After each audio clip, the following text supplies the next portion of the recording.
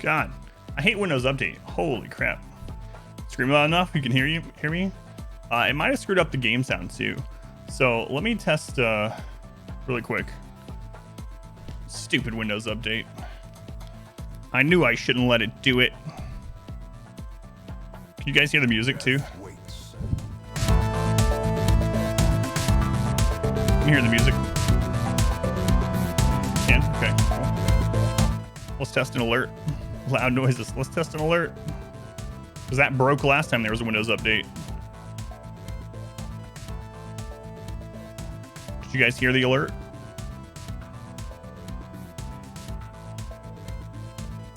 Wayne, I'm gonna need you to chill a second. I think you're covering up the alert sound. All right, let's try it now. All right, now let me know.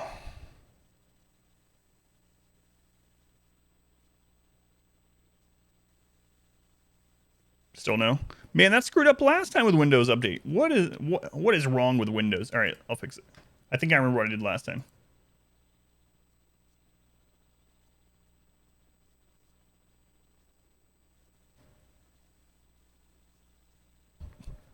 Phelan, thank you for the gift sub. 1 second, Phelan.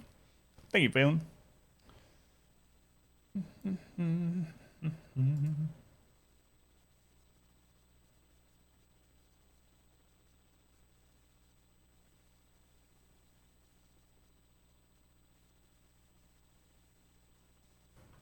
All right, let me test it again. I hate Windows updates. Why? Why do they change? Why change my settings? Windows 10 is straight garbage. All right, Phelan, thank you again. Let's hear it.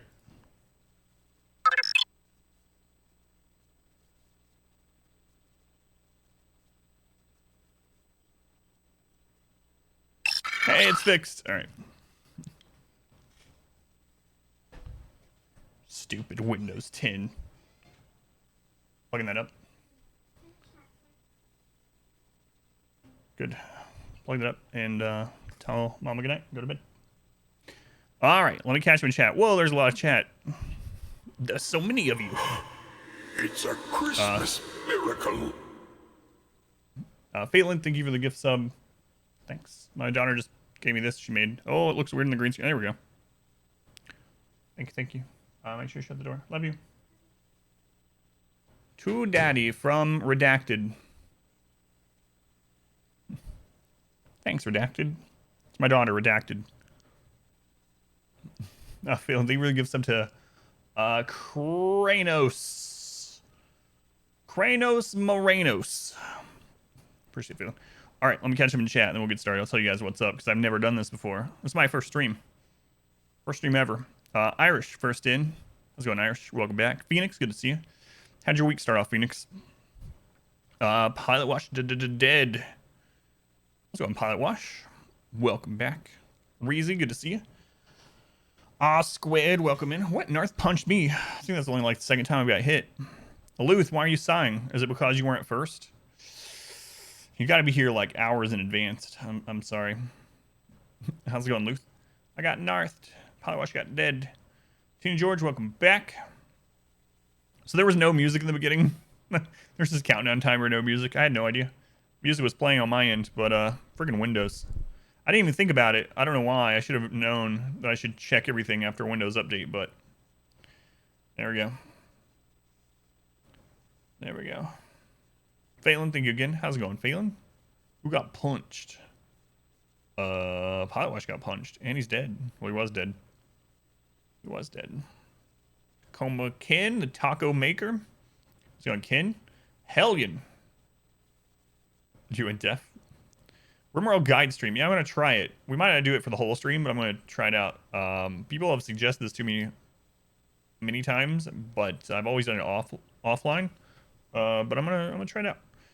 Baby Carrot, welcome back. Thank you for joining us for movie night, by the way. That goes for everyone that was at movie night. It was a really good movie. Really good.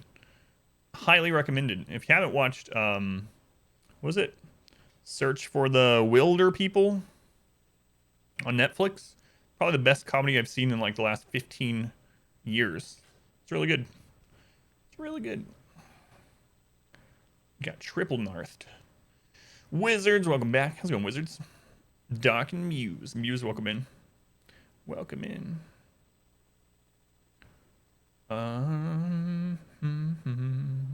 Missed the music. Do you want me to play it again?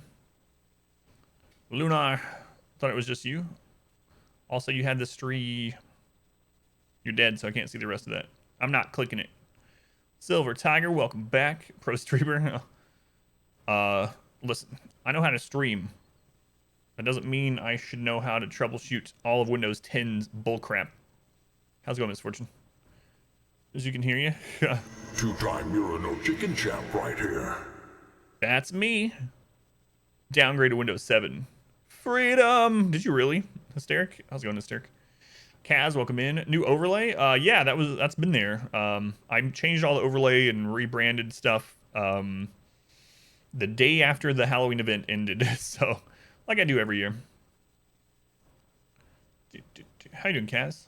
I'm scrolling fast now. Thank you guys for being here. I was not expecting so many people on a Monday night. This is the most I've had to scroll on a Monday night. My finger is getting so tired. Might have to cancel the stream. Beautiful arts. That looked creepy in the green screen, didn't it? How's it going, Jeremy? Pineapple. How's it going, Pineapple? Welcome in. Welcome in. Have you tried that DLC yet? Oh, right. You already told me that. You told me you couldn't because you gave your disc to someone. He ran off to Austin. To keep Texas weird. Keep Austin weird. I think that's their motto.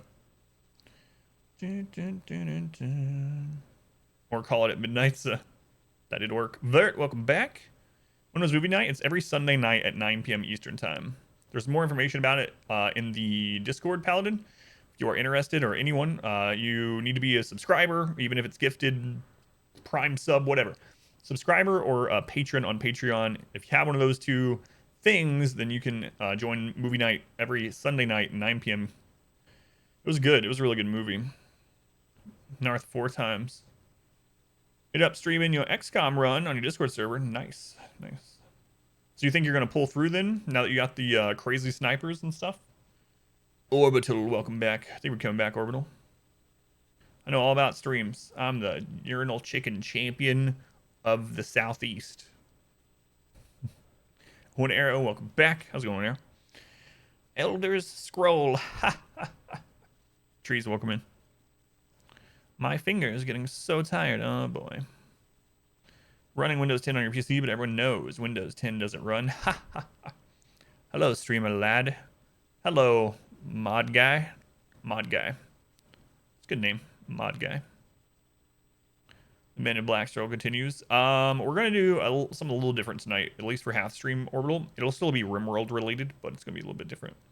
Let's go on.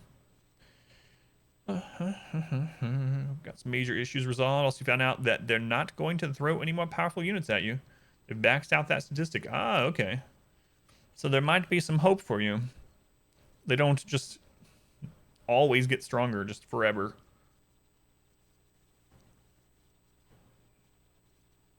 All right, guys, welcome back. Thank you for being here. So, if you haven't been here on a Monday before, typically Mondays are story night. How's it going, Gar? Welcome in. Typically Mondays are story nights, so it's the day of the week where I play a story game. And I do plan on getting back to Story Monday. There's definitely some stuff I want to play. However, tonight I've decided to try out something that I've been talking about for, oh my god, 2 years or something. And I know a few people have brought it up pretty often. Stuff is one of the first people that mentioned it to me. So for anyone that doesn't know, we do have a YouTube channel. For the most part, I put all of our playthroughs on there, and then I put any challenge run completions, and I put a few guides. Now, since I've been doing uploading to YouTube now for about a year, the playthroughs get a couple dozen views, the challenge runs get a few thousand views, and the guides that I put out, which aren't very many, are getting like more than 50,000 views, so which is pretty decent. And one thing I noticed last week when we were playing RimWorld is a lot of new people that came to the stream either came from the YouTube runs of RimWorld or the guides, and they came to check out the stream, or they came in asking a question, and I was able to point them to the guides. And so the RimWorld guides got more views last week, and then we got people from YouTube, so it's a very like symbiotic thing going on. So what I'm going to try tonight is we're going to, at least for half the stream, we're going to work on some guides. I wasn't sure if I should put it as RimWorld. I know we are making like RimWorld guides, what we're going to do, but I wasn't sure if that's the best category or not, but that's what I'm going to leave it on. Hopefully I can spell. Sorry, Pineapple. But yeah, I think I'm going to play that Ghosts of Tsushima game for Monday Story Night coming up. Excited to play that. So Ari was playing Tab. Did you know he's doing Ranger only run? Yes. Yeah. Yeah, I saw that. I'm not watching though. I already watched Vera Walk do that same run. She did that. So I'm not too, you know, it's still exciting, but anyway, I did see Ghost of Sushi. Duty of Lurk in your YouTube can only get credit for about 3 or 4 of those views. So yeah, thank you, Silver Tiger. I know you asked about it before, so that does help out. Heat 8 runs. Good luck, Misfortune. Good luck. So yeah, I'm gonna make some guides. We're going to, so you're gonna see the whole process the way I do it. If you're interested in that sort of thing, if you play games and if you stream, if you want to do YouTube, if you want to make guides, I can show you the way I'm doing it. So you can maybe take some of that. Also, I'll be able to get live feedback, which series are you watching, Pineapple?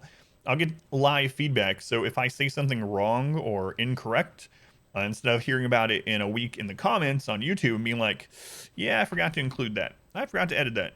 Hopefully it'll get caught in this. It might be a little weird though for me because for some reason a recording, like talking during a guide or just in a recording setting in general, feels completely different than streaming. Streaming is like I'm sitting down with you guys, we're playing on the giant virtual couch, and I just can't shut up, and no one else is talking. That's about what it's like. And it just feels more relaxed. But when I'm making guides and stuff, I don't know, it feels like I'm doing a project. Why does the 8-hour one have 0 ads? Oh, I can tell you about that too, if you would like. Copyright strike on that one, so it can't have ads. Yet. And you know what the copyright strike is on? Someone knocking on a door, Silver Tiger. But that video isn't going to get very many views anyway, so I went ahead and left it on there. And I've I'll show you exactly what's copyright claimed on it, but I won't know the result for another month. Be as brutal as possible. Inspector, welcome in. All right, let me show you some of this stuff. How's it going, Inspector? I lurked some of your stream earlier. I didn't know what was going on, but I was there. You shot some people. You worked on a car, kind of. You opened a refrigerator. It was amazing. No. All right. So, yeah, thank you guys for being here.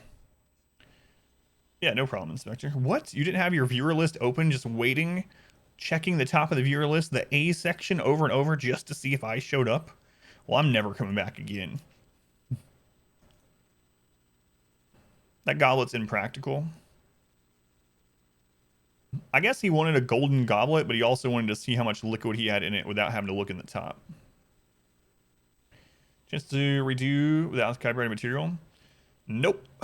You can do that if it's under 6 hours and 20 minutes long. Isn't it ridiculous? There's these weird rules in it, Silver Tiger. All right, let me share that with people too. You know what? I'm just going through the whole back end. Let me get to my YouTube studio here. It's so ridiculous. Slept through it from your naps. Missed the stream. All right, so let me show you what I'm talking about here. So here's my dashboard. So the Let's Play The Beast Inside is 8 hours and 15 minutes long. There's a copyright claim. Let me show you what this is from. Let me show you what they're claiming they own the copyright to in this game. Okay, so I'm gonna make it glass, but with gold. All right. Details. See, I do not have the option to mute it or cut it out. Because here's the thing. On YouTube, it tells you if... This is stupid. But on YouTube, if your video is over 6 hours and 20 minutes long, it tells you that it's too long to cut it shorter on YouTube. Like there's a cut tool on YouTube, but if I go to it on this video to cut out the copyright part, it'll say, no, you can't cut this video shorter because it's too long. You can't cut this video shorter because it's too long. What the crap? What is going on? YouTube, please. That's what it is. Yeah, I'll show you. Anyway, let me show you what is claimed here. All right. I'm not recording right now, so they can't copyright this. All right, here we go. Here's what they claimed.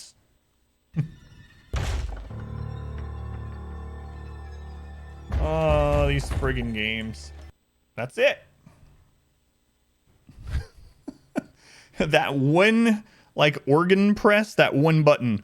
Dum. That's it. So an 8-hour video, any revenue from that video goes to the copyright claimants. Until I dispute it, which I did, but I won't hear for another month. And then, anyway, it's not going to get a lot of views anyway, so it doesn't bother me too much that it's on this one, other than it's just ridiculous. But like I was telling you, if you have a shorter video, you can mute those sections. So even though it's bullcrap, if this was a shorter video, if it was under 6 hours and 20 minutes, I could mute that part on YouTube, no problem. Or if it was under 6 hours and 20 minutes, I could cut it. But I'll show you. Let's go to editor here. This is the YouTube editor. The video can't be trimmed. Well, that's because it's showing the dispute. But let me go to another long one. It's just really dumb. I don't understand. You can't cut down. Here's one. Here's a Darkest Dungeon one. How's it going? Tax, by the way. Yeah, they're way behind. So here's one that's over 6 hours and 20 minutes. If I go to the very end, that way if this actually works, they changed something in the last 2 days, I won't screw myself here. And nope, this video can't be shortened because it's too long. Your video, if it was already shorter, you could make it even shorter. But it's too long to make it shorter. So stupid. Bumblebee Tuna, everyone. Bumblebee Tuna. How's it going, Odin? They removed Ace Ventura from Netflix. I was sad. I was going to rewatch it. That's not the size of the hat. It's how you wear it. That's right. So anyway, can't hold the entire file length in memory. Yeah, exactly. So I could take this video and edit it in my editor and then render it. But there's another problem. Rendered footage of the game that's not directly imported through Twitch can only be 128 megabytes. Or gigabytes, excuse me, 128 gigs.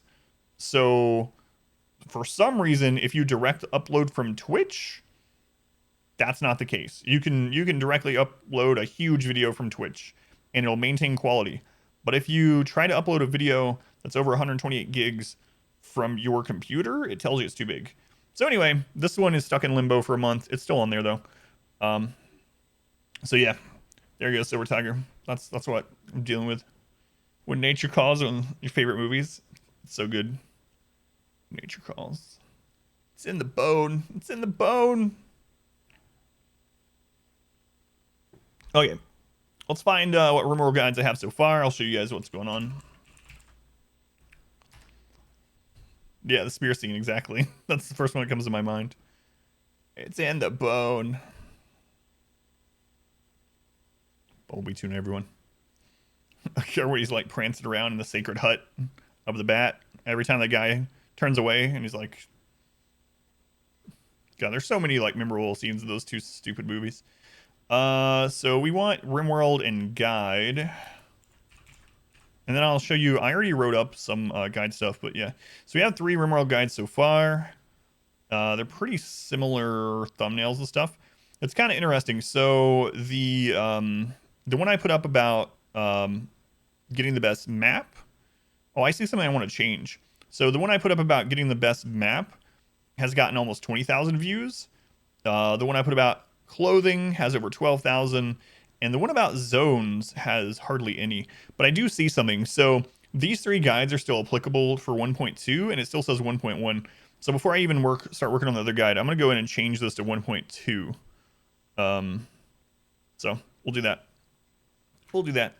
Like I said, this stream might not be super interesting for a lot of people, but it's Mondays usually aren't gameplay like RimWorld days anyway. So this is what I'm gonna work on. Behind the scenes, yeah, not beside the scenes. I don't know why I said that. All right, so I'm gonna just change this to 1.2, 1.2 plus, and then I'll go down here, and if there's a RimWorld 1.1, 1.1 guide, so RimWorld 1.2 guide. Let's see if that'll fit. So we have to get rid of one other thing. We can get rid of the 1.1 guide is ranking. RimWorld 1.1 is not, so I can get rid of that.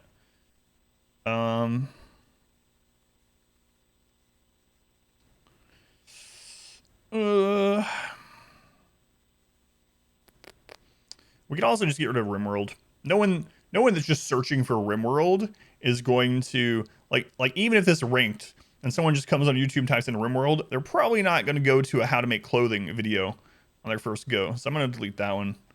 That'll be fine. And we'll save it. But yeah, we're up to 3,000 views in a 48-hour period, which is kind of crazy. I was averaging like 500 views a day. And since Hades has come out, it's increased by like threefold just off of one Hades guide.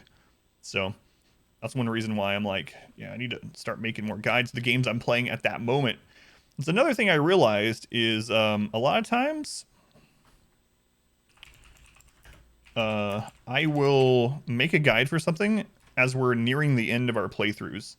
And the reason why is because that's the time that I know the most about the game, right? I've played it the most. I just refreshed myself on it over a long period of time. And so I'll make the guide at that point, and then I'll stop streaming it. So people will come looking for that game or whatever, and I won't be playing it. So that's another reason why I'm going to work on these a little bit more. You gave me stream. Goodbye forever. Goodbye, Tet. I watched Flash versus Larva, by the way. It went about how I expected. How's it going, Writer? Welcome in. So it isn't just going to be writing and recording guides. I'm also going to test some things for guides.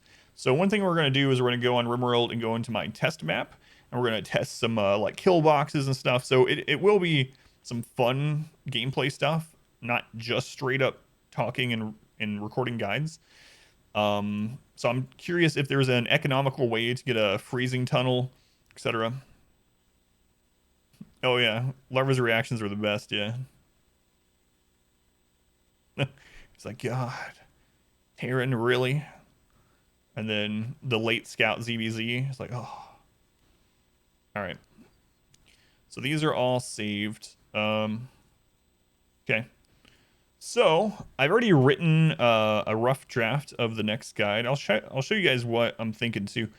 If you have any ideas for RimWorld guides, by all means, let me know. But this is what I got so far. So I've made the best map one, the zone one, and clothing. I plan on doing one at some point on the differences between the storytellers and which one you should choose based on your personal preference. And because the game tells you a little bit about them, but it doesn't really explain what they do. So I want to do a guide that tells like, all right, if you choose Phoebe, these are the exact events that won't happen. And this is about how often you can expect an event. Choose Cassandra, same thing. Choose Randy, well, get ready. Get ready for a who knows what. Which difficulty, so like the differences between the difficulty. I'm glad I didn't make this one before 1.2. Randy equals pain. If I had made this before 1.2, I'd have to already make a new one. Nothing but traits on pawns, bad traits. They're still okay situationally. Yeah, I have like how to choose starter pawns, but yeah, traits is a good one in general. That's a big. Let me add that one. So new, we're gonna do new document and so a traits. I'm just gonna put traits. And we can maybe block that down further. So since I'm not doing the storyteller one right now, I'm gonna put this one at the bottom of the list. I'm just gonna change the number to 99. Same thing on which difficulty. I'm gonna do that to 99. And the first one I'm gonna work on is, where is this one?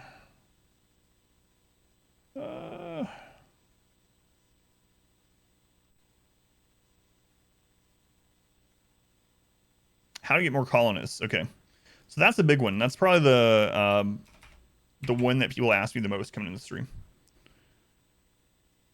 Cassandra harder than Randy because Randy can be kind. Cassandra's just direct evil. Yeah, the thing is, can be. Oh, I have it open. My bad. The thing about Randy versus Cassandra is if you know Cassandra's cycle, you can be safe sometimes.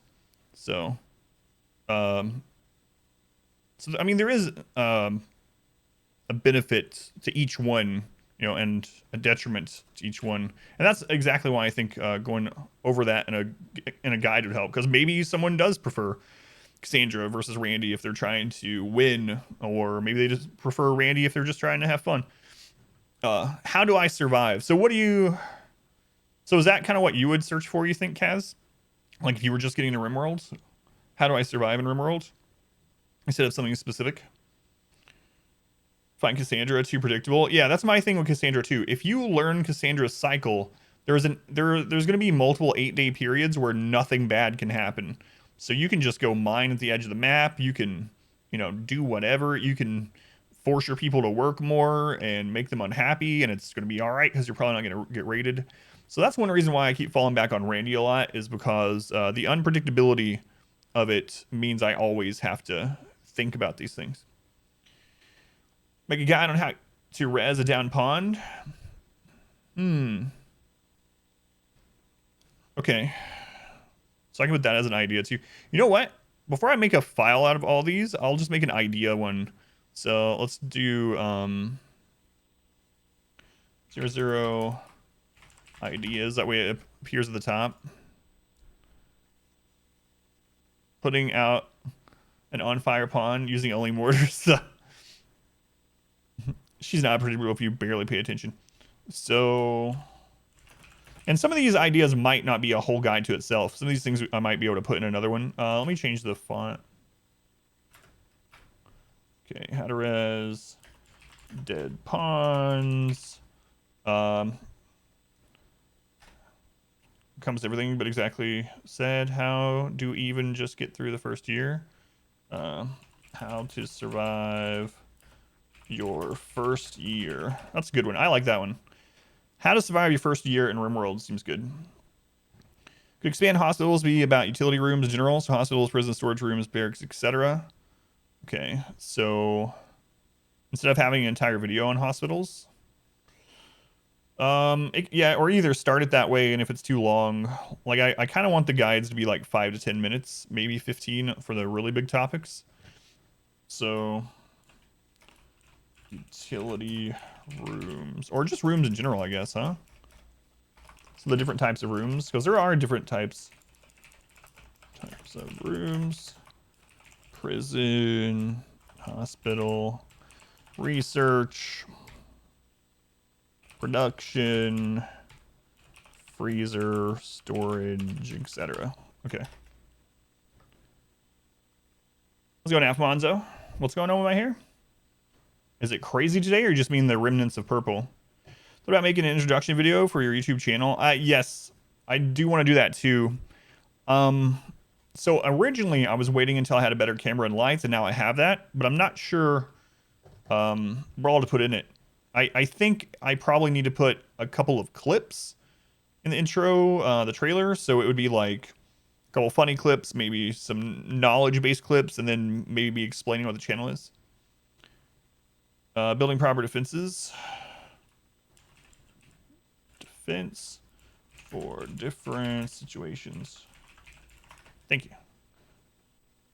Random events, so just going over all the events. Let's go, Nightala. Welcome in. The hentai clip. The lighting seems better. Yeah, I think I have it tuned in now. That was a message from Nutmeg, a baby rabbit. Caravanning. That's good. It's probably a big question a lot of time. Ancient dangers? I didn't even think about that. So someone might get the ancient danger pop up and then go to Google or YouTube and be like, what is an ancient danger?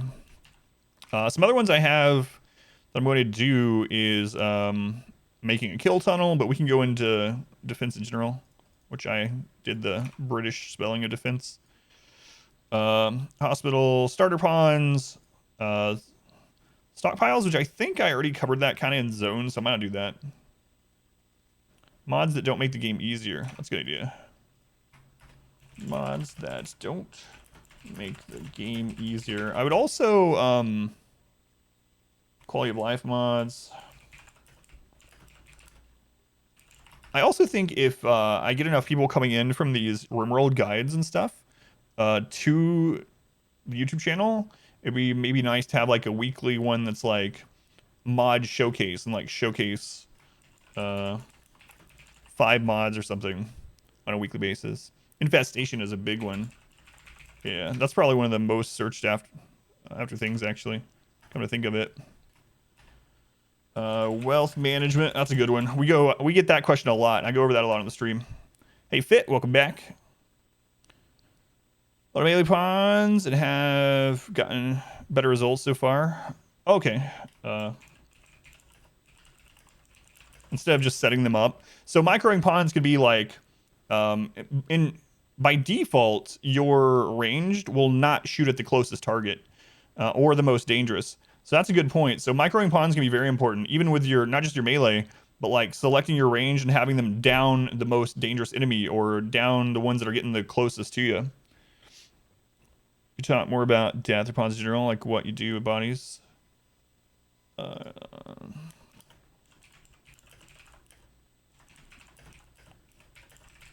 that's a good idea. It could be all about death. Ways to play to be fun, like hunting for Luciferium. I'm going to do one on drugs for sure. Did I have one of that in there? No, so that's a good reminder. Drugs. Score real fast. Anybody pick? Sure, 1 sec. Trouble if they fall into disuse.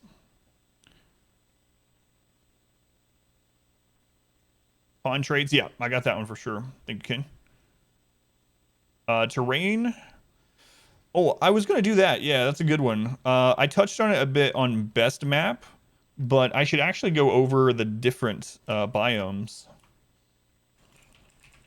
And that would be a really good beginner one too, because a lot of people might not know which ones are easier or harder or what they entail. We're gonna make a video on drugs. Keep calling us happy, so mood in general. So you want to be a drug lord. 5 common mistakes made RimWorld thing, like cleaning dirt, adding too much wealth. Yeah, that's a good idea too. I think, let's see. Yeah. Mistakes or beginner tips. Okay. Is that a new skin for RimWorld? Yes, it is. It's called the Microsoft Word expansion. Mountain bases.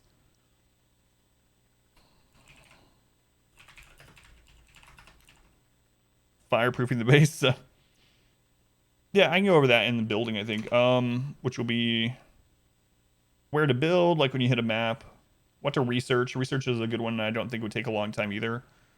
Ready for events. All good ideas. All right.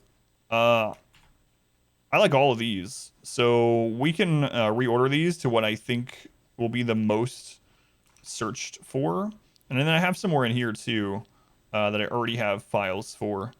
So like the poison event stuff. Yeah, that's a good idea.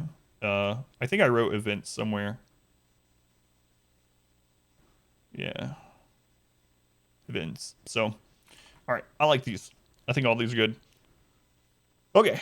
So let me show you what I do when I'm making the guide. So I know a lot of, here's another thing I've noticed, and let me know, you know what, I might show one of my guides versus one that I watch. Oh yeah, that's a good idea. Scenario showcase. So we could show like the Amazon thing or Drug Lord or Luciferium, which was mentioned by Orbital. Like everyone's hooked on Luciferium and you have a low supply or something. That'd be a kind of crazy one. Or the old people's home, old folks' home. All right. So let me show you kind of what I was thinking here. So a lot of people that do guides, I've noticed on YouTube, they just kind of shoot from the hip. So they just kind of talk and go through the things. And it's much easier to be like conversational and to be almost seemingly outgoing and whatnot, and when you're doing that. But I feel like it's much easier to get on tangents, and the video will take longer and not get straight to the points. So I've been writing mine out. I've been writing basically a script, and then I will ad-lib a little bit. But let me show you example. And you let me know kind of what you guys feel. But here's the thing, and I know everyone's gonna be different, but I like our viewers. Okay, like I like our community. It seems like we weed out people that are super annoying or are looking to cause trouble fairly quickly. And so on Twitch, when you're building a channel, I tell this to people that are starting out, it's hard sometimes. You got to cultivate the kind of people that you want there. So it's really hard early on when your first couple of viewers, you really want to maintain those viewers, but maybe they're kind of jerks and you kind of don't want to foster that kind of community. Anyway, that still applies going forward. And so whatever the type that you guys kind of like the best, I'm good with having that be the type of guides I make, because that should attract similar types of people or viewers, if that makes sense. Yeah, here you are. Be interesting versus super dry. Yeah, it's really hard. So scripted. Well, what, Kaz? Tangents cause Chrissy with them on YouTube, he hates them. Yeah, that's kind of how I am. Yeah. You're causing them a bit trouble. Usually. All right, let me show you.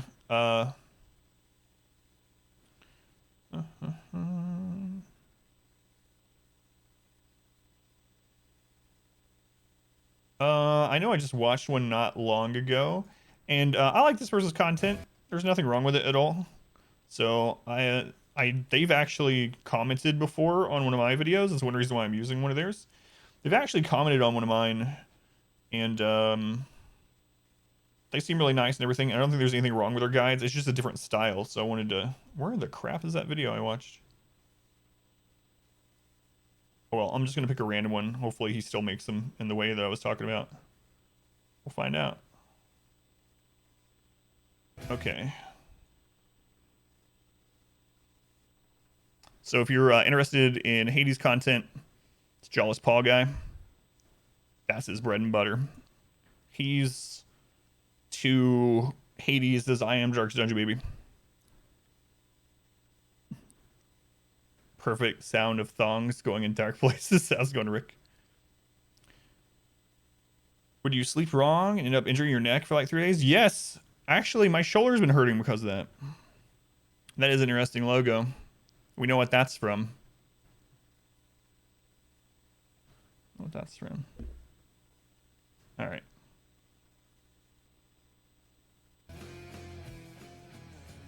On your attack and 15 extra damage on your dash attack. This is a pretty nice bonus. When you add raw damage to a weapon, it's pretty good because a lot of those multipliers. So this is kind of how most guides seem to be they do more damage. on YouTube. Really good hammer upgrades. It's like a camera of someone doing like their Twitch stream, like I am now, and then just talking as they do things. And they tend to get really long because of that. So he's going over the shield, and it's like 20 minutes, whereas you could probably cover these much quicker if you had it scripted out. So do you guys like this type better? I know Inspector said they kind of don't on YouTube, which I agree. We're watching a streamer watch a streamer, yeah. Thank you for your this. Whereas if you go to mine, and I think I've improved even since this one, but if you go to mine, hey everyone. This researched, you can place either a hand tailor or electrical Now going to choose do until So it's really scripted. It's 7 minutes. We then want to set this number, the same number of colonists you have plus 1. So you go to YouTube for much quicker, concise info, less tangents. Each time you gain so you would prefer, all right, so in this one, I'm going over how to make sure you're always getting clothing so that you don't have to worry about tattered clothing and all this stuff. And it's all automated. You don't have to really micro manage. And so this one goes through all that in 7 minutes and done. You'd much rather have the scripted thing than me like on the screen now playing through and explaining the clothing as I'm playing, sort of thing.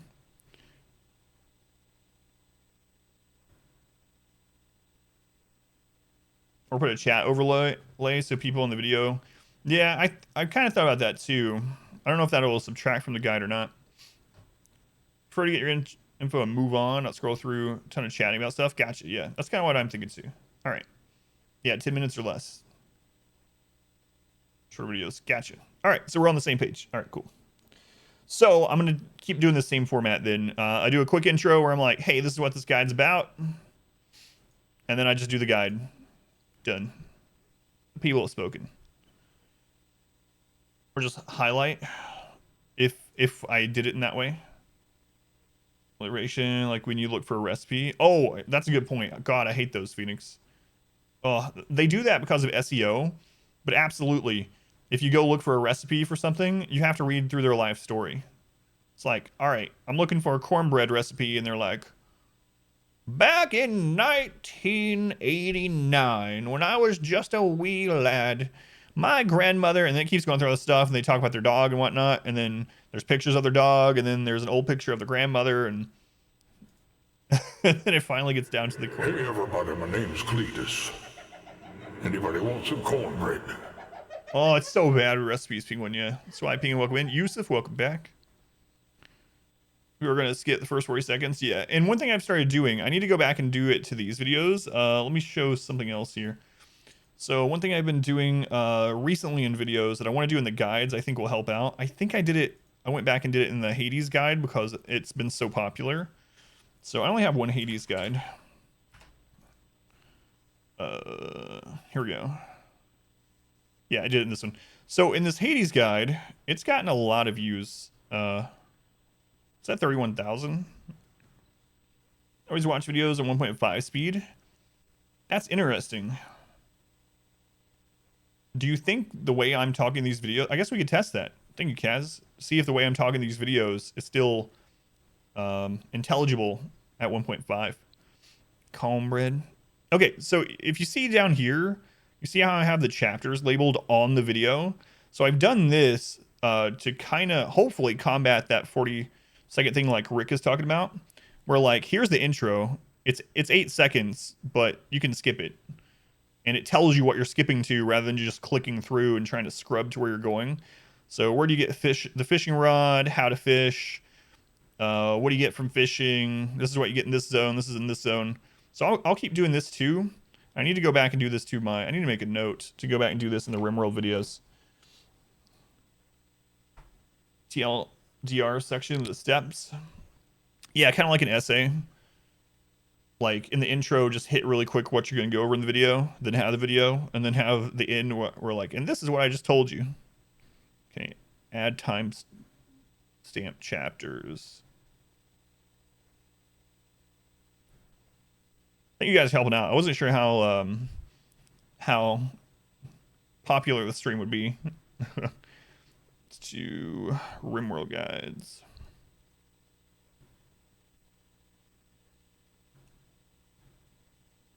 Probably go to YouTube for more info. Yeah, I'm starting to do it. I did it for the Halloween things too. The games that had chapters, I put them in. How to fish guides rare. Watch them on fast speed just to get through the useless knowledge. Gotcha. Bullet point something. All right. So let's see what Kaz, like Kaz was saying, she usually watches them in 1.5. Let's see what, like, I don't know if I need to enunciate and stuff more so that people watching in 1.25, 1.5 still hear everything. Let's see what my video sounds in 1.5. Hello everyone, Adam here with my first ever Hades guide. So one of the most common questions I've been hearing while streaming Hades lately is how do you fish? In this guide, I'm going to tell you how you fish in Hades, what fish are in each zone, and what rewards you receive for fishing. So what do you think, Kaz? Where do you get the rod of fishing? So fishing was added to Hades in the early access patch 039 on January 28th. As long as you're playing a version of the game from that patch or later, you should be able to 1.5 seems too fast in mine. For 1 diamond. Time of this guide. So I don't know if you would do that on mine, Kaz. The contractor can be found on the right side of the screen. 1.25 sounds good. You haven't yet earned a diamond in order to buy the rod. Just keep playing the game, killing bosses. I'm just chugging 5. That's why I don't drink coffee, yeah. Once you have purchased the rod of fishing... Okay. Anyway, I think I enunciate enough. Yeah, it was understandable. It just sounded a little bit crazy. So I think in the guide videos so far, I have enunciated everything enough to where people can put it a little bit faster if they want. That was crazy, though. Yeah, that was the main thing. Is it, understandable? So, all right. Now, here's what I wrote up off the stream a little bit. Nope. That's not the one. Here we go. Here's the new guide, the one I plan on working on tonight. Where did it open? Oh, it opened on my stream monitor, so I have to switch inputs. One sec. Windows. Okay. So this is what it looks like for me. Like, I script them out. So this is the one I've done so far for the RimWorld Colonist one. So I have, the title of it, and then I have what I'm going to say at the video intro, and then the my YouTube intro is really short, but I might get rid of it altogether.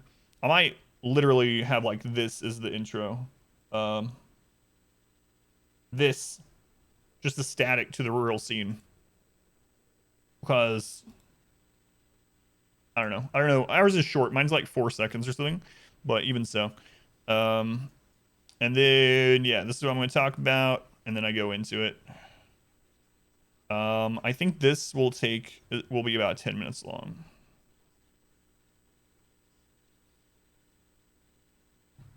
Scripts.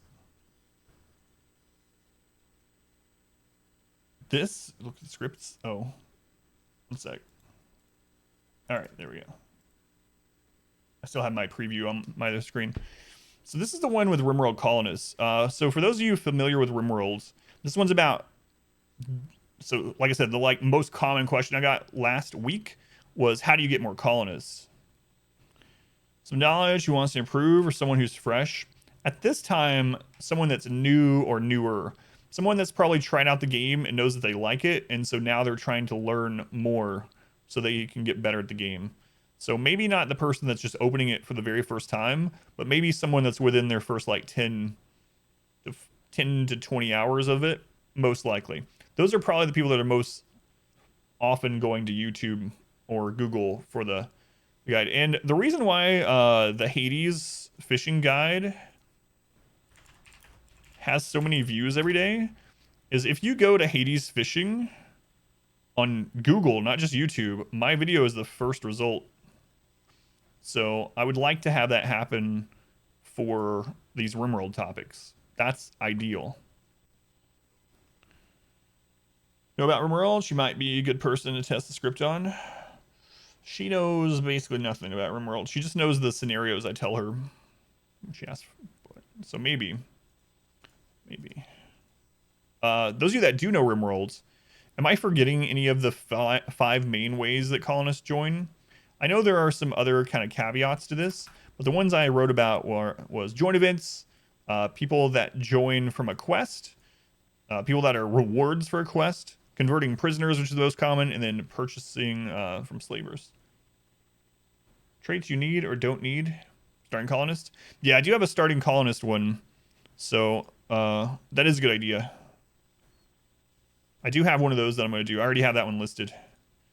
I think I only have it listed as starter pawns. Man in Black, that's one of the joint events. Yep. Think you're written fine. Drop pods, it's a joint event, yep. Pod crashes. I have the pod crash. Oh, you know what? Nursing people back to health from pod crashes. So there's 2 different ones. Is there any way that we could fit nursing people back to health in one of these 5? So nursing friendlies back to health from pod crashes or whatever, they have a chance to join.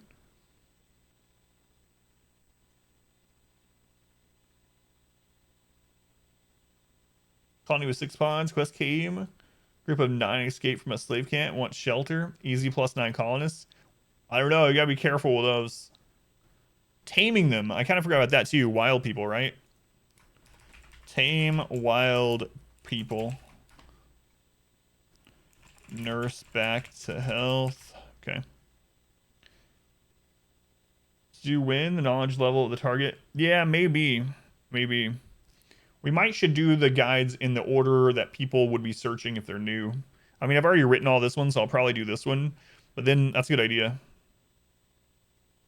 Doing sock, welcome in, by the way. You can tame wild human, yeah. And the thing about taming them is it doesn't work like it used to. You can't arrest them anymore. If you arrest a wild person, they will not get converted. You have to tame them. So I forgot all about that change.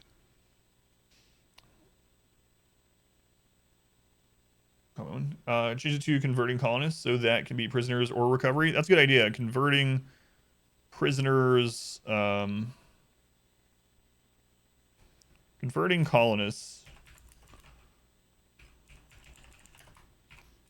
Prisoners. Nursing back to health. / taming. Okay. Fought back, get to choose who to kill, who to capture. In the end, there are 5 pawns that are good enough to keep. The rest just kill. Don't belong to any faction. Yeah. So I got really screwed by one of those, Hysteric. I ended up having them betray us and end one of my games. Level in the game, certainly grab more people too. More good ideas. You should work on your thesis. Because I'd like to keep it at 5 if possible, because it's been shown that kind of numbers like that draw people. Converting colonists. So instead of converting, recruiting colonists.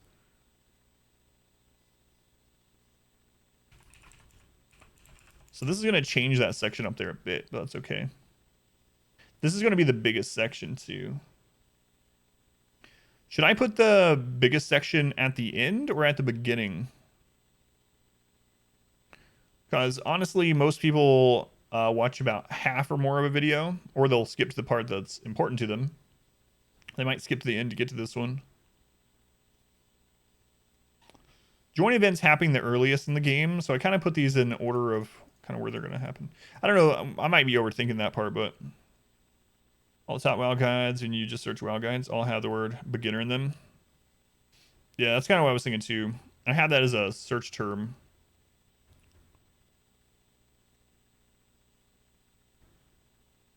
Good merge quest joins and quest rewards. That's a good point. So getting them from quests in general. So quests in general, and then converting prisoners. I think you guys are helping out with this. See, this is stuff that I usually do on my own, and it takes a lot more time, and I miss these things sometimes, and I have to redo it. I had to redo a whole guide once because I missed a really big point in one. Prisoners, and then recruitment through nursing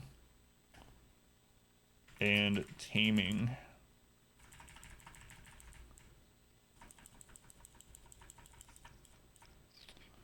Okay.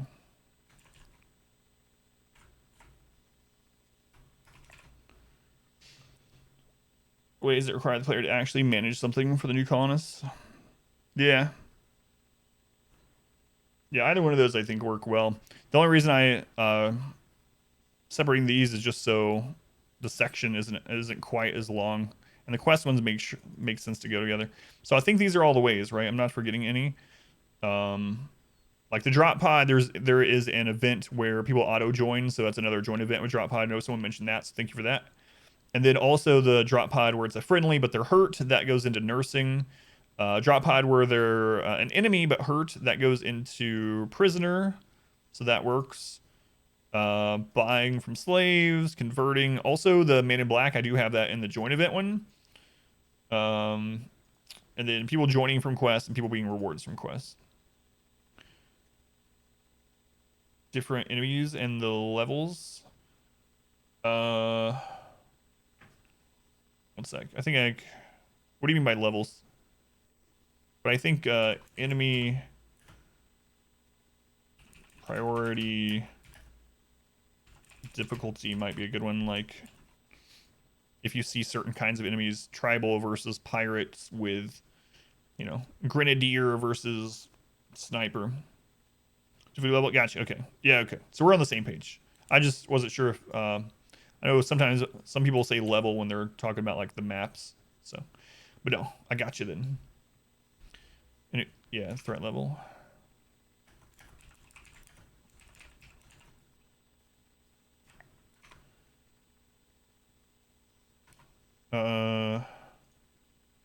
Sapper defense is a big one. Do you already have a thing for that? Sappers is one of the things I get the most questions about too when it comes to raids. Okay, so sappers versus raiders versus siege, drop pod raid defense, mech defense. I don't know why I keep writing the wrong defense. It's because I'm channeling those of you in here from the UK. Sappers to go, centipedes, yeah, mech defense, mech clusters. So again, these might be things that we combine together at some point. Things from this, especially if the video is too short. Weapons. That's one of the things I want to mess around with tonight too. Let me see if I already. Weapons. Weapons. Best in each scenario. Because, like, chain shotguns are really good in close range, but they're not good in a kill tunnel sort of thing. Psychic suppressor, probably in events. Topics that need the most exposition. You personally expect you to go over all the easy stuff first and then finish off the meteor.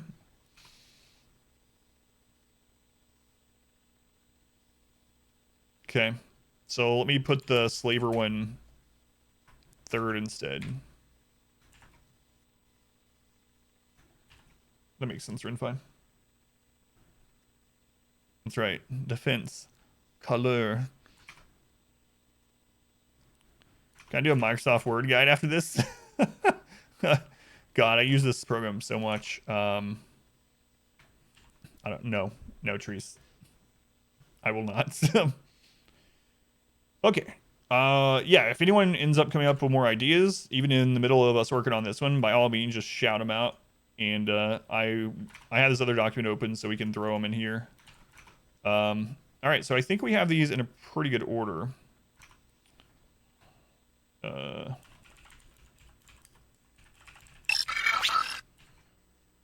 Hale, thank you for the follow. Welcome in, Hale.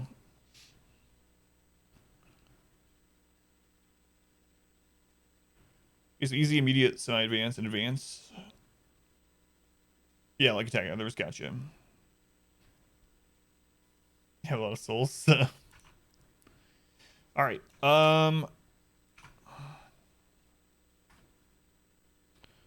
Guide to royalty. Psycasters. Man, that would have been a nice one to have out right after 1.1 hit, huh?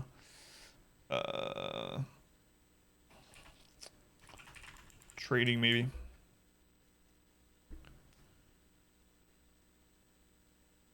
Food. I do think I have that one already almost ready to go.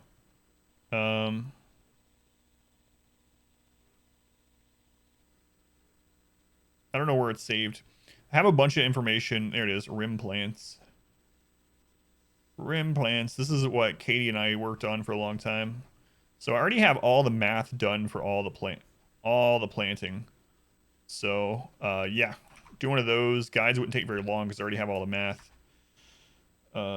Planting food production. Text tasks, those stuff. Don't know if it's worth it. Gotcha. Yeah, that's a good one. So the Psycast one. I like that idea. I put plating. Plating. Farming. Yeah, food in general. Yeah.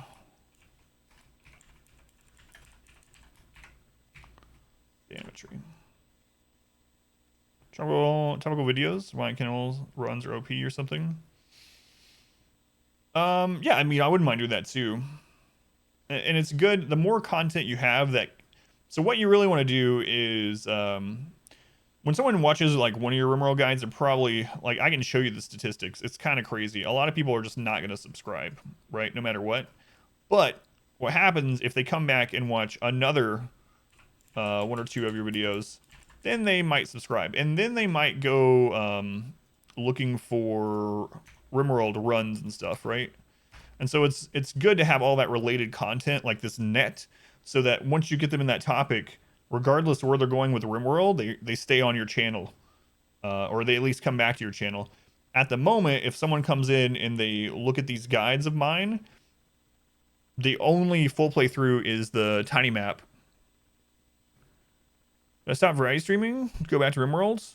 No, I mean, that's kind of always how it's been, Vol, is our variety is that we usually stay on one game for weeks or months, and then we'll kind of switch gears. And during that, on Monday nights, we usually do story night, but I didn't have story night set up, so we're doing this guide night. So RimWorld's not going to be 100% of the channel content, but it's the primary game currently. So what I was saying about subscribers.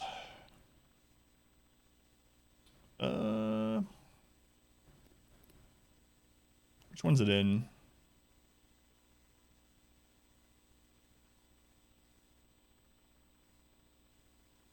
Let's see. So this video's gotten 73 subscribers out of almost 20,000 views. 17,000 views. And you can also look at how many people were subscribed. So look, only 1.2% of my subscribers watch this. 98.8% of people that watched it are not. But if you have that person come back several times seeing videos, they're much more likely to subscribe. So I think we need that net of getting people in. So you know what? I'm going to go ahead and type that idea in. The cannibal one. You know what? I can even make another.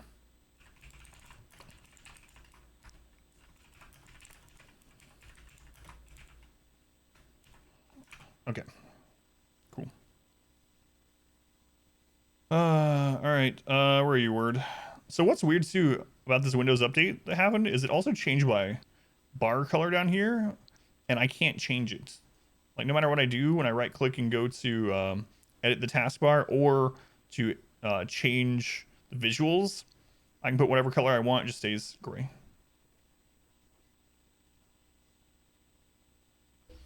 %, male, 100% or 25 to 34. Yeah. What's weird about that too is it varies by video a little bit. So, for instance, which playthrough was it? There's one playthrough that I did where it was like 24% female. It's a true variety. Hopefully, we don't get a tech support one day stream. Okay. So I'll be right back, and then we'll go through this. And this was just really quickly typed up before the stream, so we'll fine tune this. And I need to type it in a way. Man, I really don't like this left align stuff. So let's do justified. There we go. Anyway, I need to go through it and type it in a way when I say it. You know, it sounds more natural rather than reading a script. So get people to come back repeatedly. So just put obscure detail and useful information.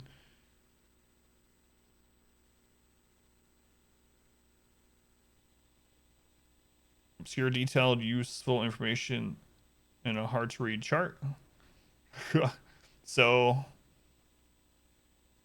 you mean like what we're doing right now, the guide things, but make like an infographic that people have to come keep checking? I'll be right back, and then we'll go through this. But yeah, thank you guys for helping out with this. I wasn't sure if I'd have very many people here helping out with the guides at all.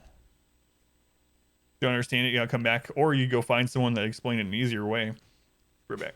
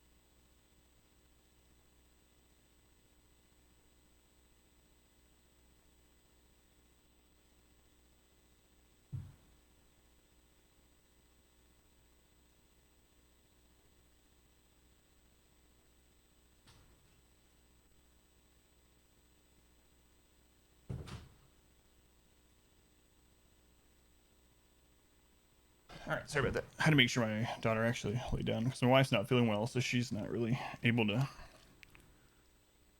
chat too much. It makes me wonder, actually, Inspector, what the demographic is for my entire channel. You know what? I'm gonna go look. Haven't looked in quite a while.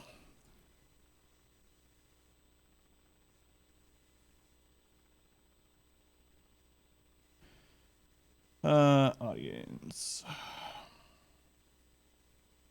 4.3% female.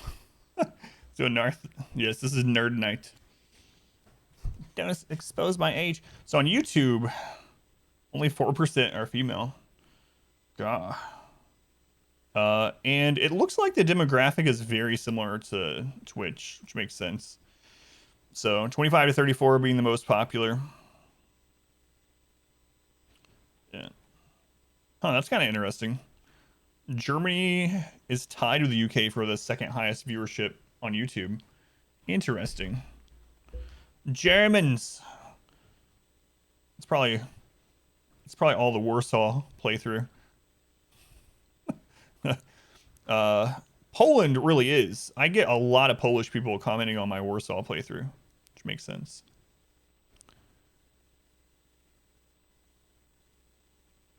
That means 0.2% of the audience could be hot German girls.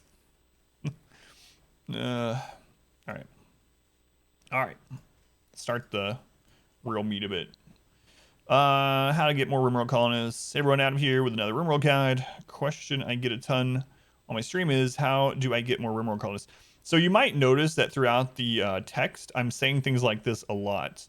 And the reason why, for anyone that doesn't know, YouTube listens to what you say in a video, and they use that for keywords. Like, they won't actually put it in your keywords, but they will use that for search results in your video. So if you say something in your video a lot, and then people search for that key phrase or term, and then go to your video, that will reinforce the algorithm that and YouTube will push it more with that term. So even if you don't put something like this as your keyword, which I think you should, saying this and having YouTube recognize this line will help when people search for it. So if you're like, why do you keep saying this at every section? That's why. The algorithms. Who's getting punched? Hysteric. Red River, thank you for the follow, Red. Welcome in. So this video, I'll go over the 5 primary ways to get more pawns in RimWorld. So the first one we wanted to do is, because we changed this. Oh, we don't want to justify that one. Go back. Join events, and then we had both quests, slavers, recruitment. Okay, so join events and then both quests. Bow down to the algorithm. Yeah, I mean, they can change it at any time. You never know. But for now, that's good to do. Then I'll play the intro, whether it's just the little static thing or if it's our whole normal intro that's like 4 seconds. In this RimWorld guide, I'll be talking about colonist join events, quests that result in someone joining your colony, quests where the reward itself is a new colonist, converting prisoners to colonists. What was the other one that we put in there?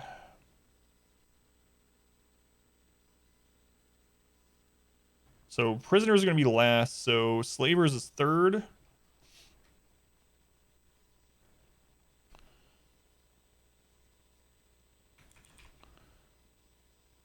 Colonists, okay. Find new people from slavers.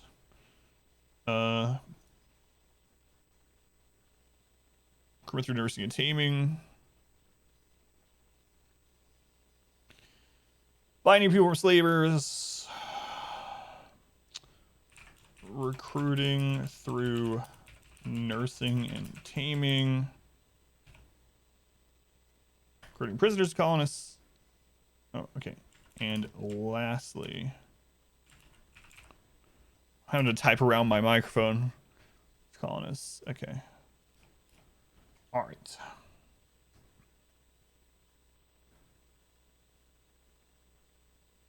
And then I have some notes in the beginning. I've done this in, it seems like a lot of text, but it's size 20, so this will go really quickly. So this will probably take less than a minute to go through, but we can always cut it down when I'm doing the actual guide video and stuff. Now, before we get into the meat of things, I did want to mention a quick storyteller specific thing that I will cover much more in other videos.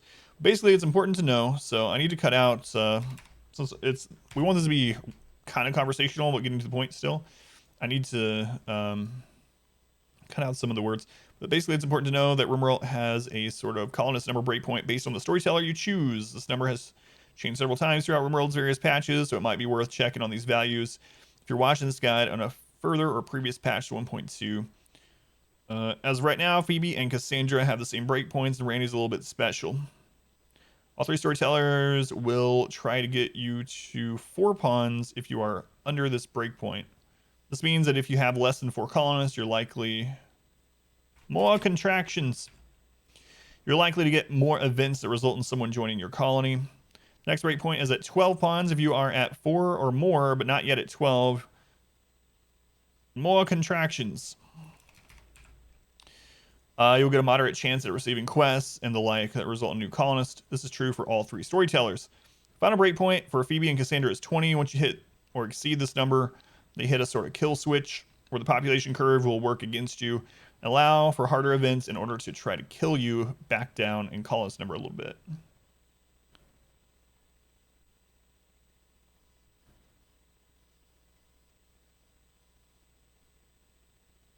Oh, if you are. Next breakpoint is at 12 points. If you are at 4, that's okay. I don't need them all contraction, but thank you. I didn't see that one. More contractions. What is this? A midwife stream? Midwifery. A lot of Blasphemous last night. Got pretty far, you think? Still don't understand the plot, but it's fun. It's kind of like the first time you play through Dark Souls if you're blind to it. It's a contraction stream. So like I said, Randy's a little special. His skill switch number isn't until 50 colonists. So if you are wanting the best chance at having a really large populous colony, Randy will be your storyteller of choice. So in the chapter thing, I can list this as intro. I can list this as storyteller specific. All right. What is this? One last quick piece of advice. I might end up moving this to the end. I think I should. Let me look at it. One last quick note. And piece of advice based on these numbers, it's more likely to get new pawns in the early game when you may only have 1 to 3 colonists. That's the time to be a bit pickier. Maybe only take someone that is relatively young, has no physical issues, has no traits that are a detriment to the colony or themselves. Then when you start to get into the teens, open up a little more. I might cut this completely.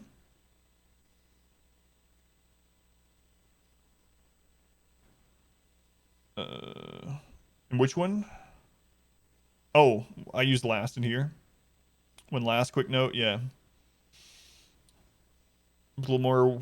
Will they actually hurt the colony? Can they fight? If they can help defend the base and aren't going to screw with what I already have, then that's good enough for me. So I'm thinking we might move that to the end, and then if I do the guide on traits, I could have that link in. This is 101. That section could be 102. Yeah. I think that's a good point. How's it going, TDH? So I think I'll probably move that to the end, and it would segue really well into linking to the next video. And the next video in the playlist of guides could be traits or how to choose which colonists join and whatnot. So I'll put an asterisk to that. All right.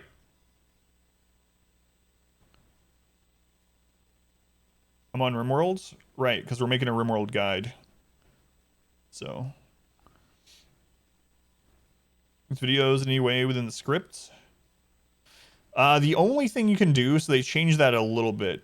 So this is what you can do. I'll show you. I've done this previously on some stuff. No, but it should be all right. Because we are going to have RimWorld open as well here soon. So like on Hades, you can do cards now is what they're called. So a card is at a certain point in the video, you can have a pop-up, a little information pop-up in the top right that gives a link to a video. Categories are for gameplay. So you can do this, and I mean, I don't know how many people are clicking that during. And the only other thing you can do is an end screen where you see like up to 2 videos and whatnot. And I'll probably do a specific next video and then the whole playlist on the end screen. But that's as much as you do. Used to, you could make actual clickable parts of the screen and stuff with YouTube. And people made some pretty awesome things. They would like hide Easter eggs and places to click in the video and whatnot. But YouTube got rid of that probably about a year ago. So that's our only real option, is putting these in there. But it might be a good idea to just sprinkle those throughout the whole thing, especially when it's when something pertinent is mentioned in the video. No, it should be. I looked into it, Ted. It should be okay as long as we are doing. It's kind of like how people read patch notes for a game in the game category before they play. All right. So number 1 is still going to be join events. So this is the first way. First way you will get new colonists is through join events. As the game has developed and received new patches and content, these events have become more varied. One of all the ways I'm going to out of all the ways I'm going to talk about to get new RimWorld colonists in this video, this is the one you have the least control over.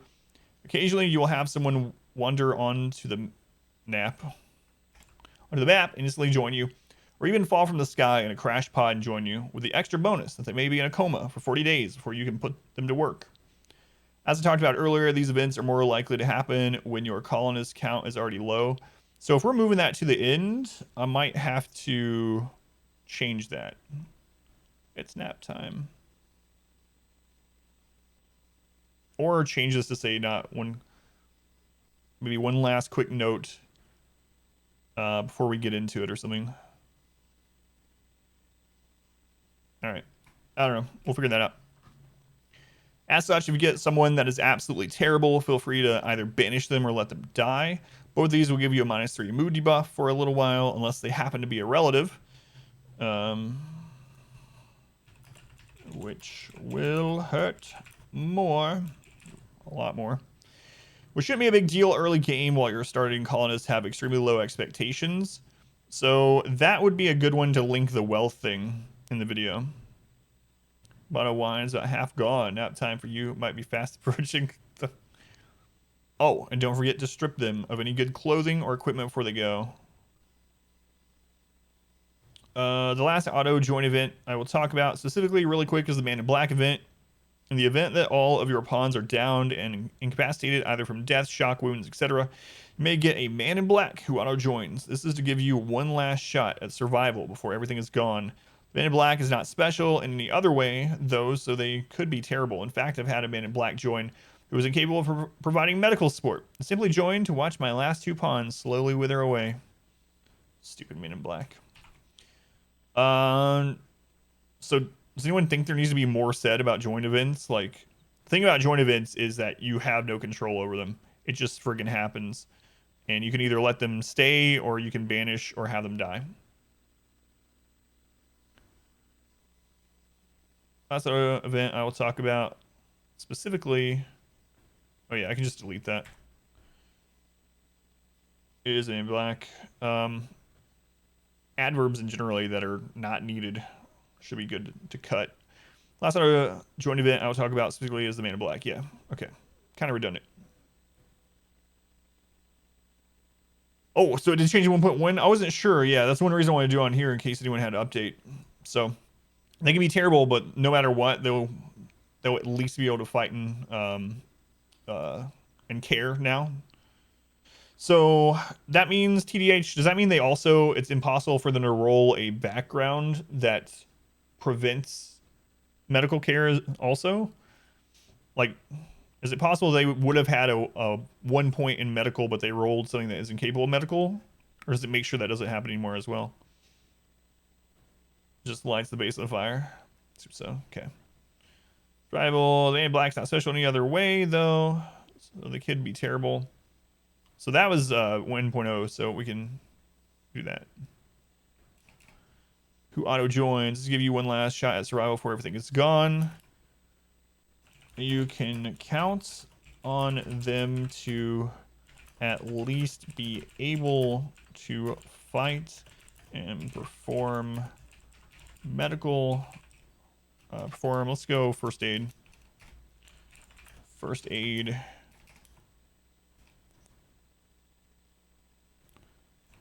But aside from that,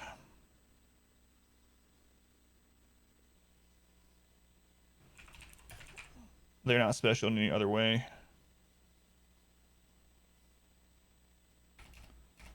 so could turn out to be terrible. All right, I'm gonna reread this now that I've typed some things in there. First, yeah, thank you, TDH. Good catch. It's a good thing I'm doing this live too, or else I probably would have let that go through. You're back. Internet connection's horrible here. Sorry, Yusuf. Man, it sucks. It really sucks, especially if it's like late and you can't get support or anything. Turn out to be terrible. Not to be a terrible. Okay, so here's the question. Any of you that are like new to RimWorld, what is your gut instinct to call a character in RimWorld? Is it pretty universal that people call them colonists? Because if you're in your first like 10 to 50 hours of RimWorld and you go to search something about how to get more people, are you typing how to get more people in RimWorld, how to get more colonists? Because I'll use that word more throughout. So Luth, you went straight to pawn. The game mainly calls them colonists and pawns. They call them pawn in the developer side of it. Last auto join event I will talk about specifically is the Man in Black event, an event that all of your pawns are down and incapacitated, either from death, shock, wounds, etc. You may get a Man in Black who auto joins. This will give you one last shot at survival before everything is gone. You can count on them to at least be able to fight and perform first aid, but aside from that, they are not special in any other way, so could turn out to be a terrible colonist. When you first started, you said colonist, and now you say pawn. Call them colonists, yeah. So colonist is probably the most common. In the keywords, I think I'll use them all.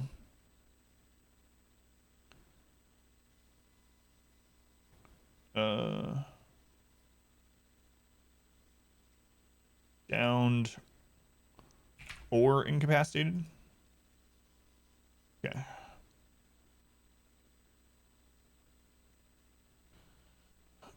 Oh, you know what? I don't think we have a thing of factions. Let me add that really quick. Factions, reputation, and war. Okay. That's a good one, because there are certain factions you can't earn rep with, but you can earn rep with a lot of the factions and make it so that you get attacked less by humanoid enemies, which could be good or bad. Seriously, down and incapacitated. That all of your pawns are, yeah, that's right, are incapacitated either from death, shock, wound. Because I break it down here, so I guess that's not needed. And trimming some of this is good because even if it just shaves a second or two off in each one of these, it can make the video more concise. So that sounds, I think that sounds better. Okay. And then number 2 is, so now we're going to combine quest joins and quest rewards. So what used to be 2 and 3 now will just become 2. Okay. Second way to get more colonists in RimWorld. So again, I'm repeating this over and over because algorithms. Try out here to help. Yeah, thanks. The second way to get, if a drunken non-RimWorld player can understand this guide, I have high hopes that just about anyone can. What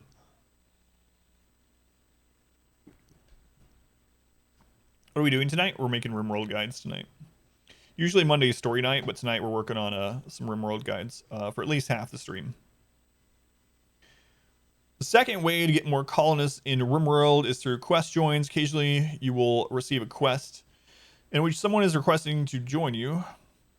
It's going to be tricky because you learn nothing about them other than their profession and age. In general, I try to remember a few bonus skills that certain prime jobs have and keep an eye out for those. That would be a good place to link in the video to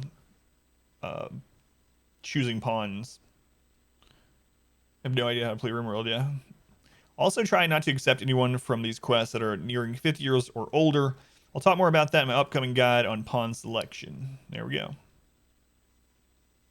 On traits. In addition to this, you'll generally have to defend yourself against a group of enemies or more if you accept this person. So be sure to read what you are going to get.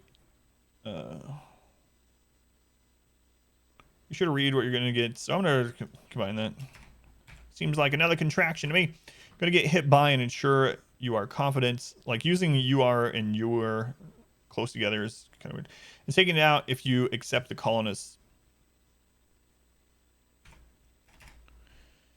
Another note about quest events like this is that sometimes the event will have to be caravan to in order to stop it. So you might not want to take the 70-year-old Muffalo Shaman if it means a mech army will be setting up a psychic drone 10 tiles away from your base. So pawn selection, you think would come next so that this goes right into it? Yeah, because I think we've referenced that multiple times, right? So that would make a lot of sense. Now there is another join quest that was recently added in which you can take in refugees. The number can vary, but basically after a set number of days, they will decide to either join, leave, or betray you. So if you decide to take that risk, maybe make the new guys have their bedrooms and dining area on the opposite side of the base for everyone else, or right next to the turret range. Which one? Might not want to take the 70-year-old Muffalo Shaman if it means a mech army. Now there's another join quest that was recently added in which you can take refugees. The number can vary, but basically after a set number. So what part are you talking about? No way plays RimWorld. RimWorld is the one playing you. So I need to combine section 3 with 2 because we changed that. So I need to get rid of the third way here. Third way you can get new pawns, more colonies through quest rewards. Oh. It's like a drone, 10 tiles over from your base. A mech army will be setting up a psychic drone 10 tiles over from your base. A mech army will be setting up a drone 10 tiles away from your base. They both work. So that's fine. All right, delete this. Join your RimWorld colonies through quest rewards.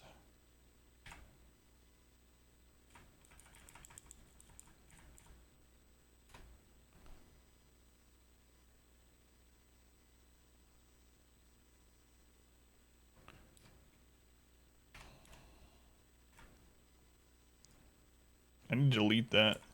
There we go.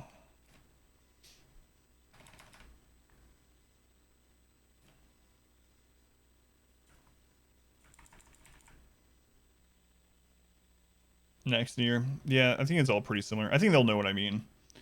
Spots outside the base. Mine betrayed you in the middle of the night. They're all sleeping. Gotta run through the kill tunnel. That's a pretty good idea. How much time does it take? Does what take? The guide thing? No idea. Maybe the whole stream. Usually Monday night's not RimWorld anyway. So it was either doing this on stream or doing it off stream. So I'm trying out actually broadcasting it instead of doing it offline basically in order to get feedback. And some people have been asking if I would do this for a stream, so test it out tonight.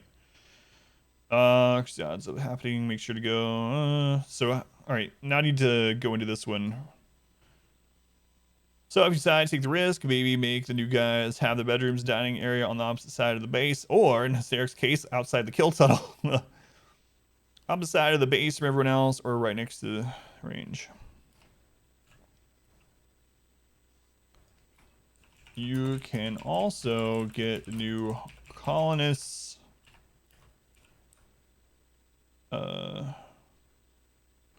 from quest rewards themselves. So I can actually sleep. You can also get new colonists from quest rewards themselves. I don't know if I like how that's worded. Anyway, your precious never be done.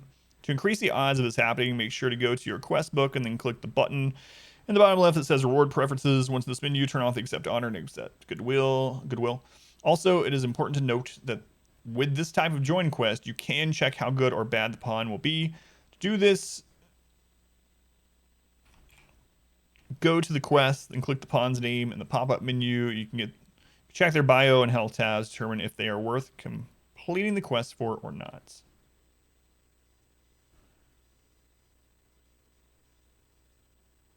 Right next to turret range, right inside turret range, next to the turret range. I kind of meant like the kill tunnel area, but right next to. I can just put your turrets, I suppose. It's a little bit faster to say. I think that section's fine overall. And then what was section 3 since we changed it? Purchasing from slaves. That used to be the last one, so I need to move this one up.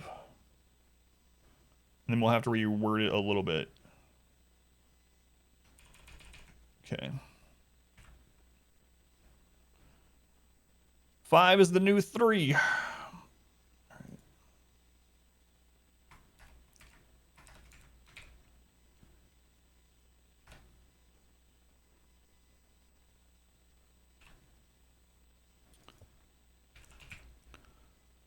The next way to get more new people in RimWorld is to simply buy them over your playthrough. It broke that up, but it's not a big deal. Over your playthrough, you will occasionally run into traders selling slaves. Don't be fooled, though. You aren't really purchasing a slave for your colony. Well, it's debatable. But anyway, you are purchasing their freedom from slavery, so they can join you as full-fledged colonists. How's it going, Rebel Rod? Welcome in. Great thing about this is that you are able... More contractions. You're able to check all the stats of the pawn before purchasing. You do this the same way as with the quest rewards earlier. Simply click on the info button for the pawn from the store list and look through the various tabs. This can set you back a ton of silver, but more contractions. But I'm sure you have plenty from all the organs you've gotten from the prisoners who were not good enough to join the colony and sold. So I used to have that in here after I had explained prisoners, so I probably need to move this. You think I should colonist again for the algorithms? On this one, I think I should leave it as pawn because they're not a colonist yet, unless you're talking about somewhere else in it. So I need to get rid of this part. Thank you, Rebel Rod. Trying out something different tonight. We'll see how it goes, but thank you. It's going to set you back a ton of silver.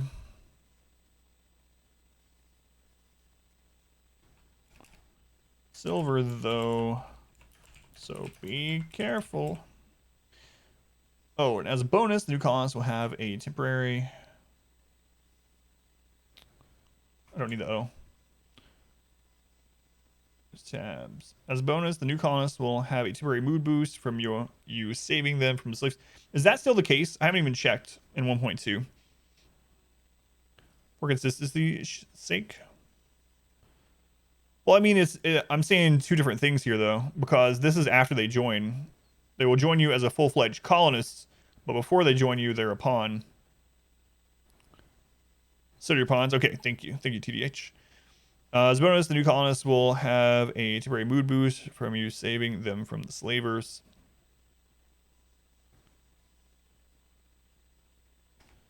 As will your... existing colonists. I might rephrase that when we come back through. Well, last note on slavers, they will buy any prisoner you have that is capable of walking. So if you had a few whose resistance you were breaking but no longer need them, maybe you had a joint event recently and got someone better for the role, you want that one for, you can sell them into slavery. I might just delete that. I don't think that's needed. Used to, that was in place because this was the last one and it came after I talked about prisoners. I think we can just get rid of it. Wish the internet got better. Don't want to jinx yourself. Sucks. Is it just your speed is getting like throttled down, or is it going offline completely? Either way, it really sucks. Like I said, it seems to always happen really late at night here when I have it happen, which is when I stream, but also I can't contact support. Mood boost is for 20 days. Boost lasts 20 days, at least on the pawn you have. 20 days on the slave or on the rest of the colonists, or both? Rinfine, do you know? Yeah, I'm just going to delete this. It's not needed anymore.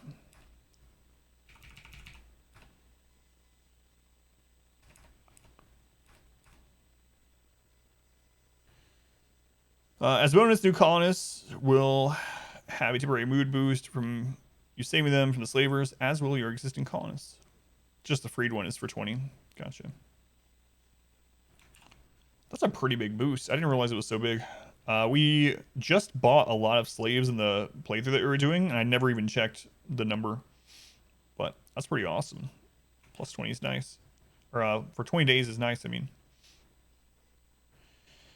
All right. So 2 is nursing and taming. So I actually haven't said anything about this one. So this one's one I need to do from scratch. How's it going, Scott? Welcome in. So this is going to be number 5. Okay.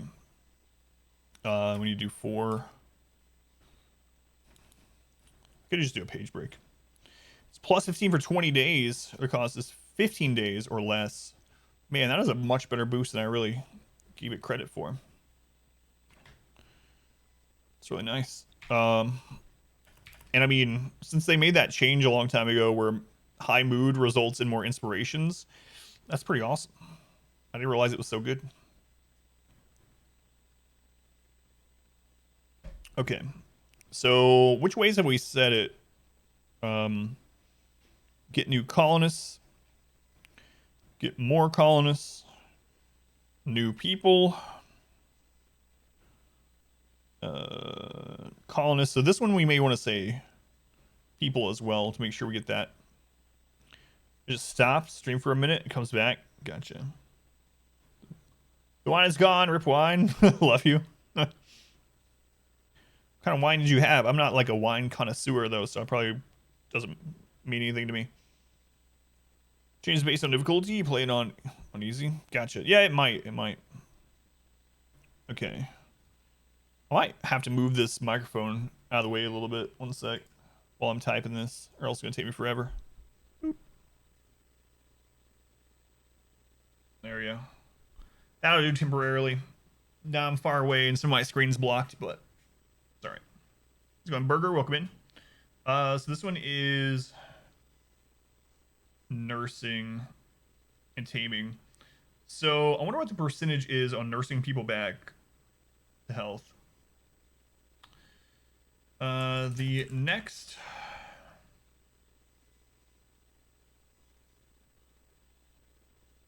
way to get more people in RimWorld is through nursing or taming. Local organ variety. 13.5% alcohol. Animals. I don't think I have one for that, Lou. Thank you. Yeah, I do have one listed for animals. There we go. I do have one listed for food. Animals I didn't, so thank you. Next way to get more people in RimWorld is through nursing or taming. When a friendly pawn is downed, you can right click on them to... What is the actual verbiage it uses when you right click on them? Care for or something. On them to bring them to a hospital bed. Rescue them. Friendly pawn is down. You can right click on them to rescue them and bring them to a... I shouldn't say hospital bed because it's an actual item. So I should say... what's down exactly?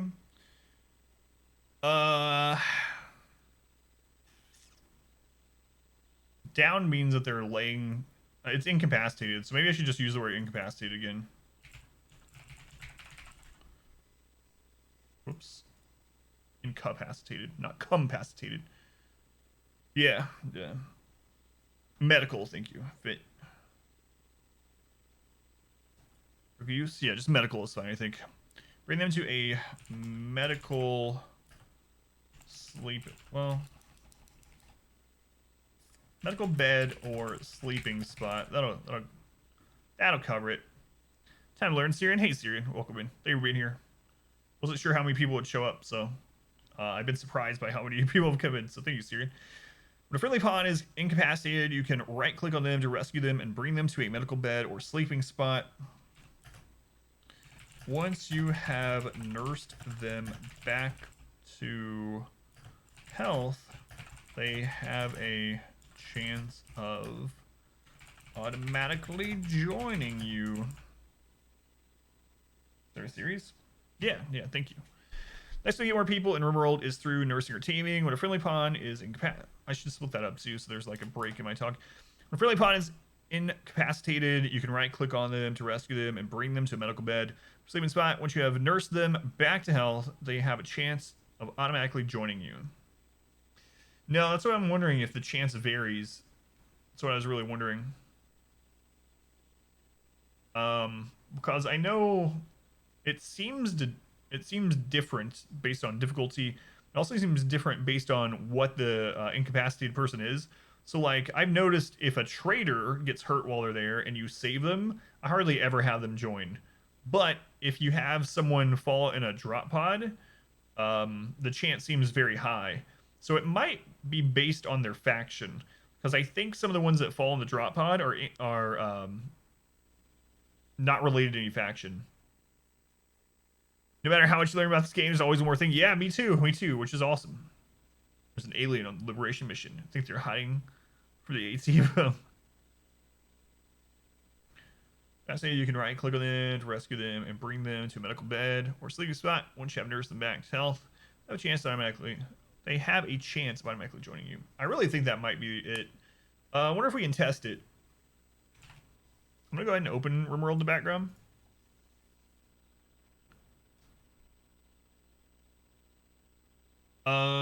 Reputation, I do have one of those on the list. The DLC, I have that one listed too. Runner's back, made Yusuf. Sorry, Yusuf. Sucks, man. It's really annoying because it feels like you can't do anything about it. At least it does when I have it happen. And RimWorld, you solve a problem by creating 3 more problems. Yeah, there's a dev mode, and I have a tutorial map set up, so.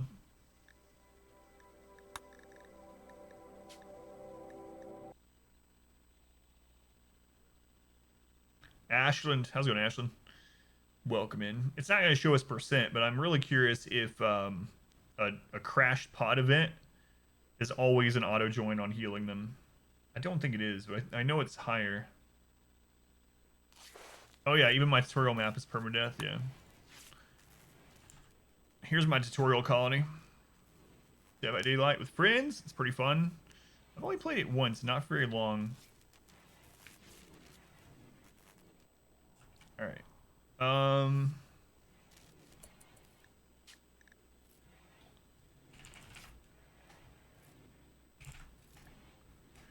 Let's see. Do incident map. I don't remember what all these ones are.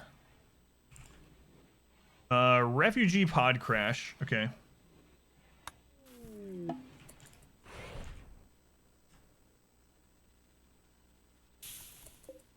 So that's a prisoner. So that's not what we want. We want one that's blue.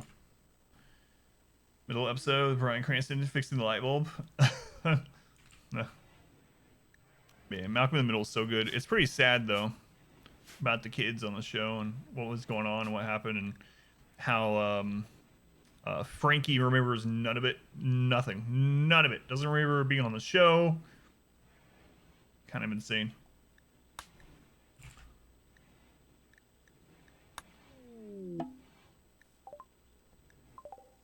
You haven't heard about that, Ashland? You can look it up. There we go. Pickles, Space Refugee.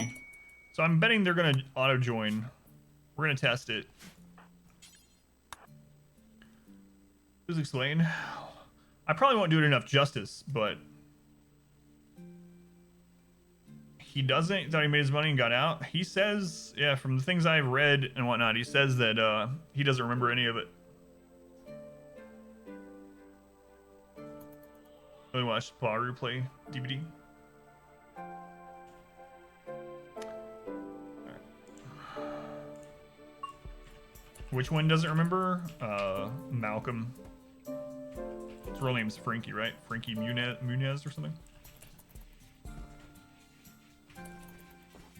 Got any of the colonists? Yeah, I will. Yeah. Okay, so this one doesn't have a faction. We're gonna see if he joins. Let's 4x it. Yeah, Frankie Munez or something. Memory loss due to possible mini strokes. I couldn't remember the reason. Milla, no. Let's go, Milla.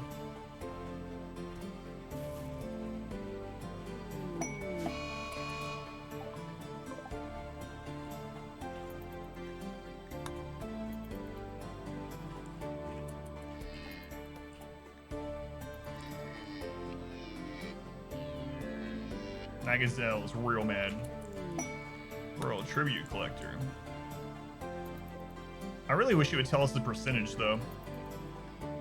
I mean, I guess it doesn't need to. Like, we can still put that in the guide, but it would be nice to have an actual percentage to tell people. It doesn't know where to go, yeah. Where's my kill ton on this? I don't remember. Oh, there it is. Did either... Remember the one with Paul? Turn... Oh, yeah. Yeah, baby carrot. Yeah, it's sad. 2/3 of the way to 1 million. Our guest. Yeah. It only has what we can treat them with medically.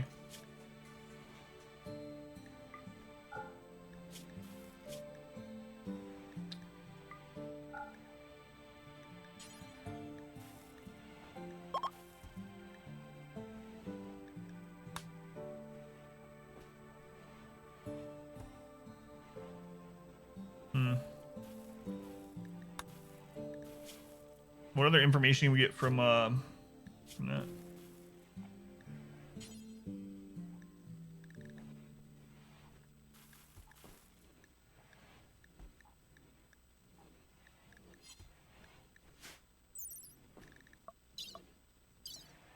I'm betting it has something to do with their faction. People's leaving us? I don't know. We'll find out. Let's just 4x. For him to have forgotten as long as he's happy in the now. Yeah.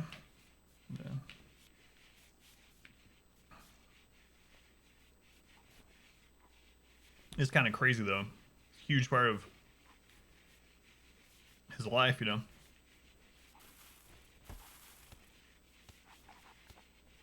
But, all right. We're going to leave this on 4x. I should name these people something to go along with when we're doing the guides so people can see the names.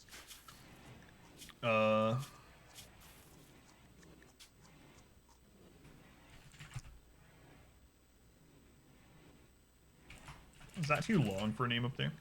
Yeah, it is.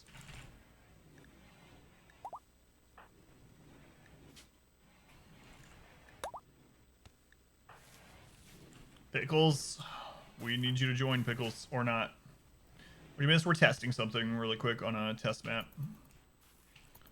This is a Phoebe peaceful map that I built over time for testing purposes. 5 years into it.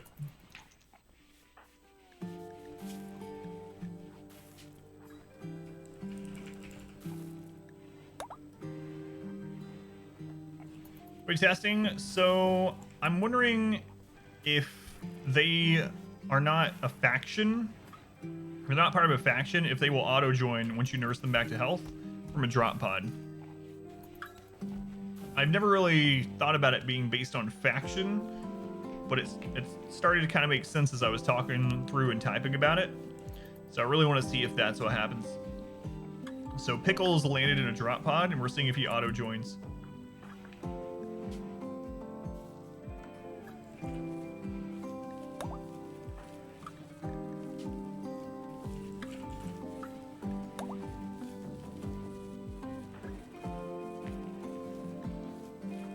So now we have Adam and Versus and everything, and on and Twitch. Now I need a bunch more names. Come on, Pickles. Were you hurt that bad? You only fell from space. Pickles isn't too bad. Slothful fast walker, huh? I would normally take him, probably. 79%. On Twitch. Yeah, I can do that.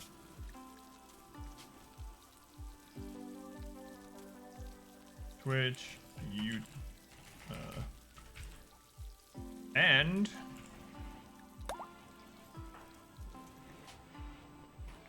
YouTube.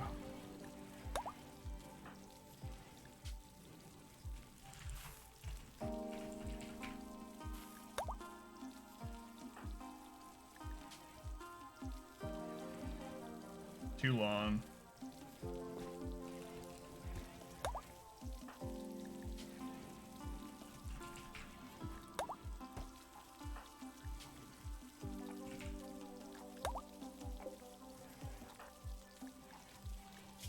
Just waiting on Pickle.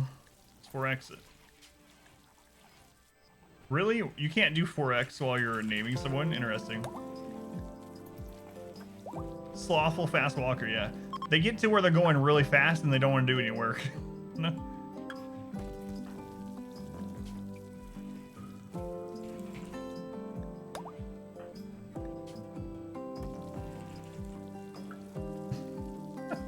These names.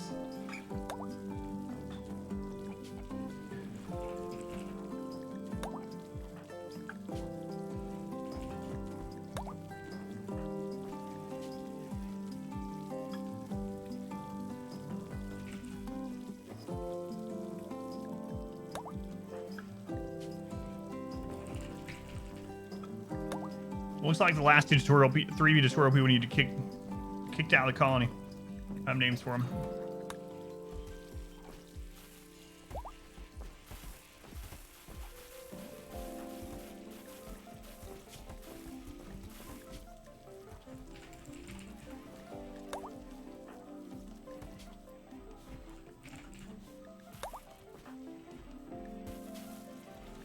Done. Much love and sandwiches if we get more. Cats? Cat? Cat?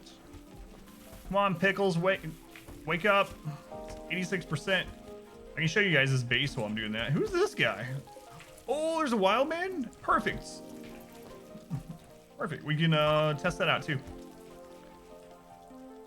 Look at this base. Everyone's happy, like so happy. Out of their mind. A boom rat self-tamed. The person's nickname is now appreciated. How's it going, Paradox? Welcome back. Pickles. As soon as you join Pickles, I'm gonna banish you. Phoebe's trying to kill us the only way she can. That's a good point. I can't send raids at you, so I'm gonna have a bunch of boom rats self-tame, and then I'll set your base on fire. I think we're producing way too much rice. Just a hunch. It's alright. Doesn't matter. Doesn't matter.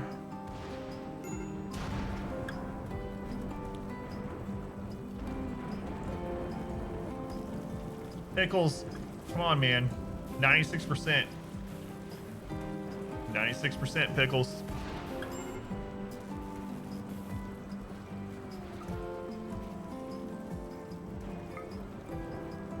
Come on. So if they don't auto-join, then it might not be completely determined by faction. And then I can just say there's a chance. Max the meditation rate to protect people that are out there. So this will make it a lower rate, but it's the inner circle one of the meditation. If I have someone going out like way out here and meditating with no wall around it, and we have a raid or something like that, there's dead or kidnapped. So this is like 46% efficiency, but they're not gonna die. So it's less efficient, but the person's gonna be able to go here safely and come back to the base and stuff.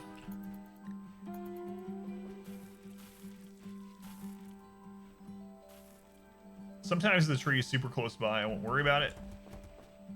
But when I was living just here in this little box, that was a long way to go.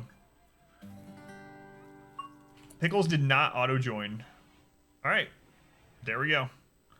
So I was correct in what I originally put. Okay, when a friendly opponent is incapacitated, you can right click on them and rescue them and bring them to a medical bed or sleeping spot. Once you have nursed them back to health, they have a chance of automatically joining you. The grass grow rate stays the same. Think you was up. How's it going, was up? So it's just the meditation efficiency is what it means when it says it reduces efficiency. Let's see what it says in game. Focus effect impaired. Blah blah blah. Yeah. So, focus rates.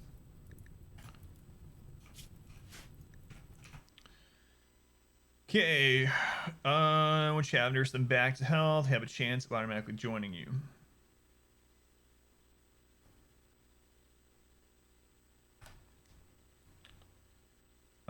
Occasionally, you may have a random event in which a wild person comes onto your map.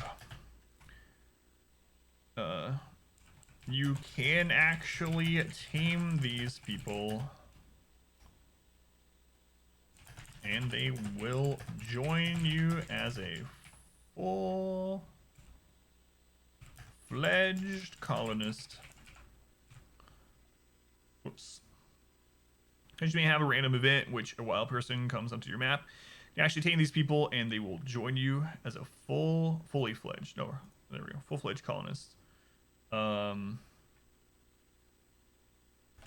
Just like other wildlife, you can always go to the wildlife tab and scroll through the animals to find any wild people wandering your map. I think we have one on here. Yeah, we saw one.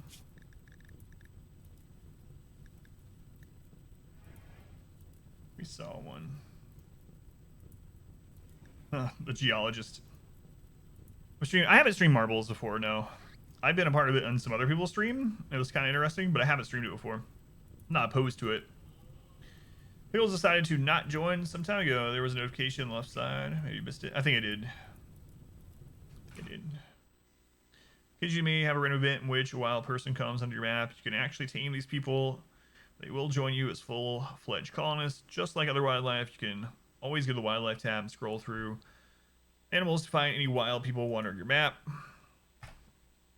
To tame them, simply click them and then click the, it's just a tame button, right? Where is he? Click the tame icon. The lower left of the screen. Yusuf, thank you for hanging out for a little bit. Hopefully your internet fixes, man. Have a good night. Notification you think happens when they can theoretically walk. Yeah, that makes sense. I think you are right.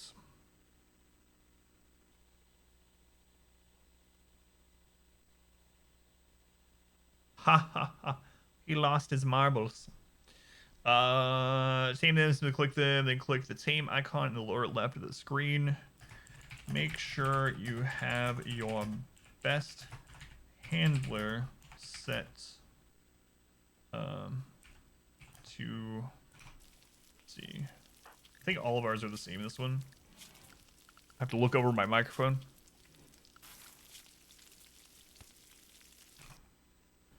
Set for the job in the work tab.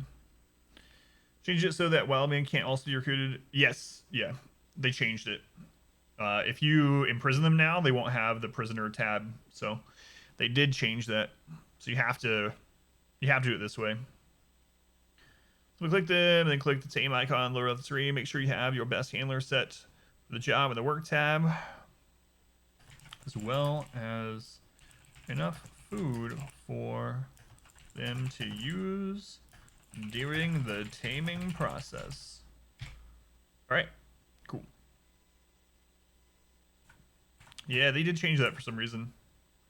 That's what I used to do. I used to just arrest them, not worry about the taming thing. I didn't want anyone getting their hands bit off or something. Oh, the freshest jokes. Yes, thank you.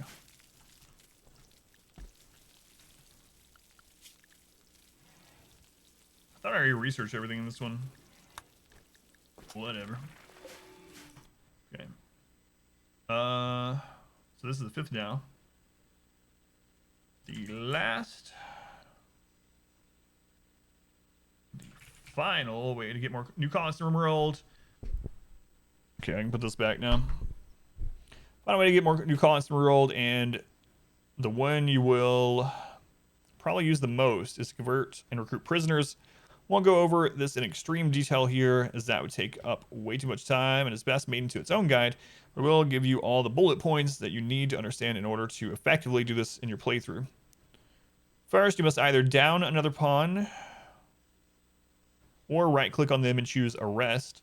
You can do this to either enemies or friendlies. Just be aware that if you do decide to arrest a friendly, you'll make that faction angry. In many cases, this will make it so the arrested pawn's friends who are still on the map will attack you.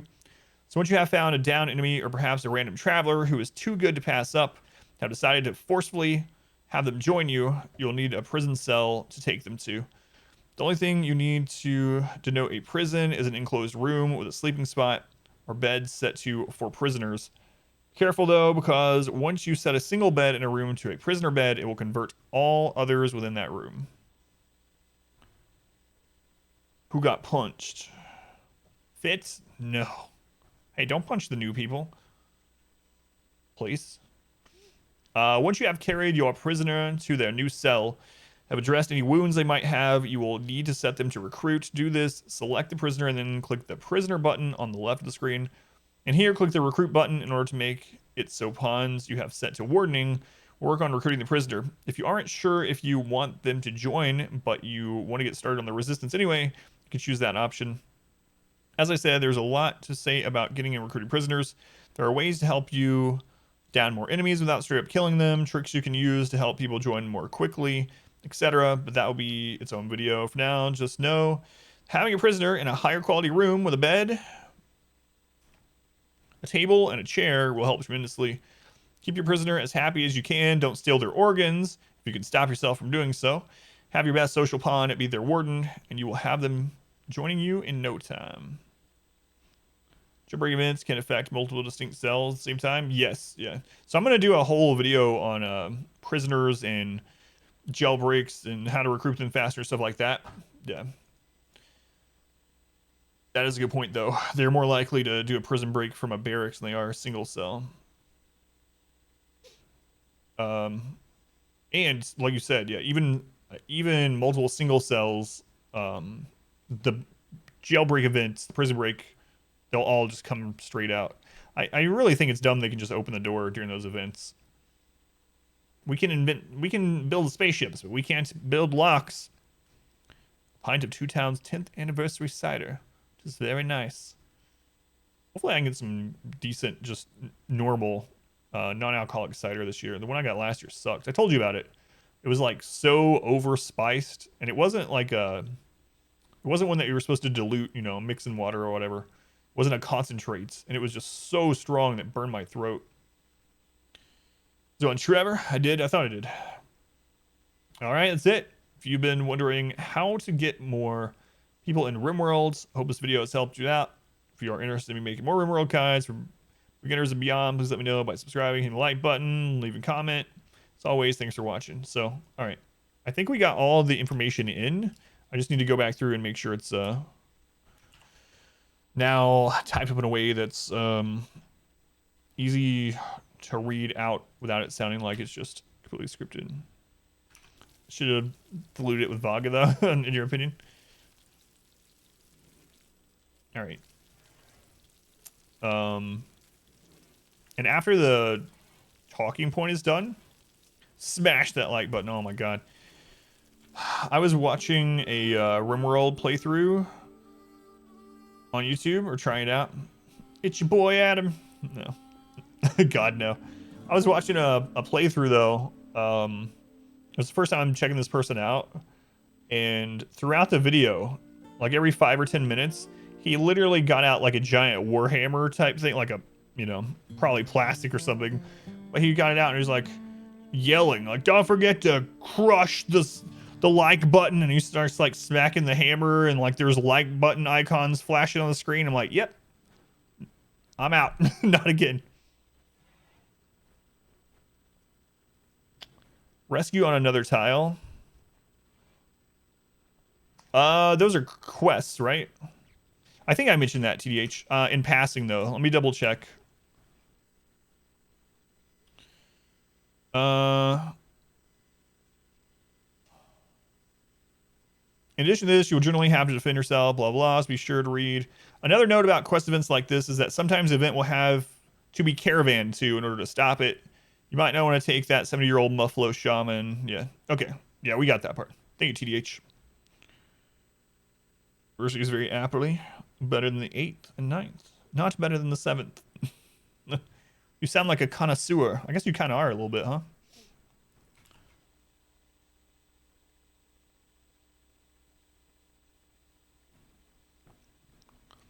Often they're related. So you might not want to take the 70-year-old shaman if the mech army. You send up with psychic drone to tell us from your base.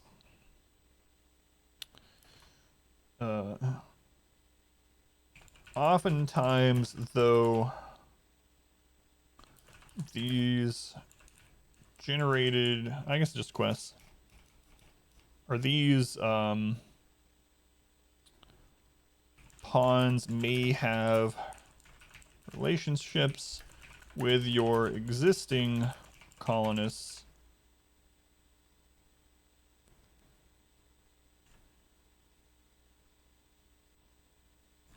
All right. I don't want to blah blah. Means mech army. Oftentimes, though, these pawns may have relationships with your existing colonists. In which case, you may want to take the risk. All right. I'll read back through that when I'm doing the whole thing. One more read through, and I think we're good. Which can be try. I like trying new things. Tell them about building an underground incinerator. What, for killing or to burn corpses? No, not in this one. Late night snack. As you say up, it's nachos, but French fries instead of chips. Sounds good. What kind of fries? What are your toppings, Phelan? Did you do that face because the video I told you about, Captain Failure, or the guy pulling out the hammer every 5 minutes in his YouTube video? I'm talking about crushing the like button as the screen flashed with thumbs up and stuff. It's like, all right, well, I'm never watching any of your videos again. Goodbye. It must work, though. The guy has like 180-something thousand subscribers. I have like 2,500. So I watch people, they mention it more than once. Yeah, I only mentioned it at the end of the video. I only mentioned it at the end, which is when people are probably already hitting the next video or hitting go away. Yeah. It's probably the most, like, it's probably the video I've seen that was the most, I don't know, like, in your face all the time telling you to like the video I've ever seen. Never seen another one so, I don't know, so crazy. Must be an oversight from Microsoft. Must be. All right. So now I'm not going to read this exactly how I am in the guide, but I need to read it to make sure it sounds most turn-offable video because of it. Yeah. Hey, Dell, welcome back. Did Beggar ask you for a like that way? Never watched it again. Earn it. Yeah, I mean, I always say it at the end of the video, but it's not like this is all I say. If you're interested in me making more of this type of content, you can let me know just by subscribing or liking. Done. Let's go on, Delph. Thank you for coming back. All right. Hey everyone, Adam here with another RimWorld guide. A question I get a ton on my stream is how do I get more RimWorld colonists? So in this video, I will go over... yeah, it's fine. The 5 primary ways to get more pawns in RimWorld. Had to rage quit Blastus. Got some boss that wrecked you like 10 times in a row. Which boss? Get good. Which boss, Ted? I'm really curious. This RimWorld guide, I'll be talking about colonist join events, quests that result in someone joining your colony. I guess I can get rid of this because I combine those. Buying new people from slavers, recruiting through nursing and taming, and lastly, converting prisoners to colonists. Crinkle cut fries, hand melted nacho cheese, ground beef, refried beans, olives, diced tomatoes, dash of pepper, sliced jalapenos, diced avocado, sour cream. Holy crap. Phelan, can I eat nachos with you? Making an ebook self-published on Amazon. I wonder if I could get permission. So if I keep the text of all the guides that we make for RimWorld, I wonder if I could actually get permission from Tynan to put it up as a free ebook. That'd be kind of cool. And people would just download it for free. It would be advertised through the stream. It'd be a long walk for you. The triple chicks with sticks and fire underneath. Ah, with the platforming. I gotcha. Yeah, that would be really cool if I could do that. I would just do it for free. I wouldn't have anyone pay for it or anything. But it would just be another way that people could access this, and you know, I'll think about that actually. I never thought about that. So, thank you for spurring that idea, Trevor. Now, before we get into the meat of things, I did want to mention a quick storyteller-specific thing that I will cover much more in other videos. But basically, it's important to know that RimWorld has a sort of colonist number breakpoint based on the storyteller you choose. This number has changed several times throughout RimWorld's various patches, so it might be worth checking on these values. If you're watching this guide on a further or previous patch, the 1.2. As of right now, Phoebe and Cassandra have the same breakpoints, and Randy's a little bit special. All 3 storytellers will try to get you to 4 pawns if you are under this breakpoint. This means that if you have less than 4 colonists, you're likely to get more events that result in someone joining your colony.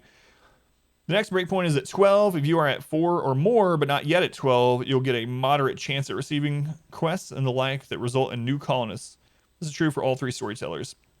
Final breakpoint for Phoebe and Cassandra is 20. Once you hit or exceed this number, they hit a sort of kill switch where the population curve will work against you. Allow for harder events in order to try to kill you. Back down and colonist numbers a little bit. So like I said, Randy's a little special. His kill switch number isn't until 50 colonists. So if you... more contractions. If you are wanting the best chance at having a really large populous colony, Randy will be your storyteller of choice. Delve, thank you for the subscription. Thank you, Delve. I wasn't too sure I would get any new subscriptions or follows or anything tonight because I've never made a guide on stream. I usually do it offline.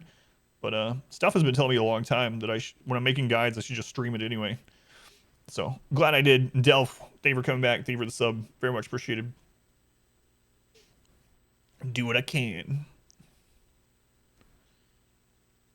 I think that part's fine. And it reads well enough. Like, I think when I actually read it more slowly when I'm doing the actual guide, it's fine. Train, thank you for the follow also. Appreciate it, Train. Yeah, Delph. So Del, I didn't have time to check. Do you stream as well? I noticed. So here's why I ask. When I'm going through and messaging everyone that follows the stream, most people have an icon, right? An avatar, but most people don't have a banner. So almost every time I see someone that has a banner, that signifies that they've edited their channel a little bit more and may or may not, more likely to stream. Figured I'd ask. One last quick note and piece of advice based on these numbers. It's more likely to get new pawns. One last quick note before I dive I need to say either get rid of last or explain that it's the last part of this section. One last quick notes, or just get rid of last. One quick note before we dive into specifics.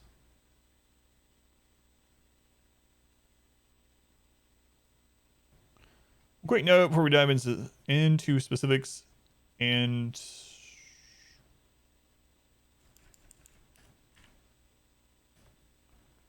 quick note before we dive into specifics, and a piece of advice based on these numbers. That's fine. It's up at 1.5 speed to see how it sounds. I don't know. It's a lot of work to do it. Got quite sick shortly after start. Gotcha. Sorry, Delph. Yeah, I thought I would ask though, because like I said, it's kind of uncanny. Almost every time I see someone with a banner, they have at least streamed at some point. All right. One quick note before we dive into specifics, and a piece of advice based on these numbers. I don't really like how it's worded. Since it's more likely to get new pawns in the early game when you may only have 1 to 3 colonists, that's the time to be a bit pickier. Maybe only take someone that's relatively young. More contractions. So relatively young, has no physical issues, has no traits that are a detriment to the colony or themselves, etc. Then when you start to get into the teens, open it up a little bit more. Will they actively hurt the colony? Can they fight? If they can help defend the base and aren't going to screw with what I already have, that's good enough for me. Okay. I think those sections are fine. I might, as I'm like reading it, I might ad-lib and change that a little bit to make it sound more talky and less scripty. Those are words, talky and scripty. Walkie-talkie. Anyway, first way you will get new colonists is through join events. As the game has developed and received new patches and content, these events have become more varied. Out of all the ways I'm going to talk about to get new RimWorld colonists in this video, this is the one you have the least control. You know what? I'm going to say in this guide. I need to say guide more often than video.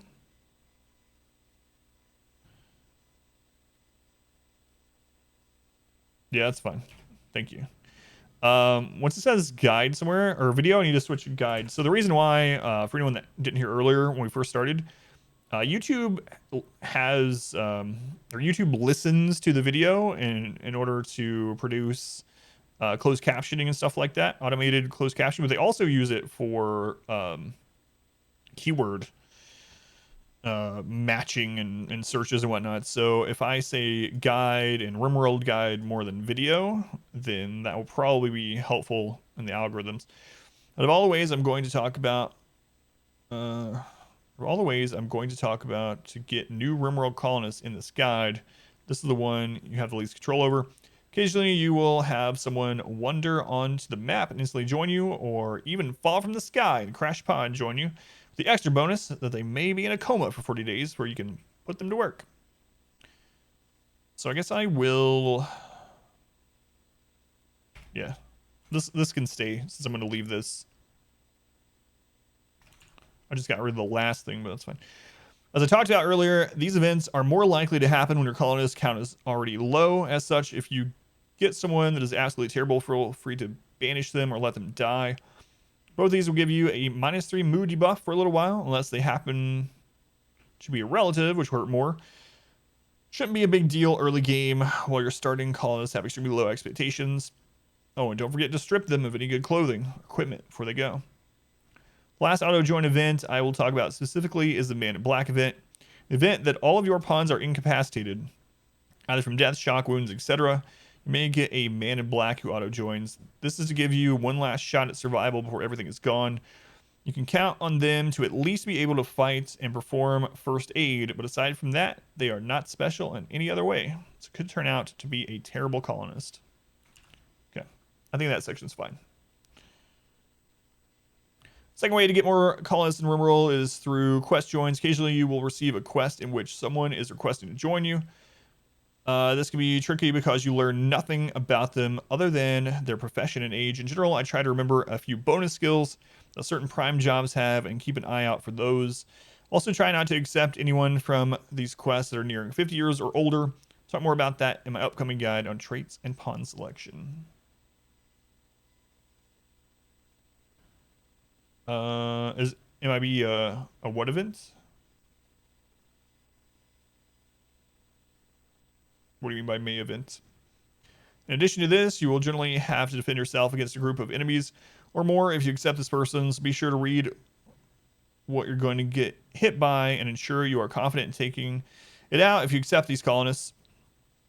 Another note about quest events like this is that sometimes the event will have to be caravanned to in order to stop it, so you might not want to take the 70-year-old Muffalo Shaman if it means a mech army will be setting up a psychic drone 10 tiles away from your base.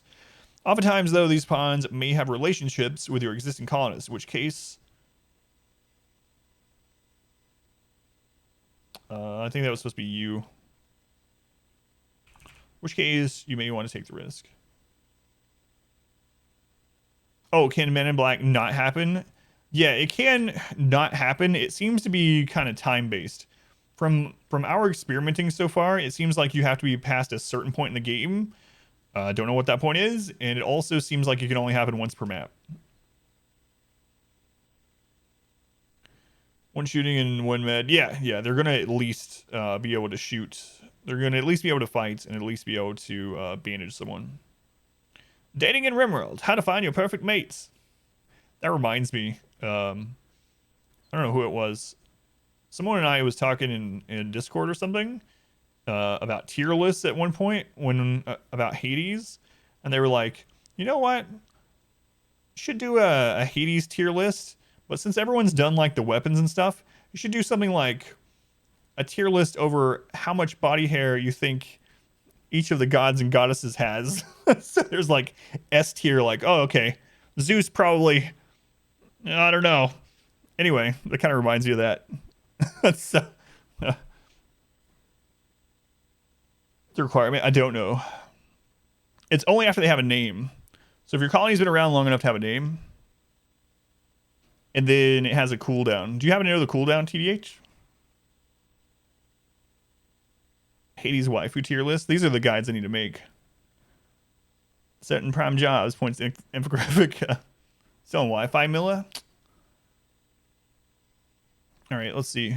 In black, in the event, all your pawns are incapacitated from death, shock, wounds, etc. You make it in black. Let's give you blah, blah, blah. Release colonists. The Man in Black event can only occur after your colony has developed to the point to be named and has a, assume it's more than 2 seasons, and has a cooldown. There we go. That's good enough, I think. Man in Black event can only occur after your colony has developed to the point to be named and has a cooldown. Man in Black event has a cooldown. I'm going to put it there. And can only occur after colony has developed to the point to be named. There we go. Otherwise, it was kind of almost a misplaced modifiers sort of thing there, where it was like, wait, what's the cooldown? The Man in Black or the name? So on version 3, we're ranking RimWorld guides. That's Monday story night. More clickbaits, yeah. I kind of want to do those tier lists now. I don't think anyone else is doing that Hades guide. Shiny. Let's go on verse 3. Prime jobs are anywhere is that only half jest. So you're thinking I should make, yeah, okay. Jobs, work, priority. Yeah, that could be its own thing. Cooldown events, its own video, going over what exactly has them, raids, storytellers. Yeah. And it kind of goes into a bunch of them too. Like storytellers have their own individual cooldowns for things, and certain events, like you said. I think I have that in here pretty much, the events and storytellers. Okay. So where were we? So we just finished this one. Not overlap the bad ones too much. Oh yeah. Of the events and stuff. Thank you, by the way, TDH, because some of this stuff has changed and some of it I just didn't know. So they were hanging out and correcting some of the ones you know. It does help out a lot. Just this, you would generally have to defend yourself. So we just read that one, in which case you may want to take the risk. All right, there's where we left off. Now, there is another join quest that was recently added in which you can take in refugees. Number can vary, but basically after a set number of days, they will decide to either join, leave, or betray you. So if you decide to take that risk, maybe make the new guys have the bedrooms and dining area on the opposite side of the base from everyone else or right next to your turrets. You can also get new colonists from quest rewards themselves to increase the odds of this happening. Make sure to go to your quest book and then click the button in the bottom left that says reward preferences. Once this menu, turn off accept honor and accept goodwill. Also, it's another contraction. Also, it's important to note that with this type of join quest, you can check how good or bad the pawn will be. Do this, go to the quest, then click the pawn's name in the pop-up menu. You can check their bio, held tabs to determine if they are worth completing the quest for or not. All right, I think that section's good. Number 3, which is the shortest one actually, huh? The next way to get more new people in RimWorld is to simply buy them. Over your playthrough, you will occasionally run into traders selling slaves. Don't be fooled, though. You aren't really purchasing a slave for your colony. Well, it's debatable. But anyway, you are purchasing their freedom from slavery so they can join you as full-fledged colonists. Work for you until they die. The great thing about this is that you are able to check all the stats upon before purchasing. Do this the same way as with the quest rewards earlier. Simply click on the info button for the pawn from the store list. Look through the various tabs. This can set you back a ton of silver, though, so be careful. I'm going to break this up. As a bonus, new colonists will have a temporary mood boost from you saving them from the slavers, as will your existing colonists. That's fine. Next way to get more people in RimWorld is through nursing or taming. When a friendly pawn is incapacitated, you can right-click on them to rescue them and bring them to a medical bed or sleeping spot. Once you have nursed them back to health, they have a chance of automatically joining you. Occasionally, you may have a random event in which a wild person comes into your map. You can actually tame those people, and they will join you as a full-fledged colonist. Just like other wildlife, you can always go to the wildlife tab and scroll through the animals to find any wild people wandering your map. To tame them, simply click them and then click on the tame icon in the lower left of the screen. Make sure you have your best handler set for the job in the work tab, as well as enough food for them to use during the taming process. So an Ashlight. It depends on what you mean by editing. Like, this text is to read from and sound conversational-ish to a degree and not super scripty. So this is just a script to be spoken. So the actual script isn't going to be really published anywhere in its current state. So I'm not too bothered with anything like punctuation or anything like that. Friendly to non-hostile. Yeah, that makes sense. Yeah, okay.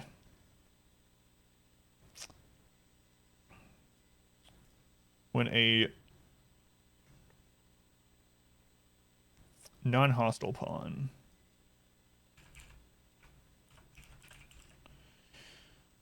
Right click. What do you have in mind, Ash? Like, is it something that's still... Josh, welcome in. You can do exclamation followed or exclamation following.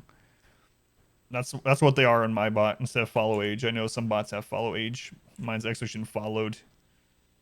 All right, so that seems all right. Last one. The final way to get more new colonists in RimWorld, and the one you will probably use the most, is to convert and recruit prisoners. I won't go over this in extreme detail here, as that would take up way too much time, and is best made into its own guide. But I will give you all the bullet points you need to understand in order to effectively do this in your playthrough. Is there a descriptor? Various for the tabs. Where was that one? Was that up here?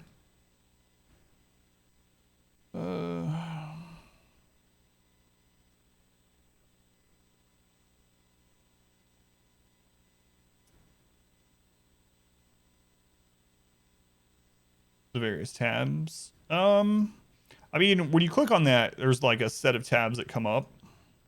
So I think they'll know what I'm talking about. Like when you click on any colonist and you go to info, there's just a list of tabs that you can go to.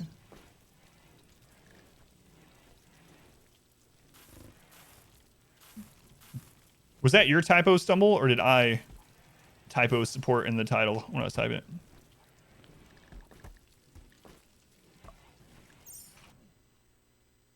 In the seconds. Way to get more colonists, blah, blah. It's usually, if you accept these colonists, read what you're going to, blah, blah, accept these colonists. Yeah, I got you. Like, I wouldn't be saying that anyway, but I might as well fix it.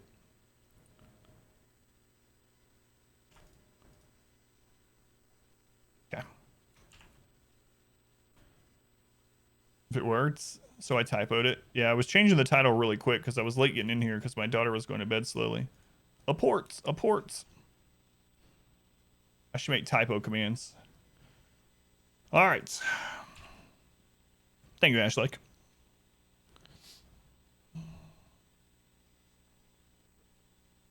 Final way to get more new colonists in RimWorld, and the one you'll probably use the most, is to convert and recruit prisoners.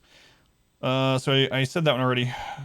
First, you must either down another pawn or right-click on them and choose Arrest.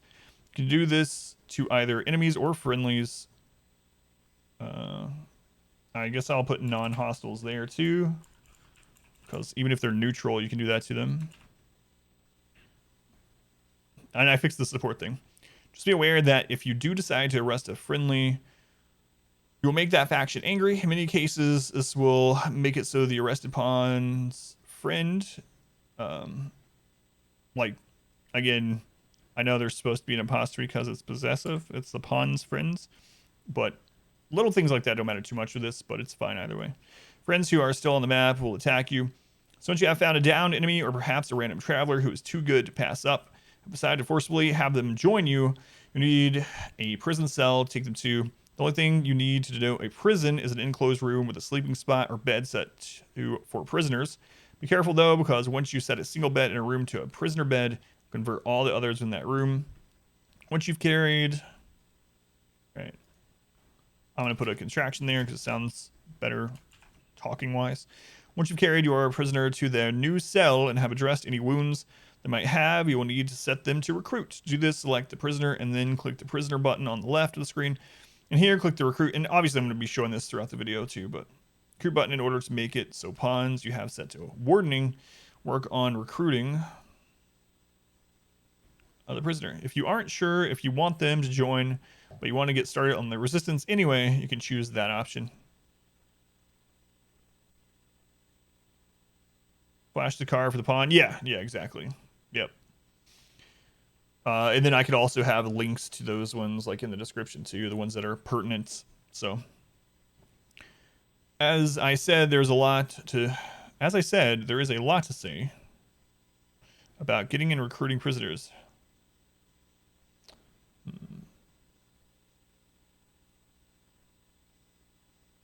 Might rephrase that. As I said, there's a lot to say. That's all right. I think that's all right conversationally. I wouldn't leave it that way, I don't think, if this was like a text guide, but there are ways to help you down more enemies without straight up killing them, tricks you can use to help people join more quickly. That will be its own video. I'm going to put its own guide. For now, just know that having a prisoner in a higher quality room with a bed, a table, and a chair will help tremendously. Keep your prisoner as happy as you can. Don't steal their organs. If you can stop yourself from doing so, have your best social pawn be their warden, and you will have them joining in no time. All right, that's it. If you've been wondering how to get more people in RimWorld, hope this video has helped you out. Hope this guide has helped you out. If you're interested in me making more RimWorld guides for beginners and beyond, please let me know by subscribing, blah, blah, blah. As always, thanks for watching. Okay. How's it going, Finn? Welcome in. Welcome in. So I think all this text is good enough to read from. I think all the information is correct, and we covered everything that someone would need to know that's newer to the game, or even not newer to the game, about getting more. Yeah, exactly, Ashley. Yeah. When will the video be up? It depends on how much of it we get done tonight. So I don't know. Hopefully we'll get this one guide out. Some of the guides will be much shorter too. So now what I usually do after I write the script is I record the audio by itself. Because I have the two PCs set up, what I like to do is I like to record the audio in a program that's supposed to be used for audio. And then I'll make sure the audio sounds fine. And using the mixer, I'll actually listen to the audio as I'm doing what the audio is saying in the guide. So I found that a good way to make the guide and show everything without having like weird pauses or too many ums and whatnot. And it's worked out so far. I don't know if anyone can even tell the difference in the video, but that process seems to have worked pretty well for what I do. Did the power go out?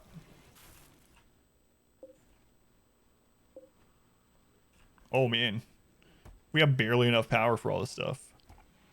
No wonder.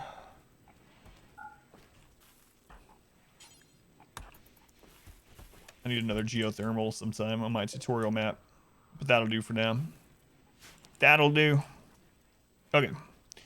So I'm gonna use the restroom really quick, and then we will, I'll just let these guys go about their business for a little bit while I'm doing that. So I'm gonna use the restroom, and then I'll work on the audio.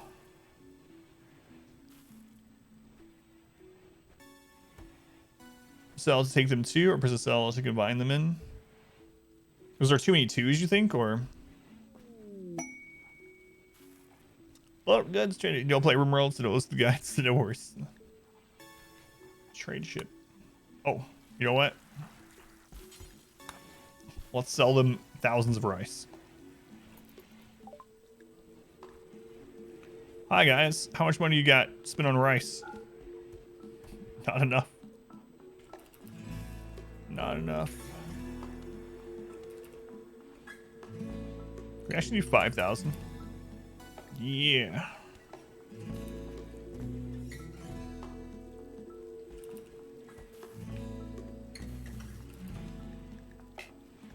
Don't care. Selling at a loss. Duration. Yeah, so which one? Prisoner one. Should I ever blah, blah, blah. The only thing you need to denote a prison is an enclosed room with a sleeping spot or bed set for prisoners. Be careful though, because bed in that room, once you carry your prisoner to their new cell, trust any wounds they might have, you will need.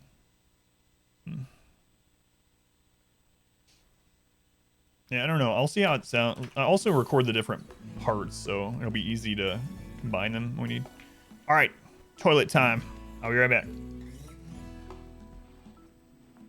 Oh, that wasn't the spot you were talking about? Oh, earlier in...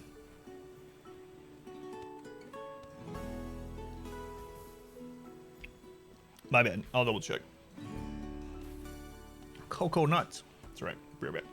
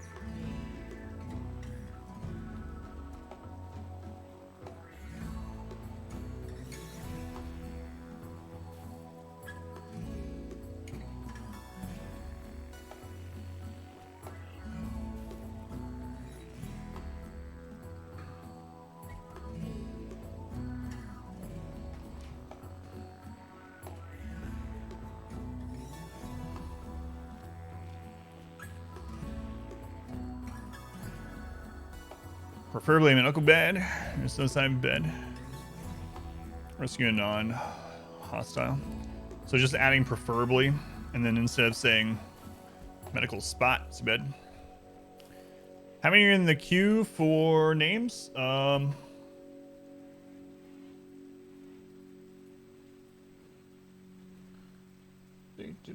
me refresh it.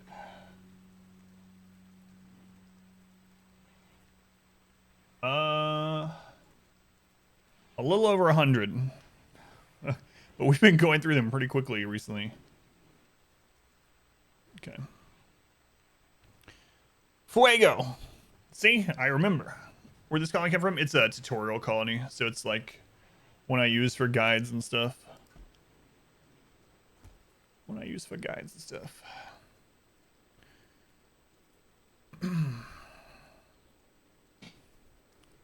Attack is cozier mech, so. Does the command automatically add them? You're in the queue, yeah. That's what, like the channel point thing. So you're in the queue.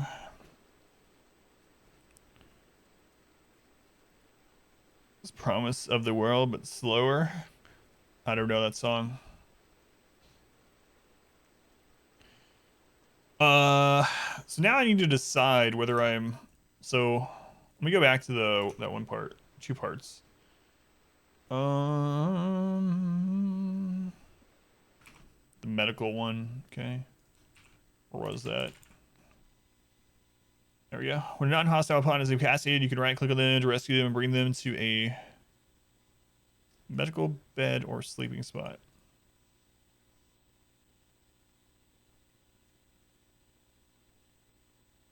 I think that's all right. Tis good. Okay, what's up?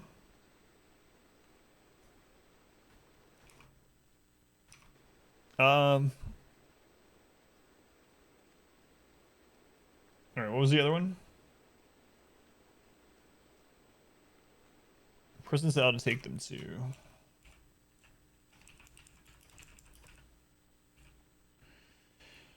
Once you found down enemy or perhaps a random traveler who is too good to pass up, have decided to forcibly have them join you, you'll need a prison cell to take them to. So you think to get rid of so many 2s right in a row while speaking, Mike should change how that's worded. So you have found a down enemy or perhaps a random traveler who is too good to pass up and have decided to forcibly have them join you, you need a prison cell to take them to. I don't think it sounds bad, but I can try it as a confine. Yeah. So once you have found a down enemy or perhaps a random traveler who is too good to pass up, have decided to forcibly have them join you, you'll need a prison cell to confine them in, to keep them in. It's about the same, but I'm okay either way. I'll think about it more by the time we get there. Was there any other place that I had video listed instead of guide? So in this video, nope. In this guide, question I get to tell on my streams: how do I get more RimWorld colonists? So in this guide, okay, good. Next one, in other guides, we're doing this for the algorithms. Okay. All videos have been replaced with guide or guides to secure them in, to confine them to. No twos. Find them in, to keep them. Maybe I'm gonna think of those, or I'm gonna think on those before we get there. So now I'm trying to figure out whether for the rest of the guide time tonight, is this a new colony? No, this is a tutorial colony. Let's go Bard. This colony is 5.5 years old or something. I need to decide whether I'm going to go ahead and do the audio part of the guide, or because you guys have heard me read it 5 times already, if we should just go ahead and work on the text for the next guide. What do you guys think? Should we just work on the text for another one? I can just record the audio tomorrow when my daughter's finishing up school. Work on the text. That's kind of what I'm leaning towards too.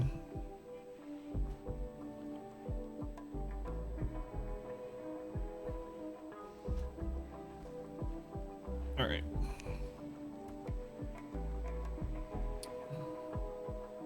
So I'm trying to think which one. So far we have map choice. I have zones and I have clothing, which are those are kind of all over the place. If we want to go more in order of what people will run into first, I mean, it doesn't have to be. We can think about that. All right. So I think this one's good for now. Where's the folder? Okay. So which one of these would be the next most asked question? I'm wondering. How's it going, Sammy? Welcome in. First kill tunnel, hospital, probably not. Kill tunnel's asked a little bit. Sappers are asked about a lot. Starter ponds may be a good one, and then go to traits from there. Guide writing, yep. First time doing it on stream. I usually do all this off stream, but people kept telling me I should record it while I'm doing it. Do you actually know how to make a kill tunnel? General guide brainstorming, yep. Yeah, I'm thinking pond selection. I'm thinking what I might do is we might go and start at the beginning of the process. And I mean, I'm still going to leave this how to get more ponds, but starter pond seems like a really good one, and then work from there. Bug containment, yeah, bugs too. Super Glue, I meant to say hello to you when I saw you come in earlier. I completely forgot to do so. So, very belated hello, Super Glue. Yeah, so I think so. These are the three we have. This is the next one. Starter ponds is fine, and then that leads straight into traits. I think those two would be good. What's another one? Another early one. Going over the biomes is a good one for an early, like a beginner thing. Let's see. How to res dead ponds. I don't get that one too much. How to survive first year. That's a much longer thing.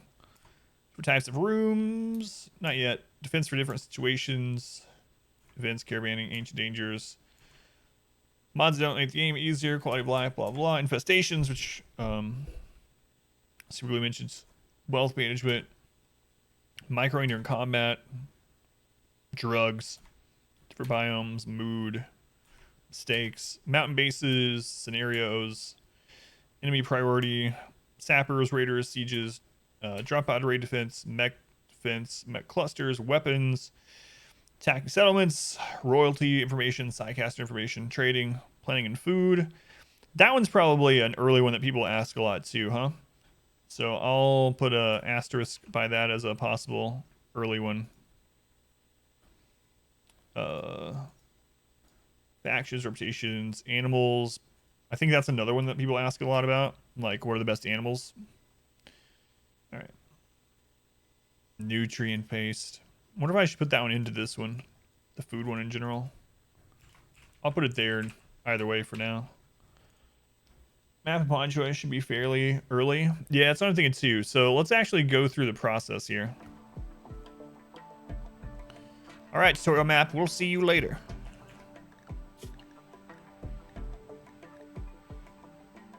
The importance of doors. All right. So when someone's making a new colony, let me actually get rid of mods for this. We can always turn back on.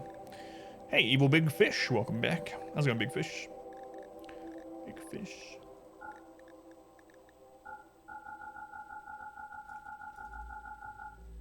Doors be its own video. Doors and fire. All right. Doors and floors, the legit concern. Yeah, I'm definitely going to go over flooring in the wealth video.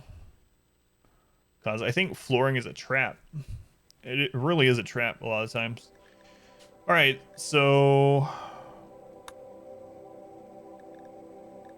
the first thing people are going to see are the different scenarios. Do you think these are explained enough as is, or do you think it actually denotes Like, I wonder if people say, which scenario should I choose, sort of thing.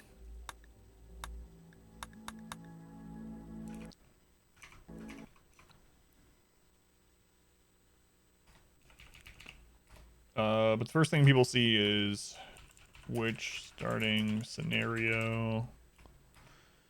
We're saying well enough for someone new, you think? Okay. So that could be one. And then, yeah, I mean, I guess it does give you quite a bit of information, huh? And the next thing is storyteller. Which storytelling? I think I already wrote some on that too, like almost a year ago. I'm betting it's changed a little bit, but I might already have like the bones of that, so. Oh, look at that. Past Adam. Look at you, Past Adam. Thank you. Thank you. What do you know? I might already have the whole guide written for the storytellers. Nice. All right. We'll look at that in a minute. Storyteller. Okay. Difficulties.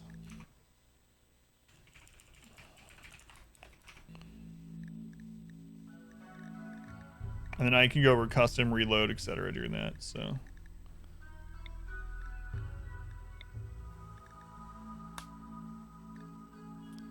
And then I already have one on map choice, so I don't need to do that. Map choice. Done. That's actually the most popular one. Whoop. Keep hitting my microphone. Okay.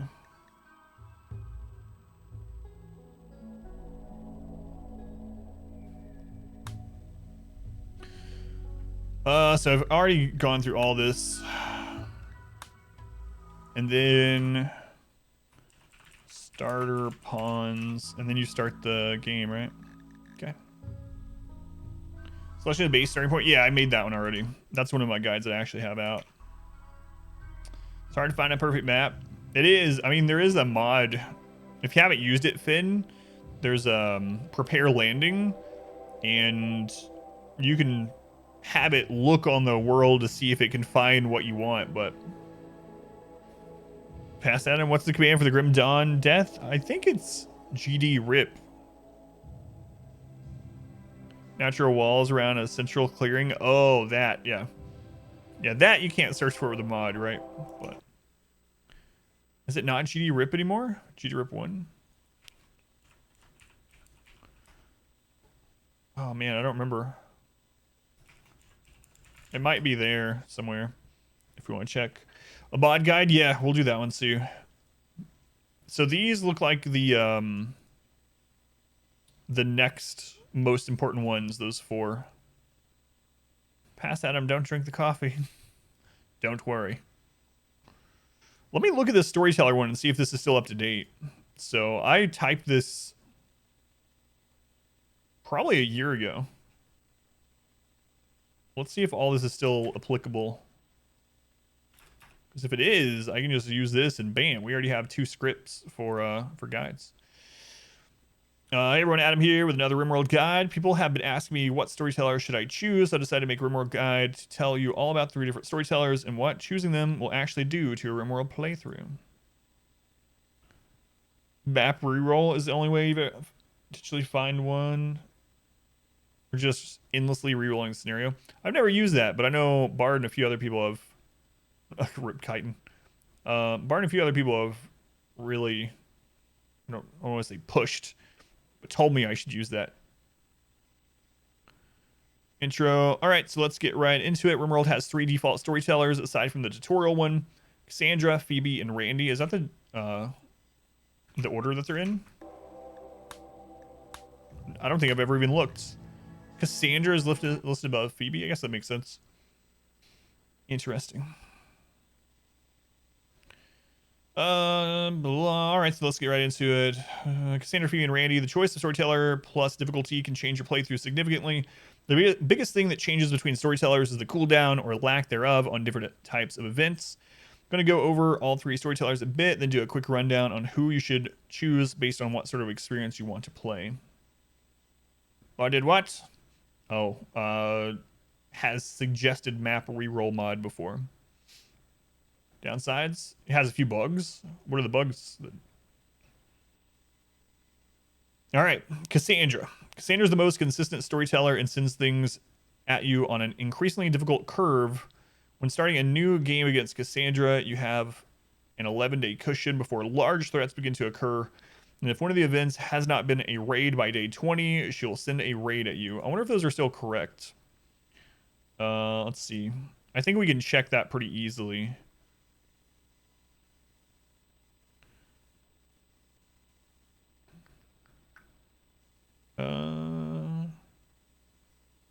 Games, Steam apps, common. Where's RimWorld? I think we can check that pretty easily anyway. RimWorld's data core.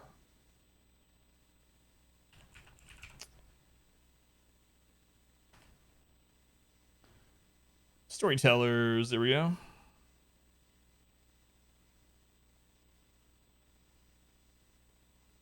Storytellers. Let's just open with Notepad. All right. Where are you, Cassandra? There she is. Intro. So her cycle is still 4.6 and 6, it looks like. Is that what I have in here? Oh, her cycle's longer now? It's 4.6 instead of 4.25. The 6 is still correct, though. So we're going to say 6.5 days now. That's kind of weird. I wonder why they changed it from 4.25 to 4.6. That seems like such a small change. Lobster balls. Okay. Threat big. Still 11. 9. 9. So you still have that 11-day cushion. Yeah, it looks like the other stuff's the same. It's 1 off, min spacing. Huh. Interesting. Interesting. Let's go on to Jones. What? Who's Ice Frog? First raid would come when the traders are still there too. Yeah, it does line up that way pretty often, doesn't it?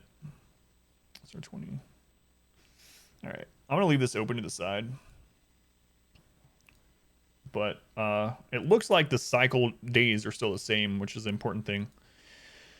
When starting out, have an 11-day cushion for large events. So you can have an animal attack before then, right? Or around the same time. Dota developer does lots of tiny random balance changes. Oh, I gotcha. Gotcha. So, like fractions of a second changes. And if one of the events has not been a raid by day 20, she will send a raid at you. In RimWorld, there are 8 large threats in the game files. Is that still true? Raid after sleep cycle. Yeah, maybe. I wonder what the balancing idea behind that was. Oh my god, I accidentally opened Microsoft Edge. Now Windows thinks I'm considering using it. Start getting emails and pop-ups and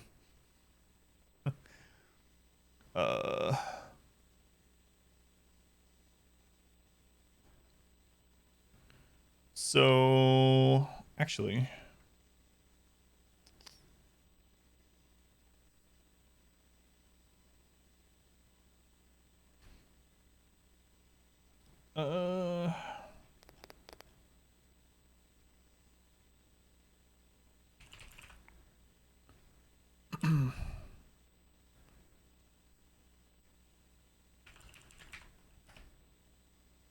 there we go. That's what I was looking for. Okay, big threats. Let's see if this is still the same too.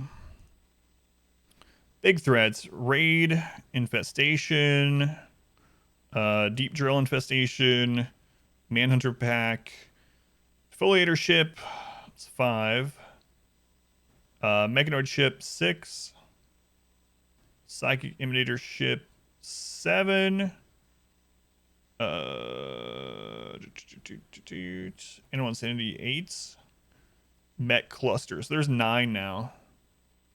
Looks like there's 9 major threats. That's right, because Mech Cluster was added after I wrote this. The XCOM clip. Oh my god. Great. I said Edge and your stream stopped. It was like, no. So you're saying there's a chance. All right, so it looks like there's 9. There are raids, infestations, deep drill, defoliator ship, psychic ship, mass animal insanity. Oh, I see. I combine them in this. So, the old clips are great.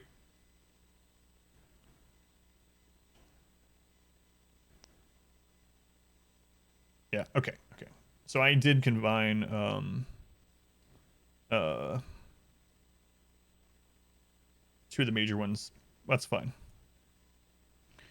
All right, I'll keep that open too. Once Cassandra has started throwing things at you, she will hit you on and off for about 4.5 days before giving you a 6-day break. During her on period, she will space events out by a minimum of 1.9 days. Is that still the minimum? Too deep shouldn't be major. It is, though. I mean, I have the game file open. Big threats. Deep drill infestation. Isn't that crazy? That's considered a... Vibrations from your deep drills have angered some underground insects. Weird. Just your opinion? Yeah, it doesn't... It's much smaller than normal infestation, and it's easy to handle. It is weird that it's a major event.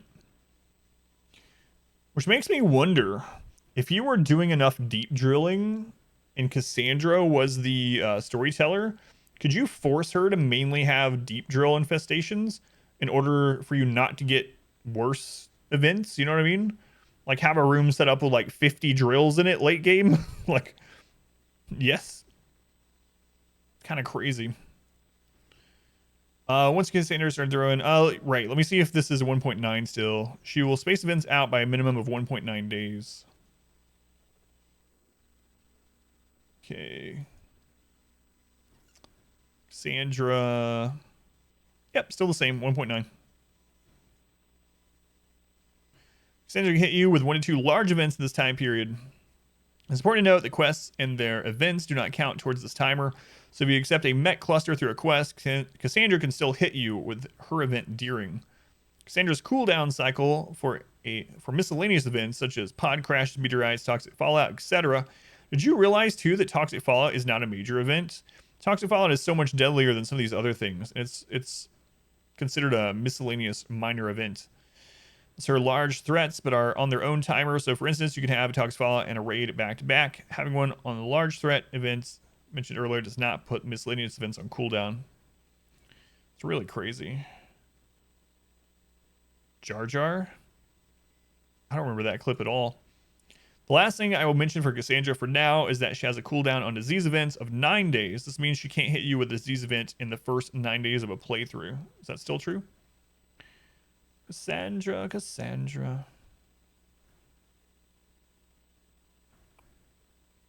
You either, that's why I used it.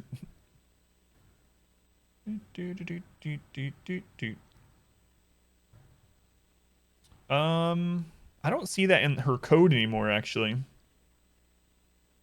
Use a super freak. I wonder if it's in a different file, like it might be in the incidents file itself.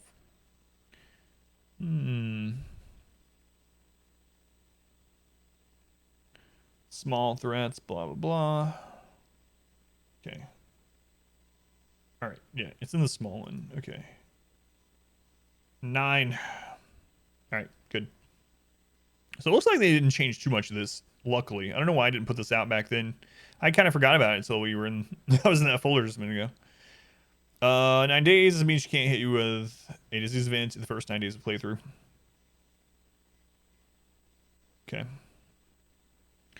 Phoebe. Despite the game screen saying Phoebe can hit just as hard as anyone on higher difficulties, she's absolutely the most consistently easy storyteller. This doesn't mean she can't be difficult, only that she can't be as difficult as the other two. Here are the main differences regarding Phoebe as compared to Cassandra. Unlike Cassandra's 11-day cycle, Phoebe's is 13. Let's make sure that's still the same. Where art thou, Phoebe?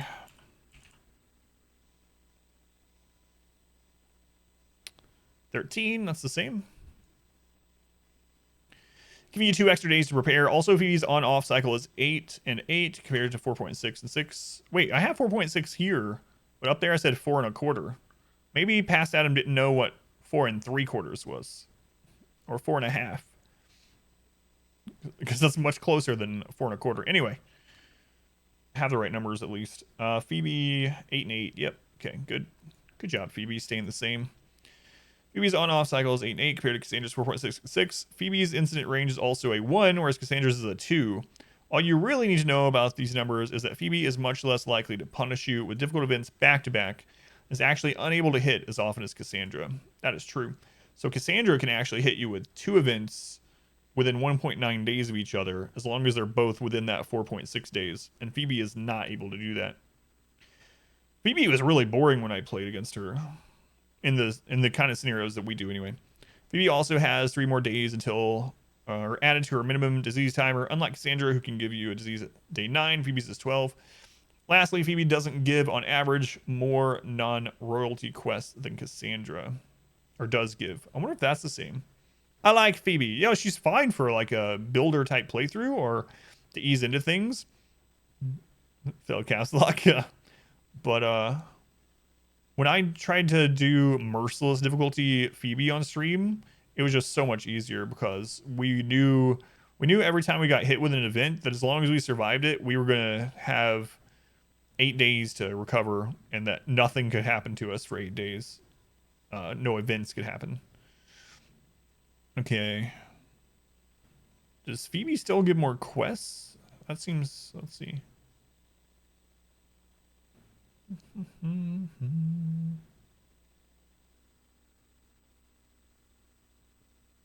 Minimum disease timer. So I talked about it further up, but there's a minimum disease timer. Let's see. Cassandra's cooldown on disease events of 9 days. This means that she can't hit you with a disease event in the first 9 days. So Cassandra can't give you a disease event in the first 9 days. Phoebe can't give you one in the first 12. Randy can give you a disease on day 1. We've actually had a disease in the first hour against Randy, which was ridiculous. We were doing naked brutality, and we got the plague on day 1, hour 1. So that run, we just stopped. So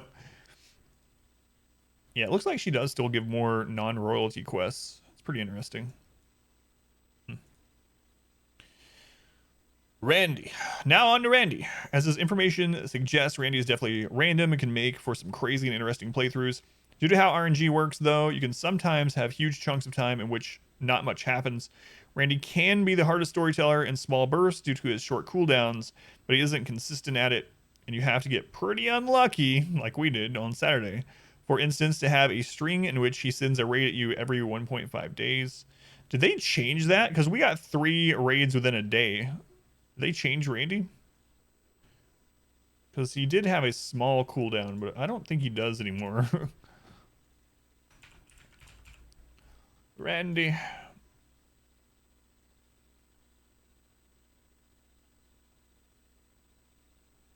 Did they really change it? Wow. It looks like they might have.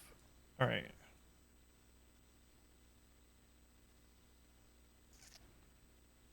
So they changed it to 1 for the minimum days passed. So I guess he can hit you with a raid every single day if he's like feeling extra mean. You every day. pretty unlucky, for instance, to have a string in which he sends a raid at you every day, but it is possible. Another great example of this is that Randy is the only storyteller capable of hitting your colonists with a disease event on day 1, hour 1. Stupid Randy. Basically, how Randy works is that each category of events are all in the same pool and have their own weight. It's more likely to get a big threat than having a ship chunk fall, for instance, but given the random chances, sometimes you're just going to have every event for a season or longer be ship chunks. And as mentioned, his cooldowns are the lowest of any storyteller. One final thing I'd like to mention here is population. I won't go into details on this video, but each storyteller has a population curve. Basically, this determines how likely you are to get into a situation in which you can gain new colonists. In 1.1, it was changed a lot. It changed significantly, but Randy's curve is still slightly different than the other two. Long story short, you are slightly more likely to receive more colonists and for longer with Randy than the other two. That's fun. All right, so you've had me throw numbers at you, but what you really want to know is which storyteller should you choose. Choose Cassandra if you want a consistent experience in which you are hit with events fairly often, but given some time to recover after each cycle. She is sort of your standard experience storyteller. Choose Phoebe if you want the easiest experience, although she is consistent like Cassandra. Her increased time frame on events and downtimes give you a lot more time to recover and rebuild if something goes badly. Choose Randy if you want an almost entirely random experience. You may get thrown into situations that are impossible to win, even right off the bat, but due to how RNG works, it won't be the norm. Other times you may sit for seasons at a time, only receiving drop pods full of milk and ship chunks. Randy can occasionally be boring in this way. However, you always have to be on your toes and ready for anything against Cassandra, for instance. If you've had 2 large events recently, you know you're going to have a cooldown before another of those happens, unless it's from a quest. Randy might send a new event at you the very next day. Man, so I had this entire thing done, huh? And I just never made it. It's a good thing I found it in here. All right. And that does it for this RimWorld guide regarding storytellers. Hopefully you now know which storyteller to choose to get the kind of RimWorld experience you prefer. If you like this guide and want to see blah, blah, same endings, all the other ones. All right, cool. So I'm going to move that up in the list in here. So do you guys think I should actually make that one before I should do the how to get more colonists one? Because people are going to run into which storyteller to choose before. And I don't have audio or video for either of them yet. So let's see. Which storyteller? I think I might do that. Yeah, because we picked storyteller first. Yeah. So let's go ahead and change this one to 5 for now. Which storyteller? Oh, 4. Cool. All right. Thank you. Okay. Difficulty. I wonder if they actually change things to the difficulty or if they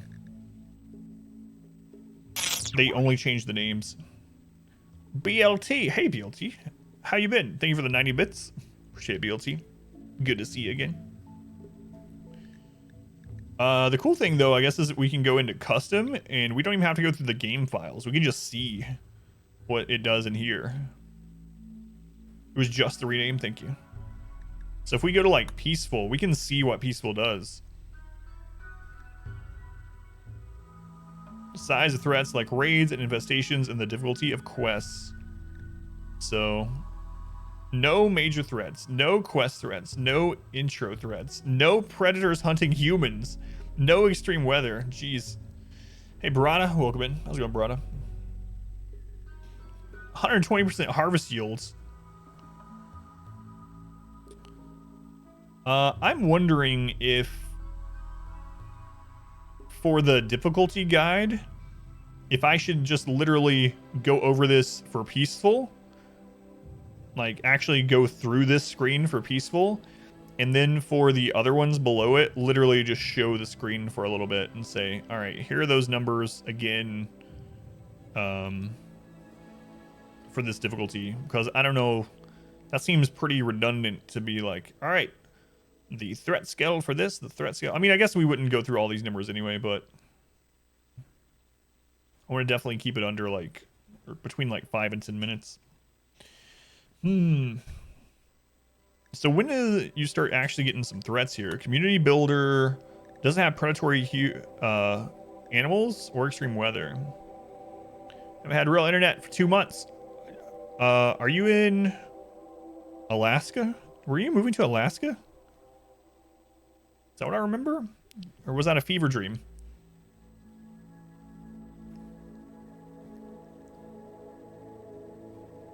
Things are all right. Adventure story, you end up getting everything.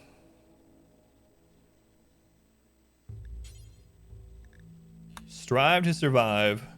So that's like the baseline. Everything's at 100%. Interesting. Wait, what's the thing down there that's low? Trade price disadvantage, yeah.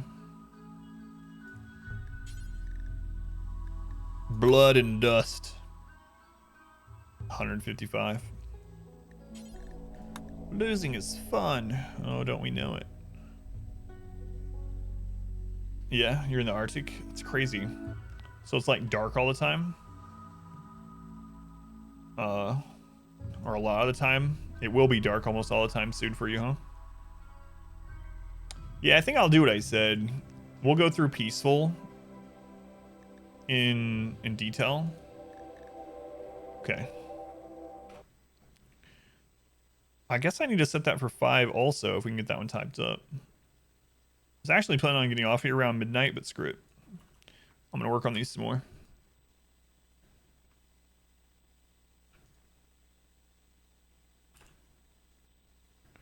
Which difficulty? Okay. Sun comes up at 10:30. This is at 4:30 right now. Jeez. Why does this keep opening on my third monitor that I don't have even on? Just turn on the monitor to do it. Well, I don't have it set up to this one.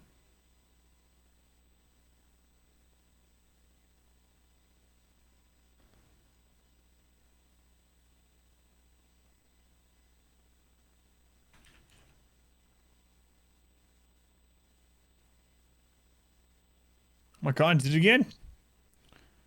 It's gotta be at least 6 months. Assume a lot has changed. Yes. There's a lot of new stuff. Wait, do I have difficulty just copied from which storyteller? I do. I think I have it, had it pasted in here just to... yeah, okay, that's what's going on. Okay. I was a little worried at first. I thought I overwrote or something. Yeah, a ton has changed in RimWorld for sure. But the game is much more robust now. Like, they've fine-tuned a lot of the stuff they added with royalty, for instance, like side casting and quests are much better now. 8 degrees and 50-mile-per-hour wind tomorrow. Man. I mean, it gets like that here, but it doesn't get like that here in November.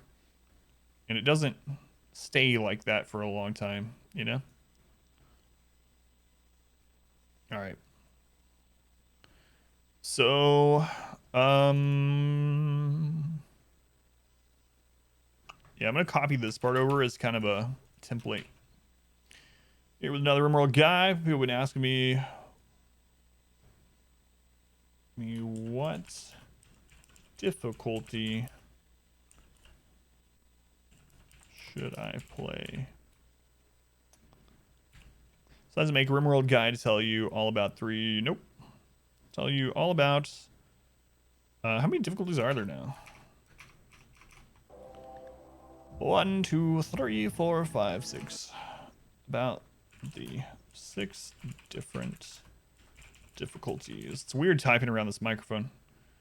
So to make a RimWorld guide to tell you all about 6 different difficulties that currently exist in RimWorld. Make sure we say guide in RimWorld a lot. For the algorithms. Have you played it since Royalty? DLC? Or did you play Royalty at all? DLC? Into it, RimWorld has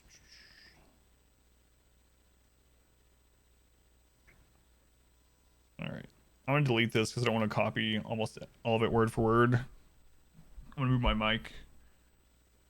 I saw you play royalty. It's pretty good. I mean, I think I like the sidecast stuff that it added more and the way that they expanded on that. But it seems like such a small change in a way with the questing stuff. The quest update came kind of at the same time as royalty, and they've made it better and better. So, for instance, now you can turn off getting reputation from quests so that you are only ever offered actual rewards.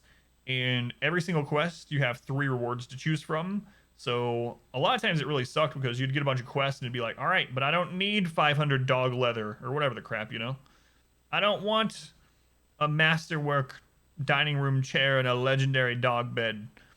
Now it gives you options that you choose on the quests, which I like a lot.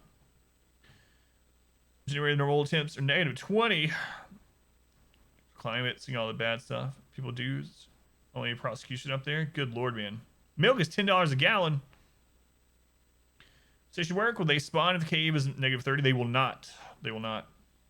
Infestations will not spawn if every single tile that is overhead mountain is either filled in with a wall or if it's -17 Celsius or less.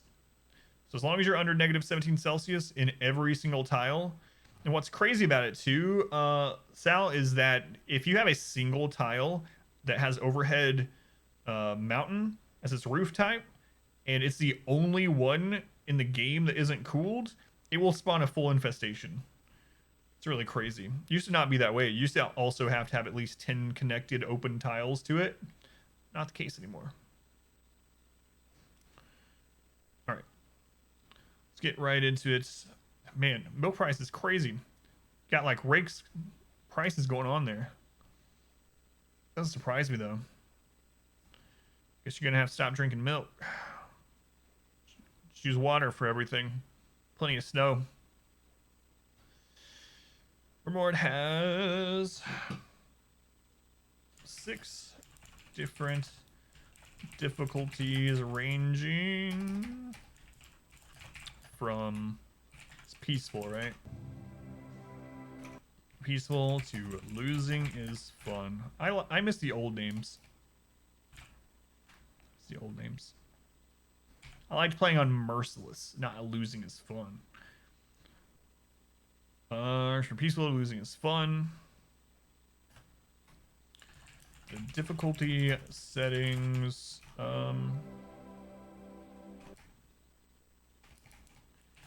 Each difficulty setting can also be customized to tailor the experience to your liking. Good enough. 60 reds, difficulties range from peaceful to losing is fun. Each difficulty setting can be customized to tailor the experience to your liking. I will go over the parameters for. I wonder if I should do the parameters of like the basic one. Not start on peaceful, but if I should just do strive because it's like just the complete baseline. Fly out the food in. Been eating mac and cheese the last 2 weeks of dinner. It was like $2 a box or a case of them. That and you hate cooking? Jeez, man.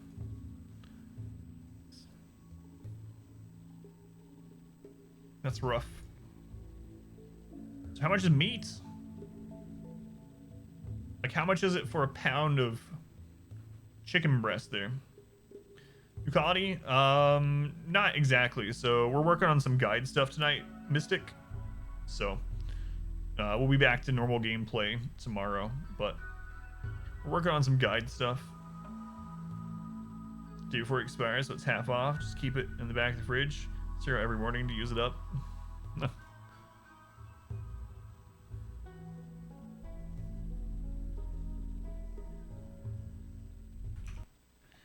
Go over the parameters for the easiest difficulty. Peaceful.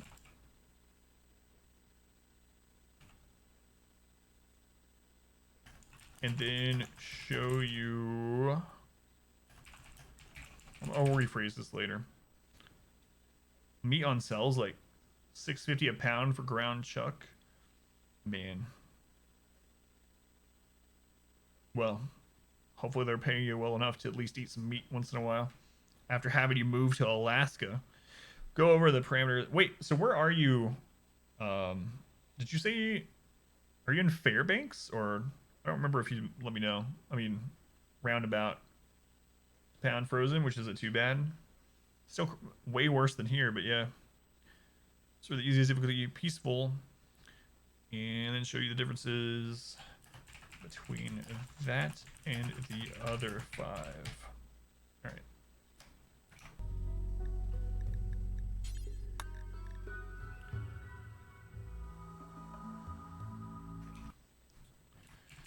And peaceful, the threat scale is set to 10% by default,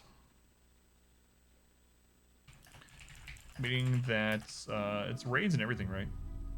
I don't even get raids. Meaning that any type of... what even comes on peaceful? Because you don't get raids, you don't get infestations, manhunter packs, crash mechanoid ships. There's no quest threats. So up here, there's no predators, there's no extreme weather. What actual threat can happen on peaceful? It's at 10%, but...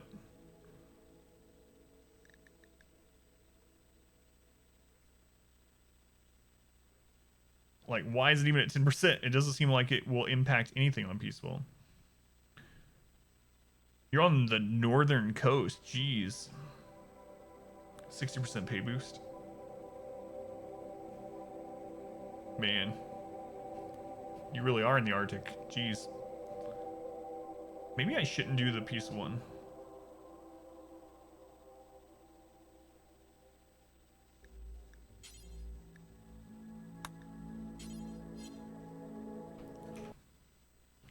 Threat scale set to 10% by default, meaning that if there were any threats, they would only have 10% of the strength, a normal difficulty event. Good enough. Do post office job part-time for some sweet side cash. 36 an hour. Holy crap. I mean, I guess you need that money up there, though, if everything's friggin' super expensive. Man. God, you're so far away, too. It's kind of crazy. I was telling my daughter, I was explaining to her, it's like crazy how far away Alaska really is. Because you can drive from Washington State to Alaska, and your trip can be like 2,000 miles. It's really insane. I mean, obviously it depends on which part and everything, but... Finish the liberation mission. Sectopod blew up one of your soldiers. She's out for 3 days. What? How did it only injure them for 3 days? Peaceful threat scale is set to 10% by default, meaning that if there were any threats, they would only have 10% of the strength of a normal difficulty event. Major threats such as raids, infestations, what else?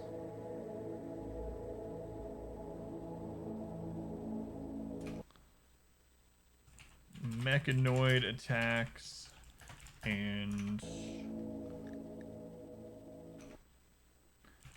manhunting animals are disabled. Until you're on the plane for a long time, if you're good from Idaho, just be a hop. Yeah, man, it's way over there. The first time I think I really realized, like I kind of always knew, but it's weird because when you're looking at a globe, it's kind of, I mean, you get that like, looking at a globe is really weird because you don't get the actual relative size of places. Like it's exaggerated, and some things can be closer or further apart or bigger or smaller than each other in real life as opposed to on a globe, you know. And it's because the Earth is flat. No, but anyway, the first time I really realized it was I was watching, of all things, I think it was like Gold Rush or something on History Channel way back when it was new, and they were in Oregon, somewhere in like northern Oregon, I think, and they were like, "All right, looks like we're going up to Alaska, and right on the border of Alaska and Yukon or something," and they were like, "It's a 2,200-mile trip," and I was like, "What? 2,200-mile trip? Are you going through like Michigan and then up?" And it's like, no, that's just straight up and around. Flat earther. You can heard that made explosions hurt less. Combine that with HP. Only took 3 real HP damage out of 16. That's kind of crazy. Which that's such as raise, visitation, make noise, attacks, and main animals are disabled.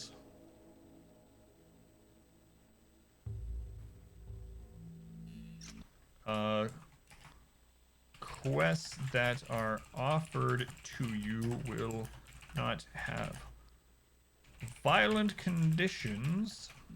So that would be like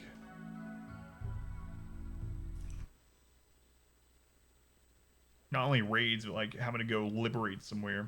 Quests that are offered to you will not have violent conditions, such as raids or having to attack into an enemy stronghold. Although I can't imagine how strong they would be at 10%. It's huge, has a deceptively long coast. Yeah, it's freaking huge. I mean, you are much closer to Russia right now than you are to where I am. Intro threats. Enable the fixed intro threats that appear near game start. So that's like your first animal attack, first raid, etc. Conditions. The normal intro quests, such as a single angry animal, will not occur either.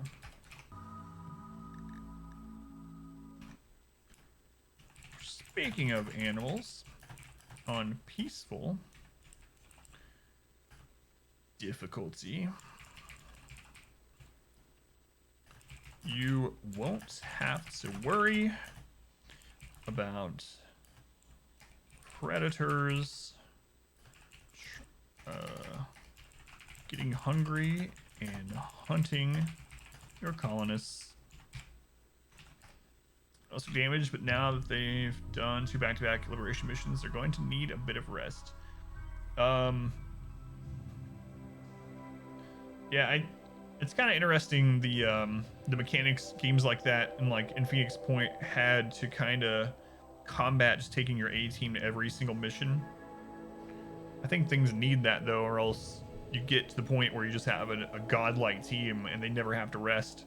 You just once you get to that point, you just blow through everything. Extreme weather.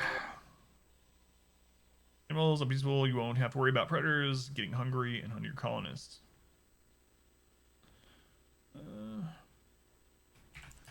Addition to this,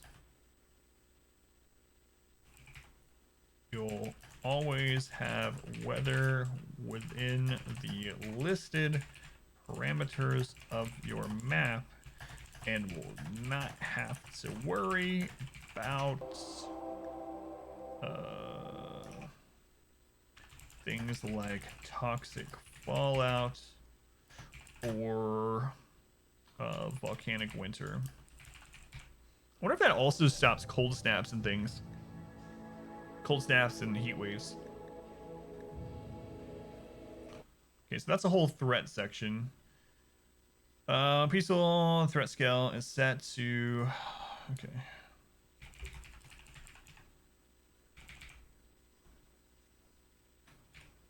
No. There we go. So about 80 total hours all deployed. So where were you? If you don't want me to ask it then, Phelan. I don't think I've asked you that before.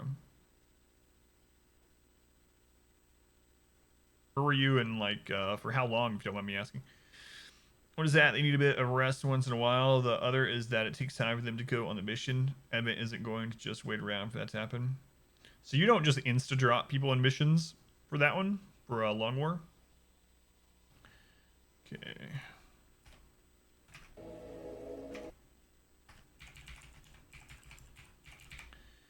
Kind of like how they have this broken up in sections. I think I might go back and do that. So let's get right into it. RimWorld has 6 difficulty ranges, or difficulties ranging from peaceful to losing is fun.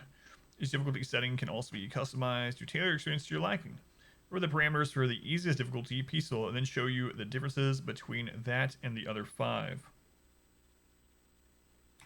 The first set of parameters. First set of the parameters are threats.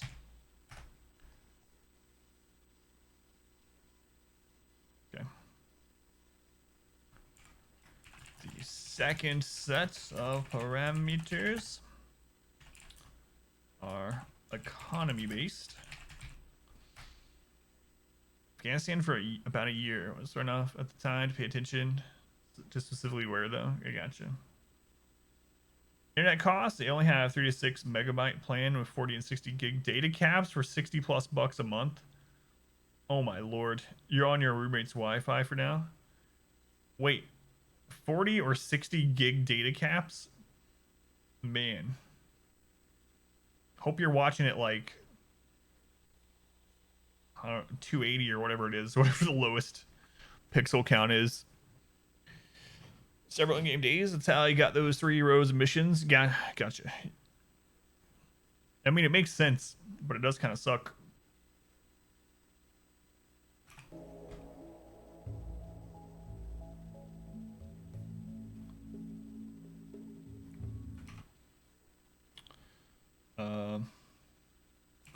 On peaceful, you'll be getting 20% more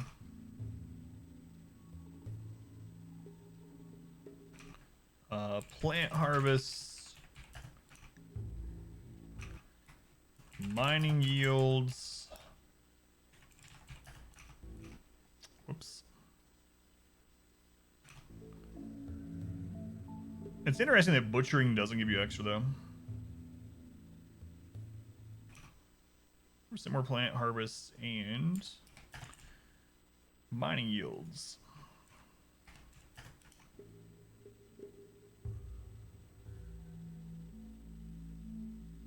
What else is increased?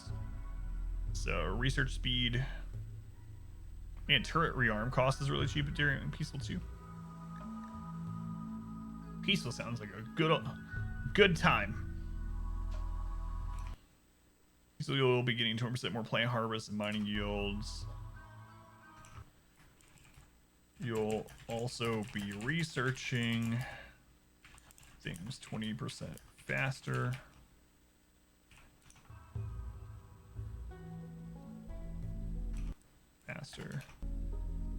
What else isn't at 100%?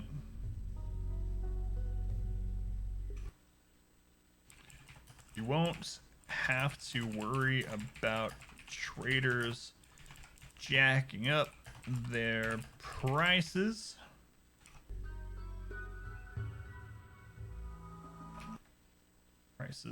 And your defensive turrets are 50% cheaper to rearm.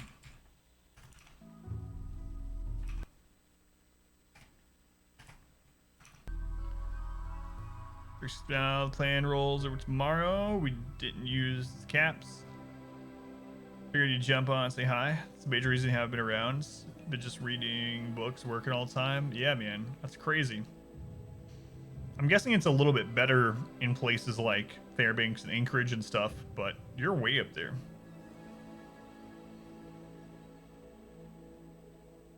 Like, how rural is the place you're in?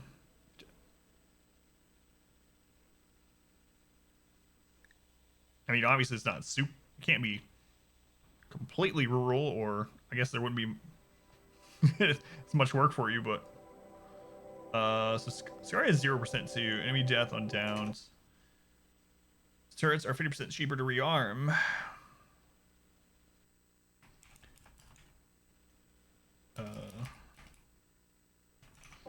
Wait a minute. There's no rot chance on these animals, but you won't get those attacks anyway. So that's not going to matter.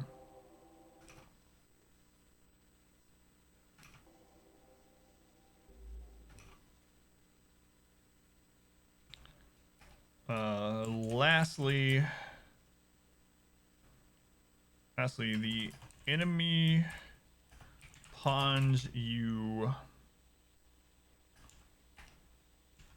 down will be 50% less likely to instantly die, allowing you to more easily steal their equipment or imprison them. If they're down is just a static chance and not based on how they were down. Yep.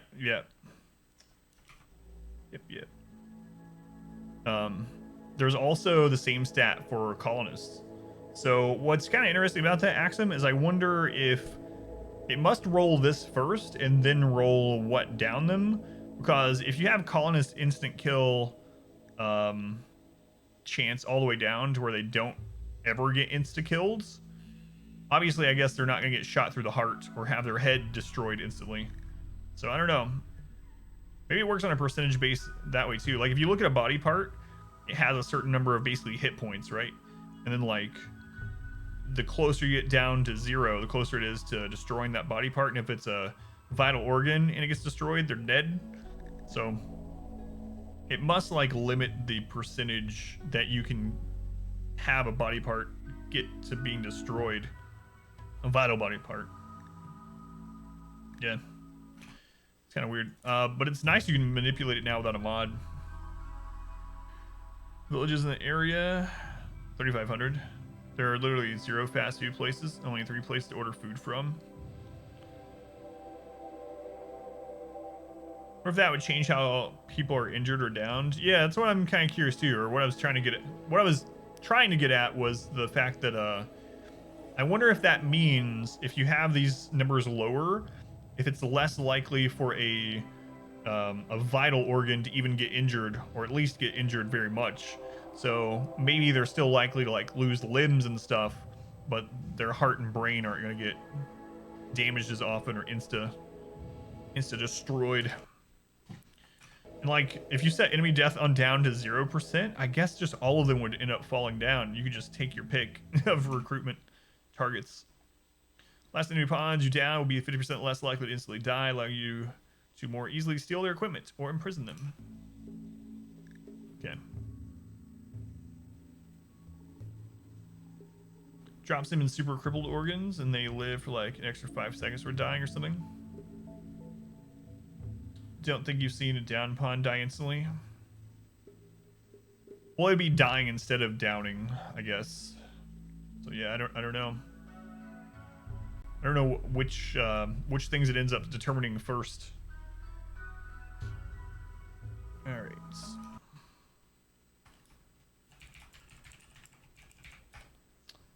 I know these ones aren't capitalized. Doesn't matter. This is just a script.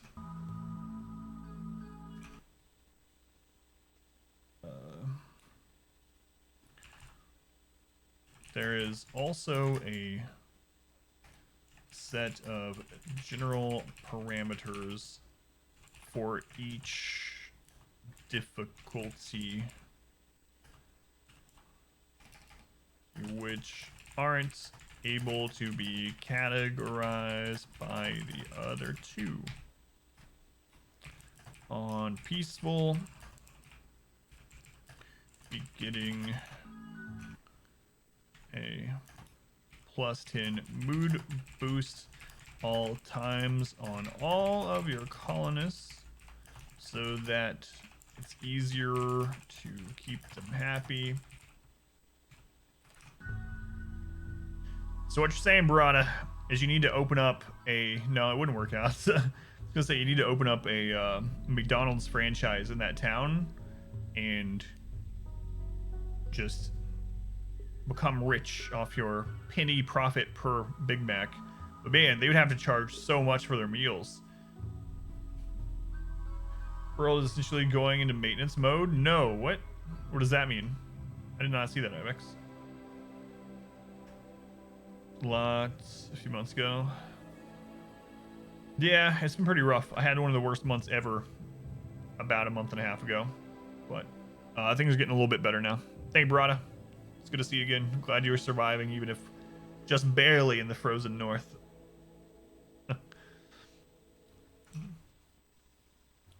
Plus 10 move boost at all times and all of your colonists. It's easier to keep them happy.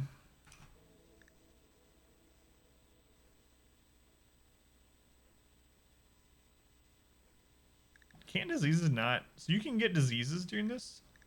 Guess so. So not disease. That is interesting. Done making large content drops, so they are making it so all the event quests are live and scaling everything so that it's soloable. Interesting. Do you think they're getting ready to make a new Monster Hunter game to replace this one in a way?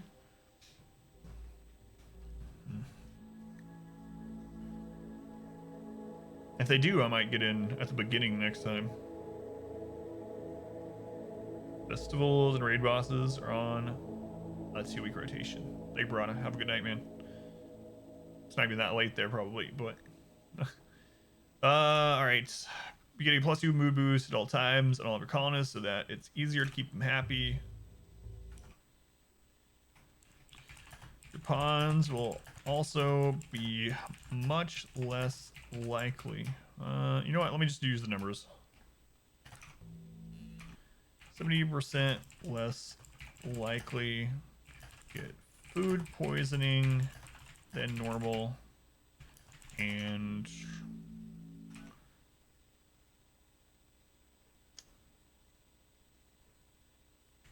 about the same reduced chance at getting diseases in general. I don't want to just throw number after number. Right now it's the Stories 2 game and probably working on the next world. Gotcha. What is the Stories one going to be for the... Well, I guess it would... I was going to say, is it going to be for PC and everything too? Because I know a lot of Monster Hunter stuff in the past has not been on PC, right? Less likely to get food poisoning than normal and about the same reduced chance of getting diseases in general.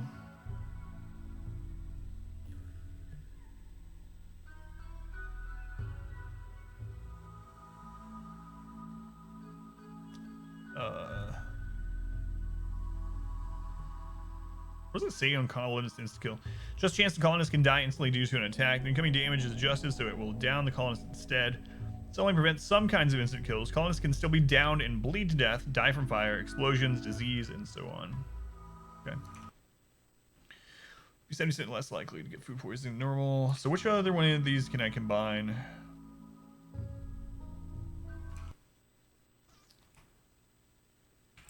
Also won't have to worry as much about animals fighting back if you decide to attack a normally aggressive creature.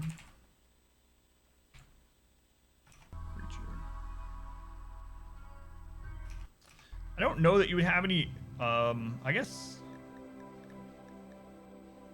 you could still have caves that have infestations already in them. I guess that's the only reason why there's an insect spawning rate. It's the only thing I can think of. Story 2 is on the Switch. Not sure if other platforms will be released. Gotcha. I'd be excited for a new Monster Hunter World game, I guess. So they're scaling things to make it soloable. Just to make it so people don't have to group in order to get through some of the content. Is it still going to be as difficult as things were in a group? Like, is that scaled as well, if that makes sense?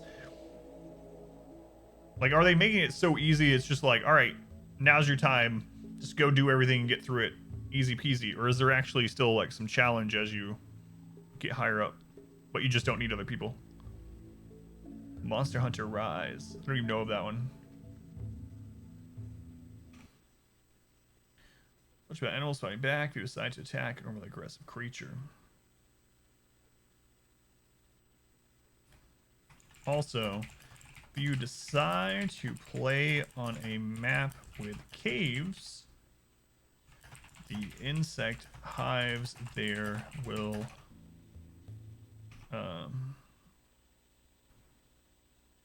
spawn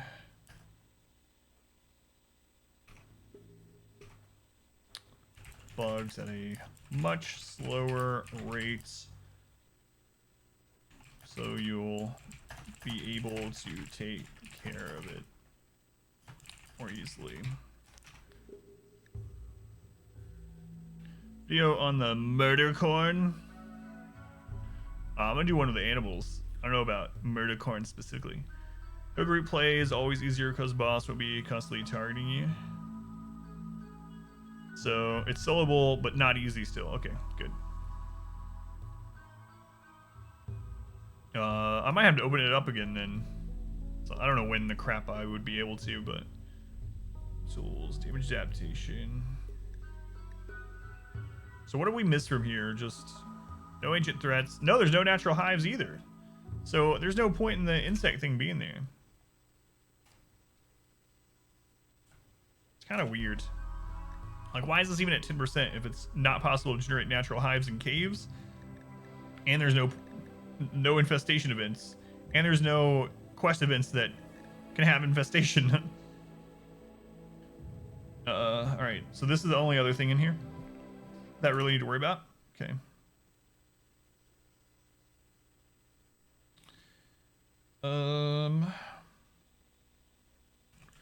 Lastly, maybe not lastly, is there anywhere I can combine the friendly fire thing that would make sense? Full set of general, blah blah. Pieces will be getting a +10 mood boost. Your pawns will also be 70% less likely food poisoning than normal, and about the same reduced chance of getting diseases in general. You also won't have to worry as much about animals fighting back if you decide to attack a normally aggressive creature. In addition to this, you don't have to be as careful with your firearms, as the chance of friendly fire is reduced by, it was half, right? By 60%. Lastly, regardless of the map you choose to play on, will not contain any ancient dangers or bug hives. Soloable is that you can accept and start the quest solo. Completing the quest is up to the skill of the hunter. Oh, okay. So before there was literally some. So it's like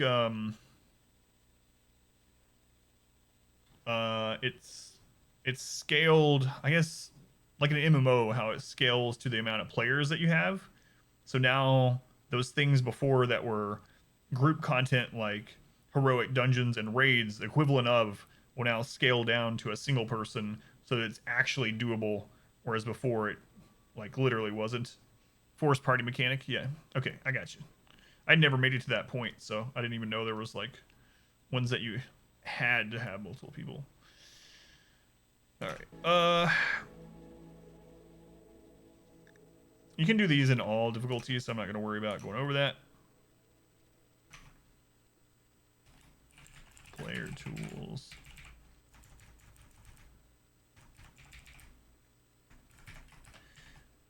Whoops. As far as the player tools section goes, those are all readily available regardless of your difficulty. But if you're feeling a bit adventurous, you could turn off things like traps in order to increase the difficulty. Kolv Teroth, I'm probably getting these wrong, and some other name I'm not going to say, were the two that required parties. I never even finished the whole story, and every time I went back, I kept starting over for some reason. There's no adaptation in this. Don't really need to know about these. Unpeaceful, anyway.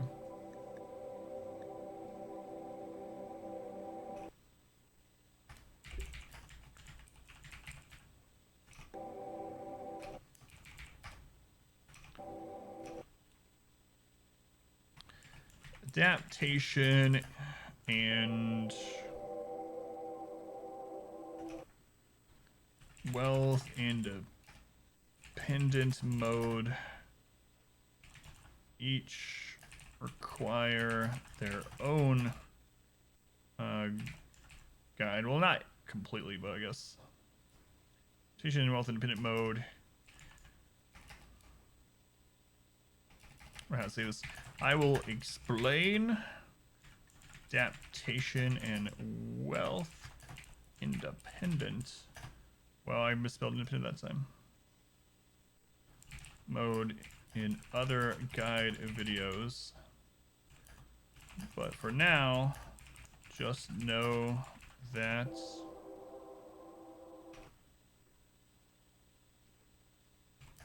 by default, the game increases in difficulty relative to your colony's wealth. Unless you turn on wealth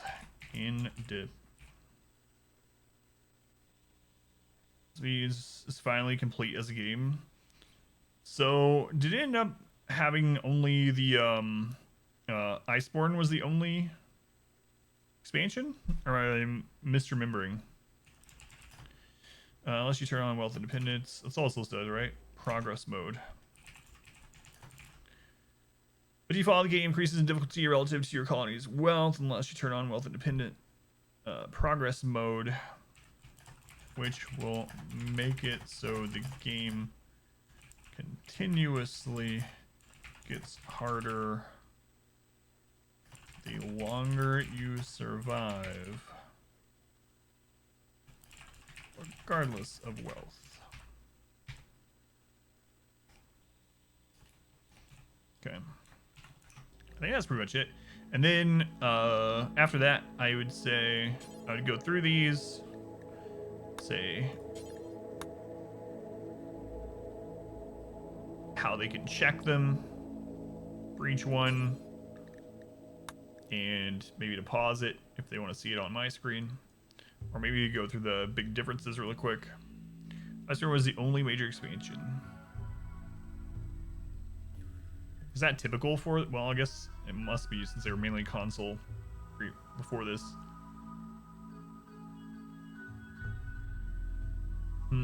What's the best way to transition this?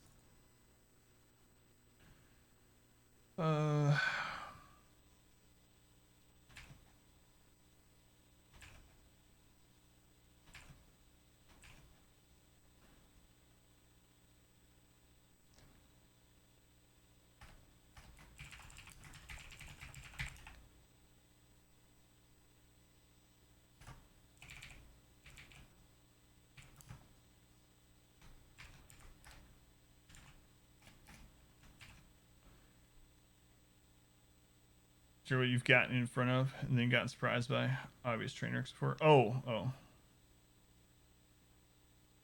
The movie.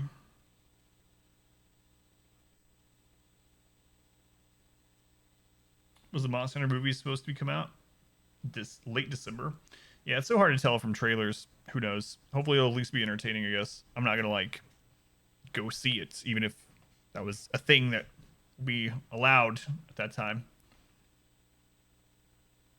I'm afraid it won't, but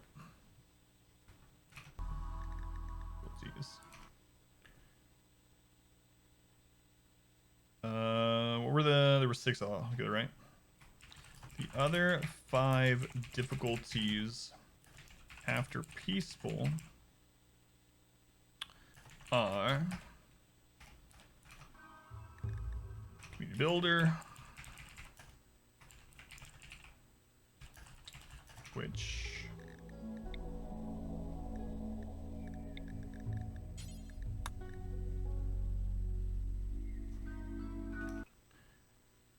adds in your first major threats like raids,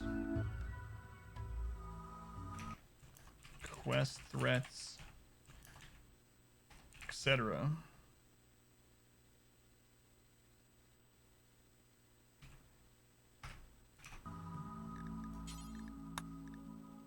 If you're thinking it's train wrecks cause you're like 8% sure you've seen a subpar anime, same plot. Anime was kind of fun to watch. What was the anime? Your brain turned off? I mean, that's fine, right? Like I've said that before. A lot of people go into every movie, it seems like. Maybe critics, I guess predominantly, go into movies wanting everything to have like some deep meaning and it be some kind of cinematography masterpiece or whatever. But some movies are just stupid fun, and that's fine. Like not every movie has to be profound. So I mean, if it's entertaining, oh well, works for me. I mean, I want all movies I see to be awesome, but I'm not bothered by it if they're just an okay, enjoyable movie in that way. Adventure Story. I really wish they didn't change these names. Adventure Story.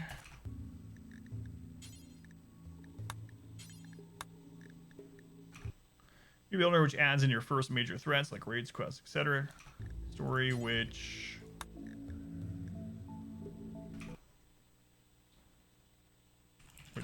opens you up to more animal attacks as well as extreme winter. Talking Michael Bay, pretty much. Strive to Survive, which is RimWorld's version of a normal difficulty, sort of how the game was made to be played, so to say. Blood and Dust. And Dust, which ratchets the difficulty quite a bit higher than the previous tier.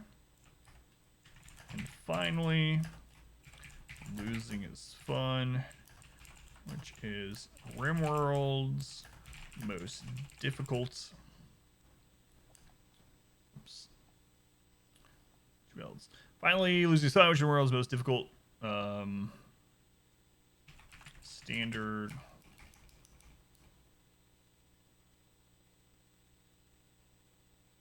Yeah, I'm fine with that. I was afraid I said standard in the normal one, but I didn't. Transitioning to challenge. I don't know yet. I'm doing this one. So how you feel about predictable sitcoms? Sometimes just fun. And yeah, right. Sometimes you just sit there and listen to like all the stupid jokes back to back. Every line's a joke in some dumb sitcom. It doesn't need to have some kind of angst or, you know, relationship problems or whatever. I mean, it's fine when things have that too, but I don't think everything needs to be profound. It's called Gate of Something. Fantasy World creates a portal to Earth, attacks, gets wrecked, gets followed through, where all the big bad dragon beasties learn the magic of tanks and assault rifles. It was basically a shout out to Apocalypse Now. Only scene you remember. Alright. Finally Loses Fun, which is everyone's most difficult standard. Let's change that word. Challenging standard difficulty. And quite a bit harder than Blood and Dust. in addition, to see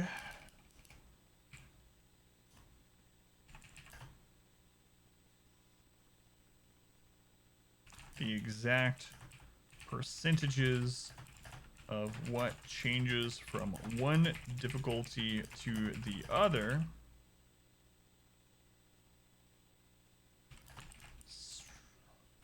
we click, what is it?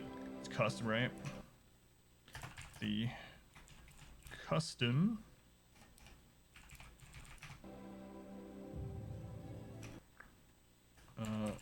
bubble, the difficulty select screen, then scroll down and click the set standard playstyle button. Can then look through all the various stats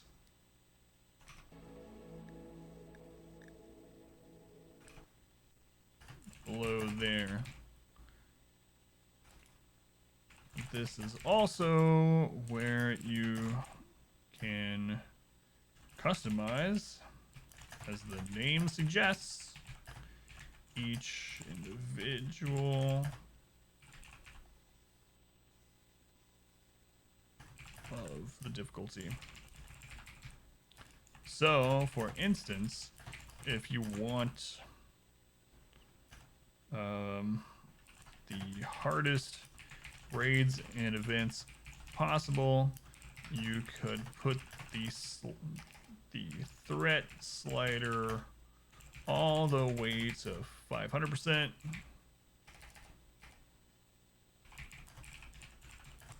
Which is more than twice as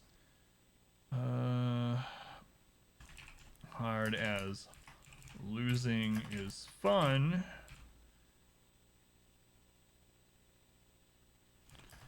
But also make it so you have super fast research and no disease. Saying super fast is a single word. No, it wanted me to put a dash.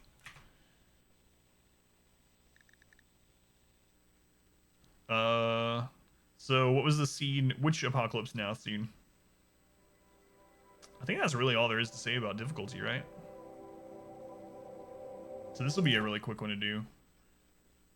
It's mainly just talking about each little lever and saying, if you want more information, here's where you find it out yourself. Okay.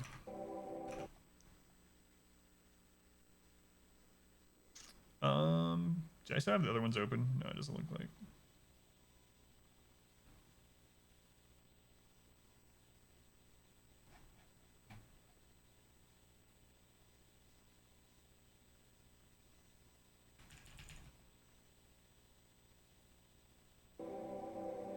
Oh, and I should tell them that they can change difficulty during. That's a pretty important thing too.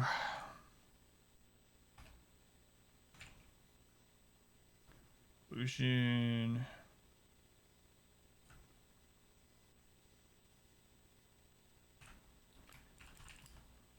The last thing I wanted to mention is that you can change the difficulty at any time during the game. To do this, just go to options. I think that's what it is, right?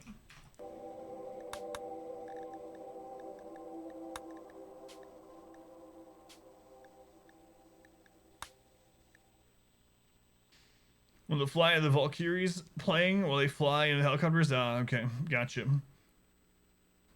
That's been redone so many times.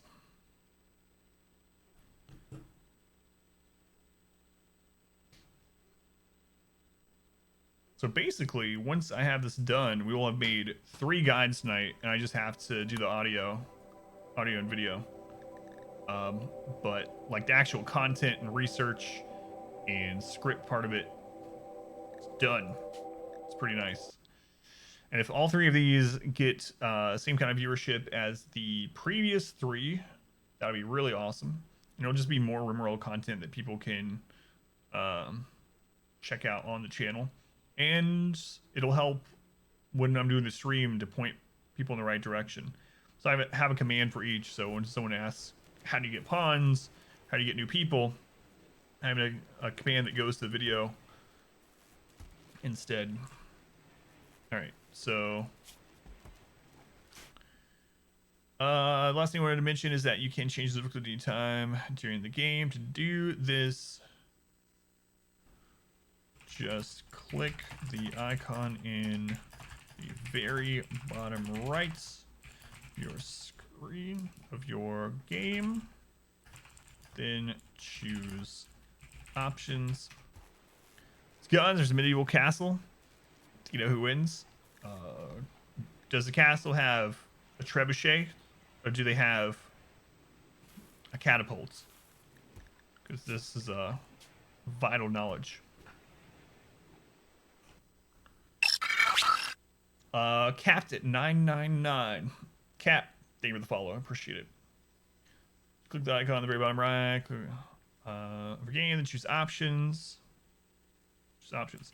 And here, you'll want to click, I think it's storyteller settings. Storyteller settings towards the bottom middle.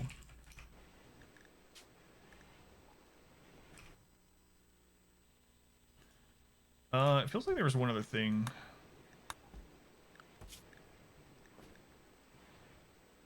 I can't remember.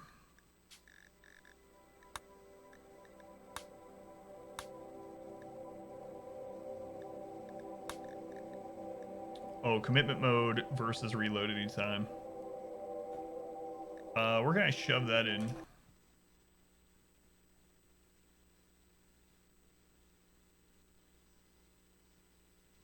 Trying to go over the parameters, easiest, blah, blah, blah. Okay. No disease. Probably here.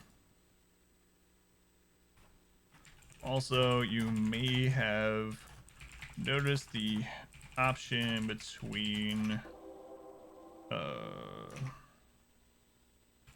reload anytime mode and commitment. This one, right? Yeah. Commitment mode.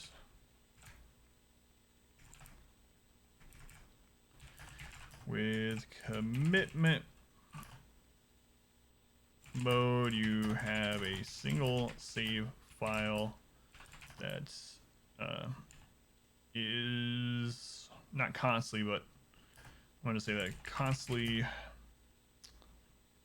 updating, so you cannot reload your game from a previous state. So, for instance, if you have a raid go very badly and want to reload and try it again to see how you do,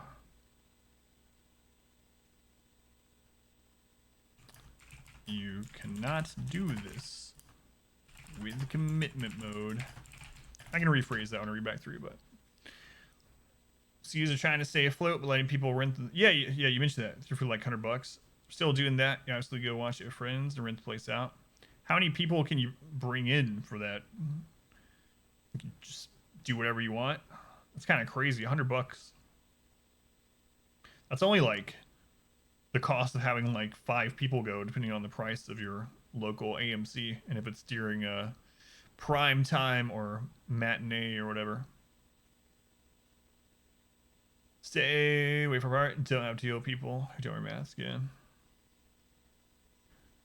Also, you may have noticed the option between reloading time mode, commitment mode. Commitment mode, you have a single save file that's constantly updating. So you cannot reload your game from previous state. So, for instance, if you have a raid go very badly, or reload and try it again to see how you do, you cannot do this with commitment mode. and will want to make sure you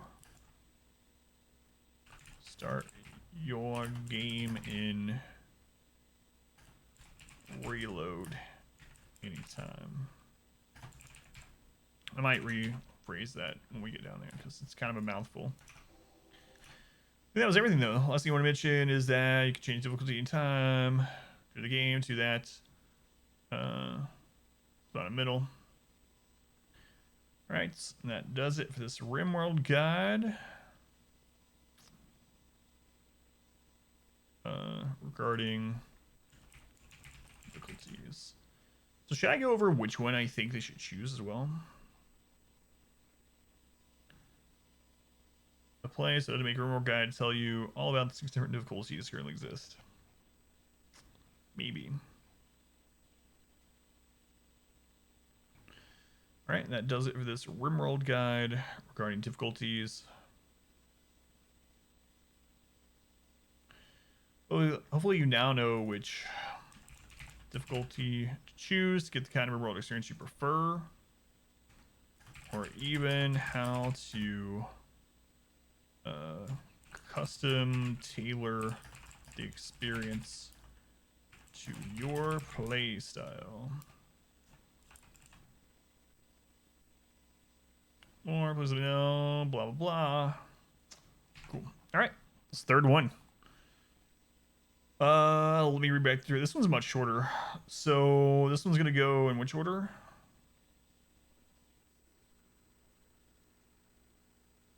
Which storyteller and then which difficulty. Okay.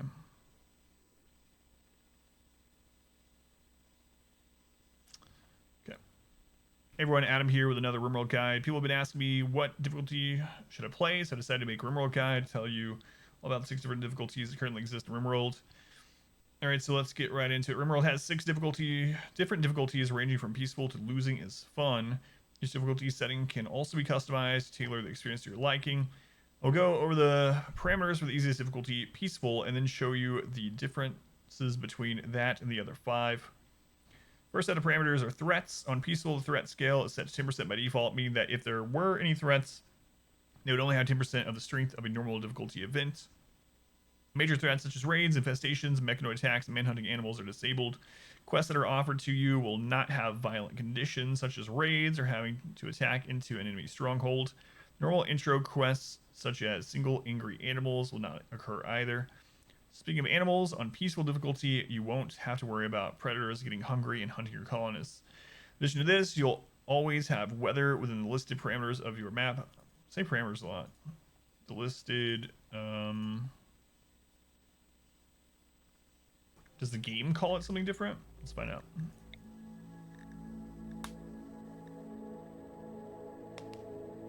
Attributes, maybe? Weather range? Let's see. Average temperature.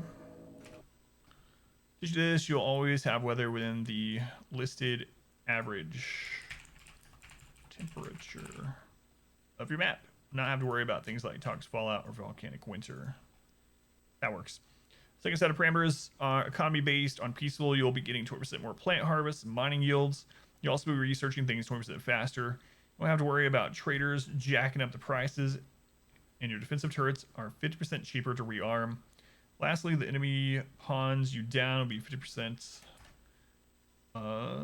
less likely to instantly die, allowing you to more easily steal their equipment or imprison them. So for anyone that doesn't know, this stat is also impacted by population curve, which is kind of weird. So there are some files in RimWorld that reference, well, obviously lots of files that reference each other, but regarding population curve specifically and how it impacts other things, and it's not all listed within the storyteller files. It was really hard to try to figure out where the crap it was getting all the population curve information from back when we did this almost a year ago. But basically, the more pawns you have over certain thresholds will make it more likely for enemies to instantly be killed instead of downed. And we also found out that it applies for your colonists.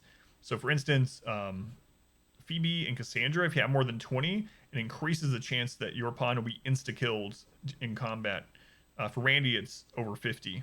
So if you're wondering why people start getting headshot or hearts exploding in combat more often once you start getting up in the 20s or something on Cassandra and Phoebe, that's the reason.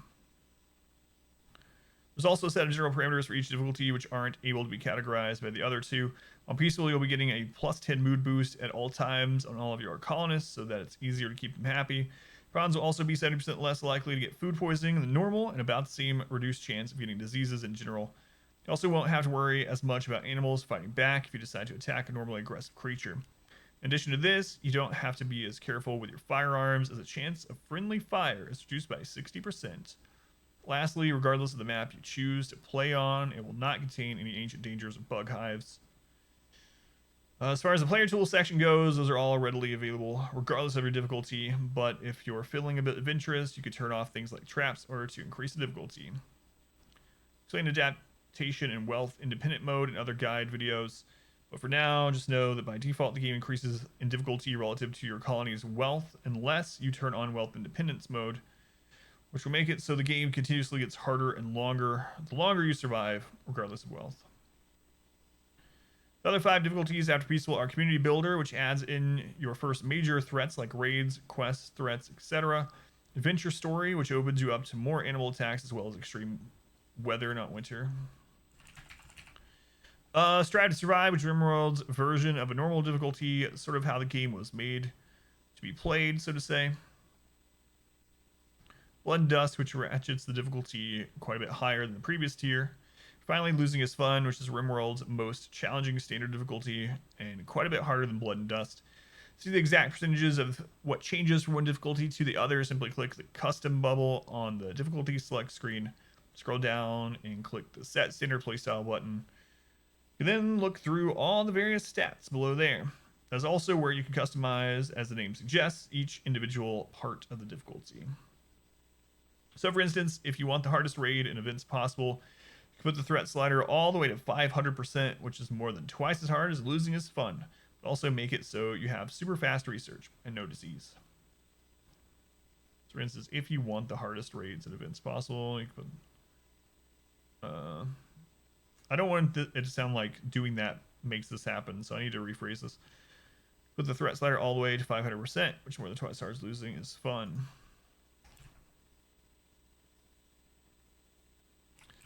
On the flip side of this, you could also make it so you have super fast research and no disease.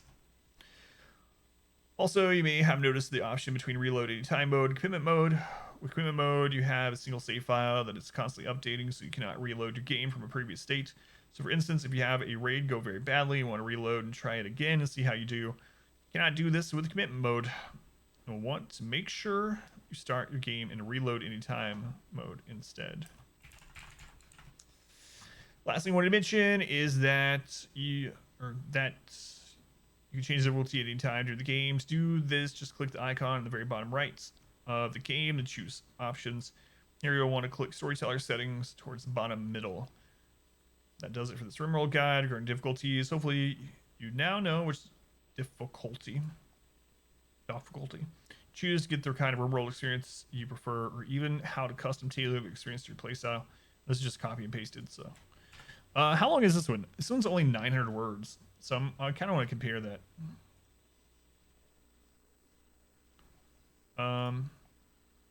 So our best map one was 1200 words.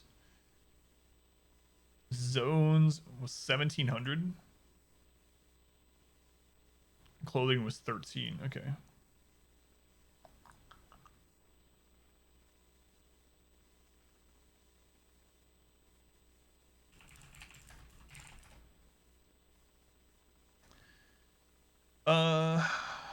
It's kind of interesting that the clothing one was so low. And our current one is... So the storyteller one is how long? 11. So the storyteller one should be like 8 minutes. 7 or 8 minutes. That's good. And the difficulty one should be like 5 minutes, which is good. All right. So all I have to do now is make the audio, video, and the thumbnail.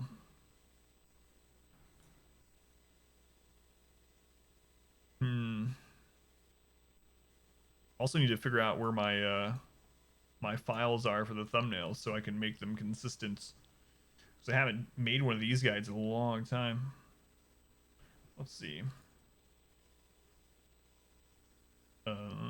Stream. Video graphics. Surely they're down here somewhere. RimWorlds. RimWorld guides. This must be it.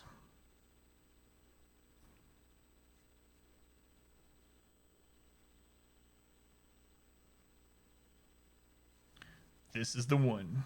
All right. Well, that'll be easy enough then. I'll just use the same format.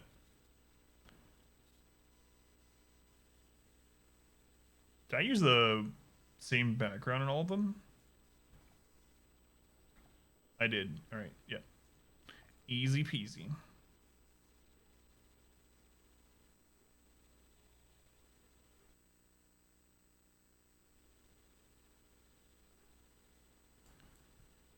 All right. So I think I'm gonna wrap things up for tonight and end maybe about an hour early, and get something to eat and rest. All I have to do is record these now. All the content's researched, written up, scripts are done. We're good to go. And so hopefully I'll be able to get all 3 of these done this week. Tomorrow starts our normal gameplay, Tuesday through Saturday of RimWorld, starting at 9 p.m. Eastern time. So if you want to see actual challenge playthrough that I usually do, that'll start tomorrow. I also have to decide tomorrow if we're going to start the vanilla time-based and see how long we can do that for, which I know some people wanted, or if we're going more the same route we have been going, or even scenario-based. So, all right, guys, thank you for hanging out. I wasn't sure how many people we would have for the guide making thing, and I knew it would be a lot lower than a normal stream, and maybe even lower than Story Monday. But a lot more people showed up and helped than I really thought. So thank you for that. Again, I'll be live tomorrow, 9 p.m. Eastern time. 9 p.m. Eastern time with RimWorld gameplay, not guide making. All right, guys, have a good night. See you tomorrow at 9.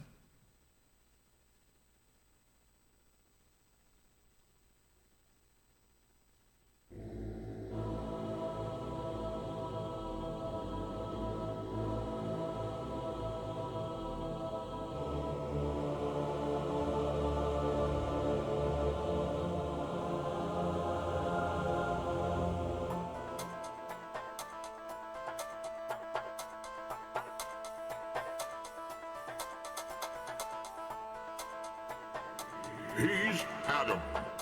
And this is Adam versus Everything.